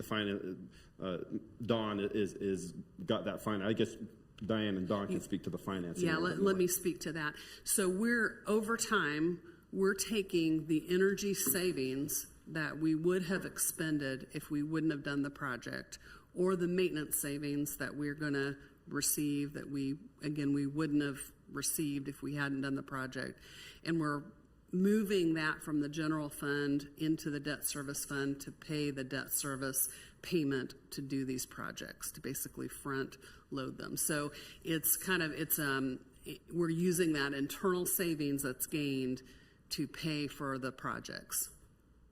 But still, just to me, I'm just trying to rationalize, like, why would we pay money to lose money? And maybe I'm just missing. Am I missing? I'm not seeing where we're losing. Sorry, my iPad ran out of charge, and I don't have my thing.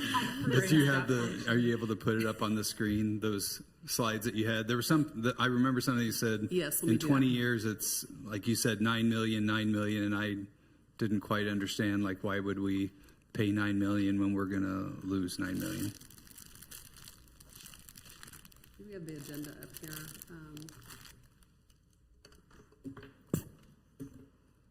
Is it on a tab or no? So said a different way, we're taking our savings right away to start paying for the cost of those savings. At some point in time, we'll still have the savings, but there'll be no further costs. So like we're going to take the utility bills that we were paying to pay for the new lights, and then over time we've paid for those lights, and and our cost for running those lights will be lower. Yeah, so this is a slide perfect that I was thinking about. So total savings is 9.1 million total project cost was it was almost the same thing.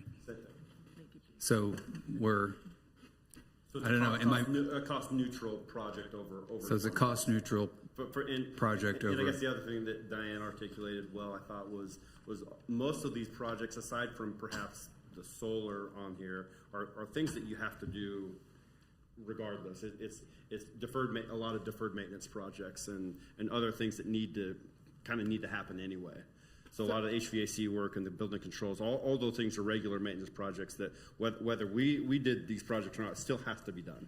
And so a lot, like Diane said, there's a lot of these, I think, I know all your capital project plan, but a lot of these items have to be done. So this is a way that a lot of public entities use to essentially fund these projects in a cost neutral fashion, as you mentioned.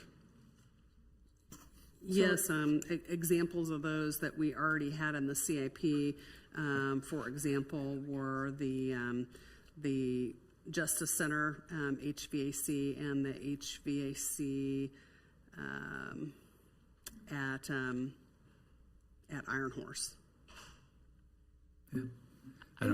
I think what's missing, where I see the delta between the conversations, let's just say for that $9 million, we're going to take what we've been paying for lights, and we will continue to pay off the loan, if you will, the cost of buying new lights.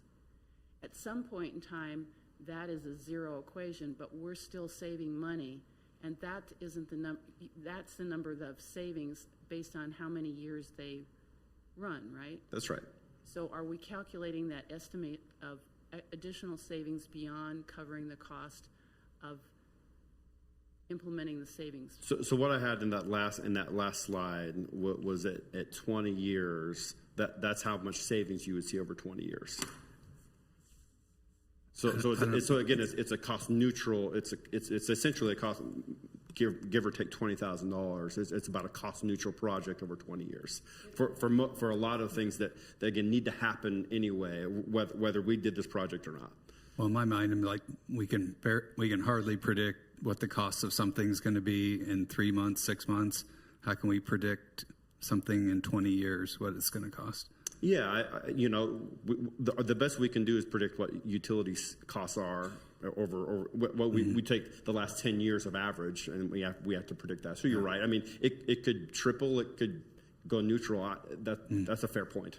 So my thought would be as Don talked earlier, the $4 or $5 million that we had extra in sales tax. Let's focus that on the high yield projects, the LED lights, whatever's going to give us the most bang for the buck here in the next year or two, and then reassess. I don't know. I personally don't quite understand why we need to borrow money to add to the debt service to pay for projects that we have cash on hand for. So, and I guess how you finance that and pay for that is not our purview. It's not our business. We're at the end of the day, we're a construction company that specializes in energy efficiency type projects. So this is the kind of things that we're good at. We're good at building controls. We're good at mechanical work. So again, those kind of projects that need to happen anyway, that's what we're good at.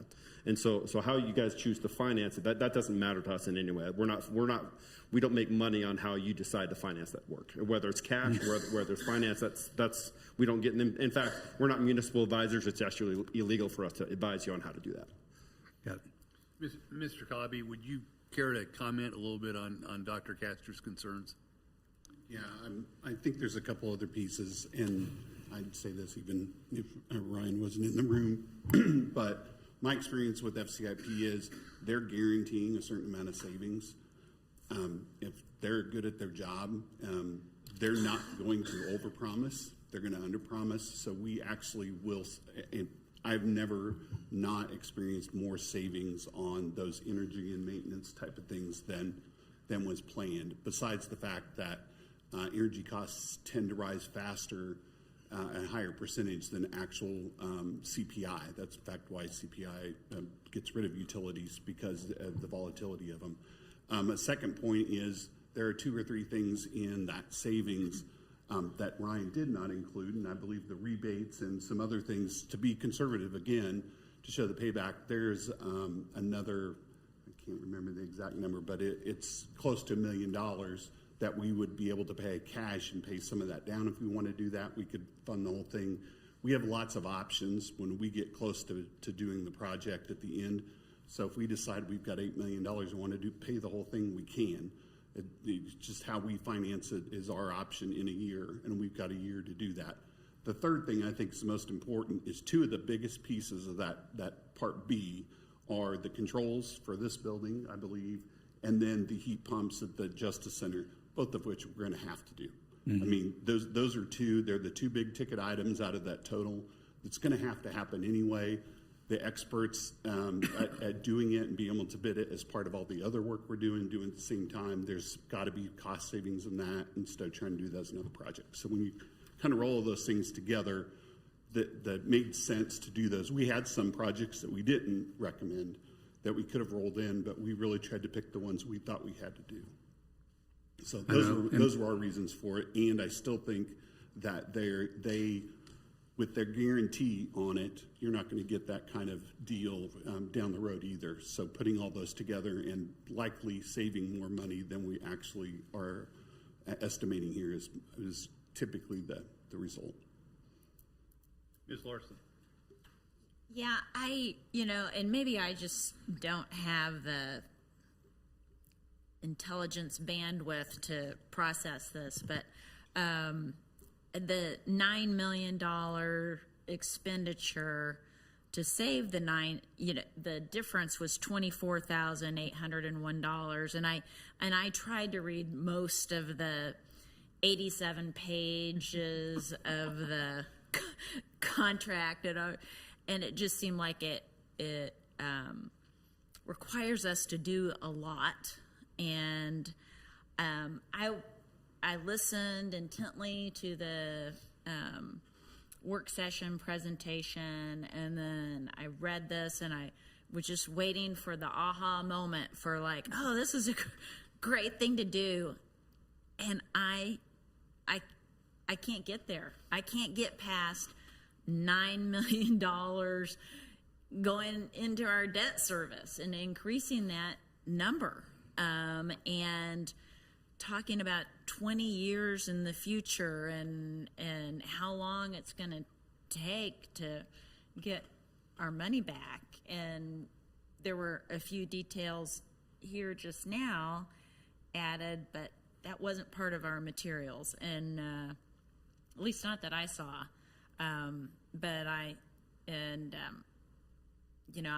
Tariffs. We don't know what's going to happen with tariffs. It changes daily, and then it said in the packet that the savings could be more because we didn't use our contingency. And sitting up here for my 8th year now, we use the contingency part of project budgets a lot, so that didn't really give me much comfort either.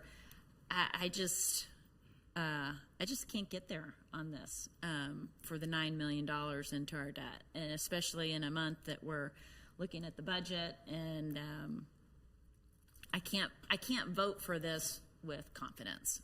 And so if I can't vote for a $9 million thing with confidence, then I shouldn't vote for it, is my thought. I guess my response there, and I waffle a little bit because for a few moments it comes in a glaring clarity, and then it goes away again. But I think that the difference here, and I look to the staff to help me if I've got this wrong, is that we're actually not increasing the debt. This is not going to impact our mill levy.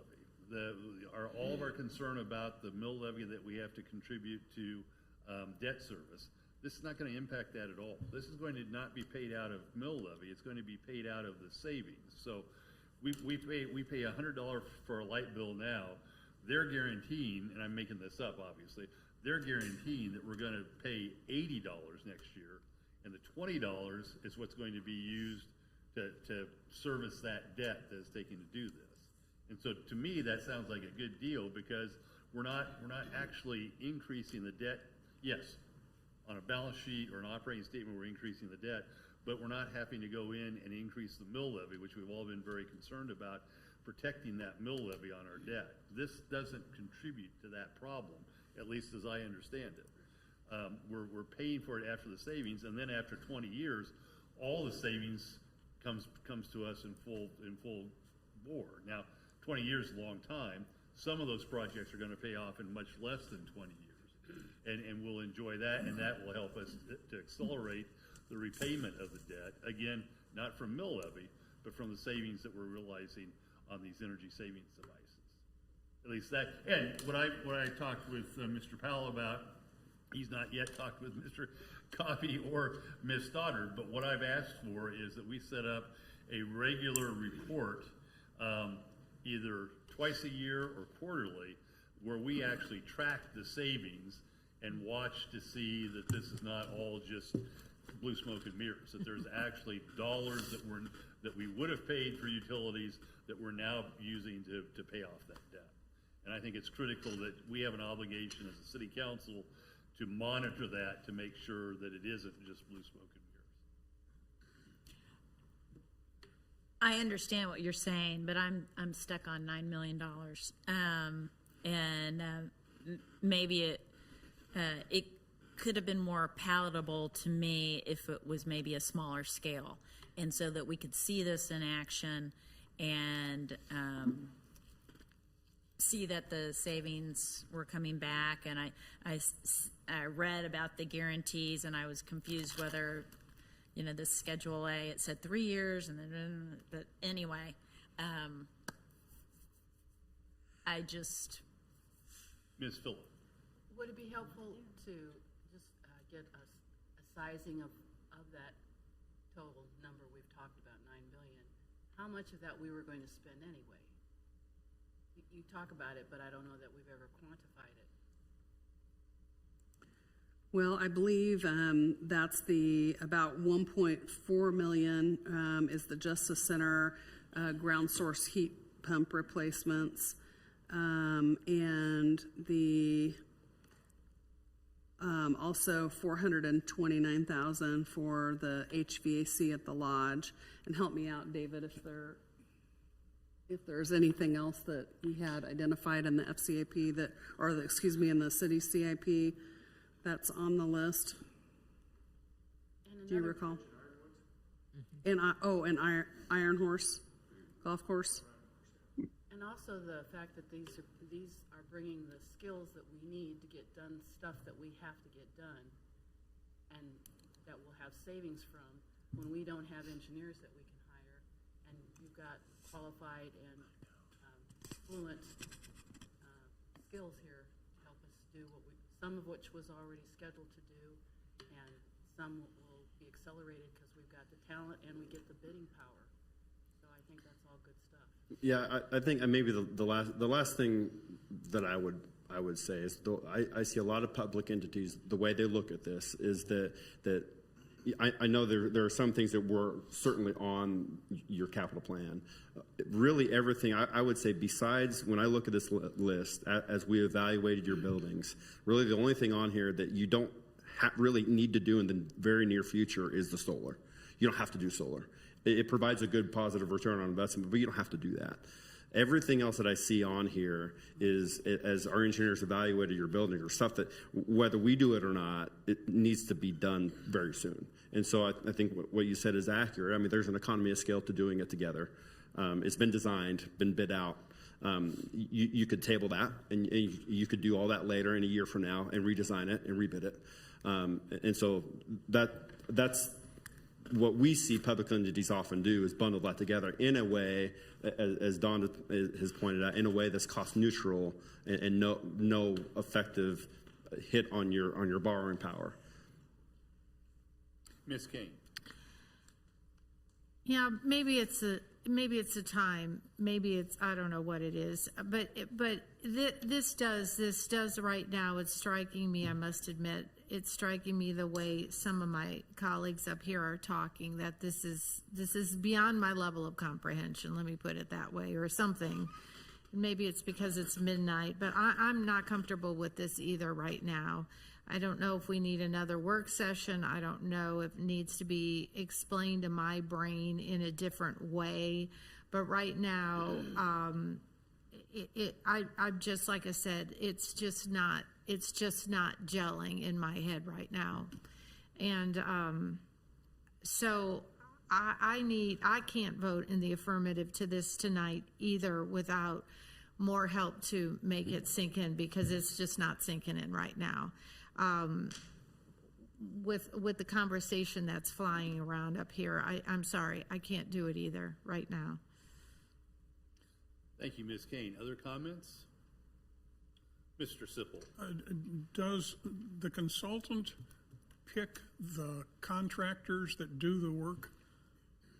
So us? Yeah. When you said the consultant, Well, us? I mean, if it's HVAC or it's solar So panels. everything was bid out. So everything was bid. So would it follow the bidding process that Public Works or the city would normally do?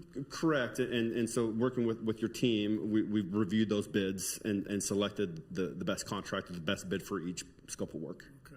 So that's gone through. That's what in the last, since we met in March and now, that's what we've gone through with your staff to identify. So here's what the scope is. Here's the contractors. Here's the bids. Here's what the plan is. Here's the implementation plan.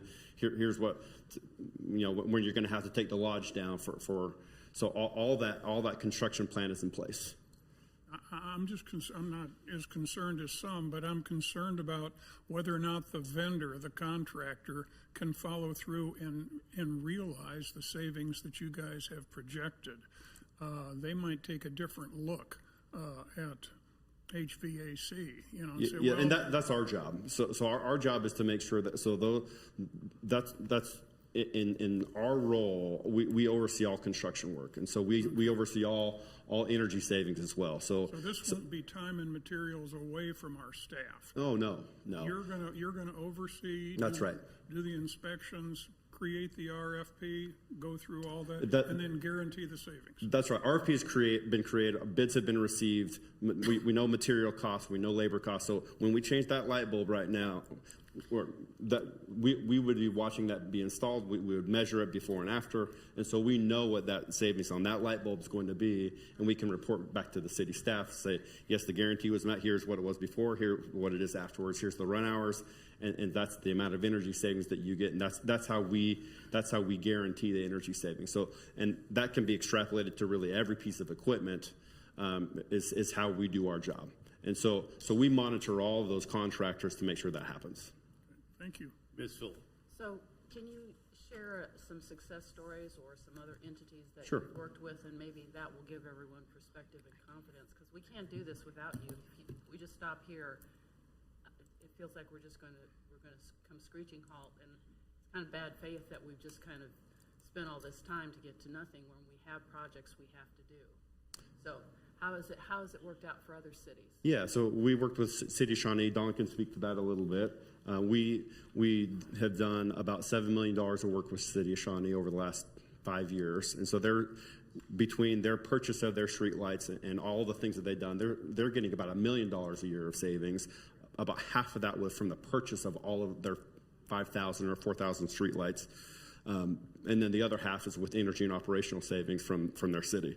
And so we have lots of project examples, school districts, public entities around the area that this has been a success in. I can also speak to doing this program in Lawrence. Lawrence did about $11 million worth of projects, and it was similar to this in that it was a mixture of different projects that were put together. They were also projects that some of which were extremely low-hanging fruit, but for one reason or another, the city, just never had the funds to replace the LED lighting. I was surprised in this building, for example, we don't have LED lighting. We're very behind in terms of some of the things that we have not invested in with the buildings. In Lawrence, the programs were very successful. I think the only project that they had didn't quite meet the payback, and then it's under the contractor's requirement to continue to work to retrofit in order to try and meet the energy savings. It was a fan in one of the indoor pools, but everything else went very well, and they were able to exceed the energy savings, and that was shown in the reports that are required under the program. I think my recommendation this evening would be if there's not a desire to proceed with both of these, I would suggest proceeding with Phase 1A. Those are the ones that definitely have an immediate payback. We should be doing the interior lighting retrofits and have LED lighting in our buildings, which we don't currently. That would also do the roadway lighting on all of the Cobra head fixtures in the city. If we left the Phase 1B projects, that would leave the decorative lighting, which has a much less payback. But also weatherization and things like that, that would be things that should be done anyway for energy efficiency purposes. And the HVAC at the lodge, I know, is very concerning and a project that we definitely need to do this season, and it's been on our capital improvements program for some time. Other comments? Mr. Sunkel.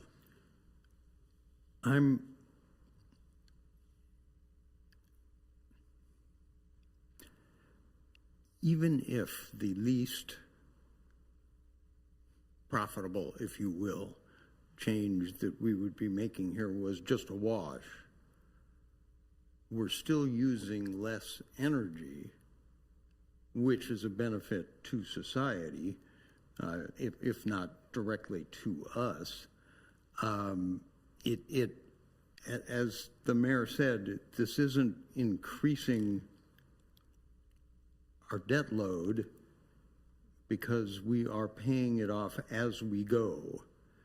And since they're guaranteeing this return, if the least profitable thing, and profitable isn't the right word here, but if the least saving thing is breaking even, I'm still in favor of doing that because we're using less energy. It's like I drive a plug-in hybrid.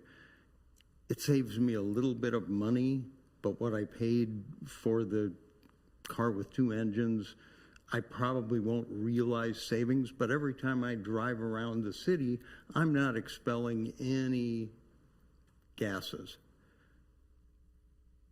I'm just using electricity.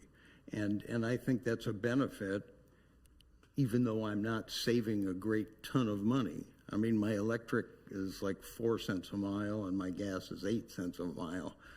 That probably isn't going to pay off the difference in the price of the car over time, but it'll come close, and I'm not putting greenhouse gases in the air. And if the fact that we don't have LED lights in here, to me is silly. I mean, it's just, the fact that you have to change these things more often is, anyway, I'm in favor of all of this.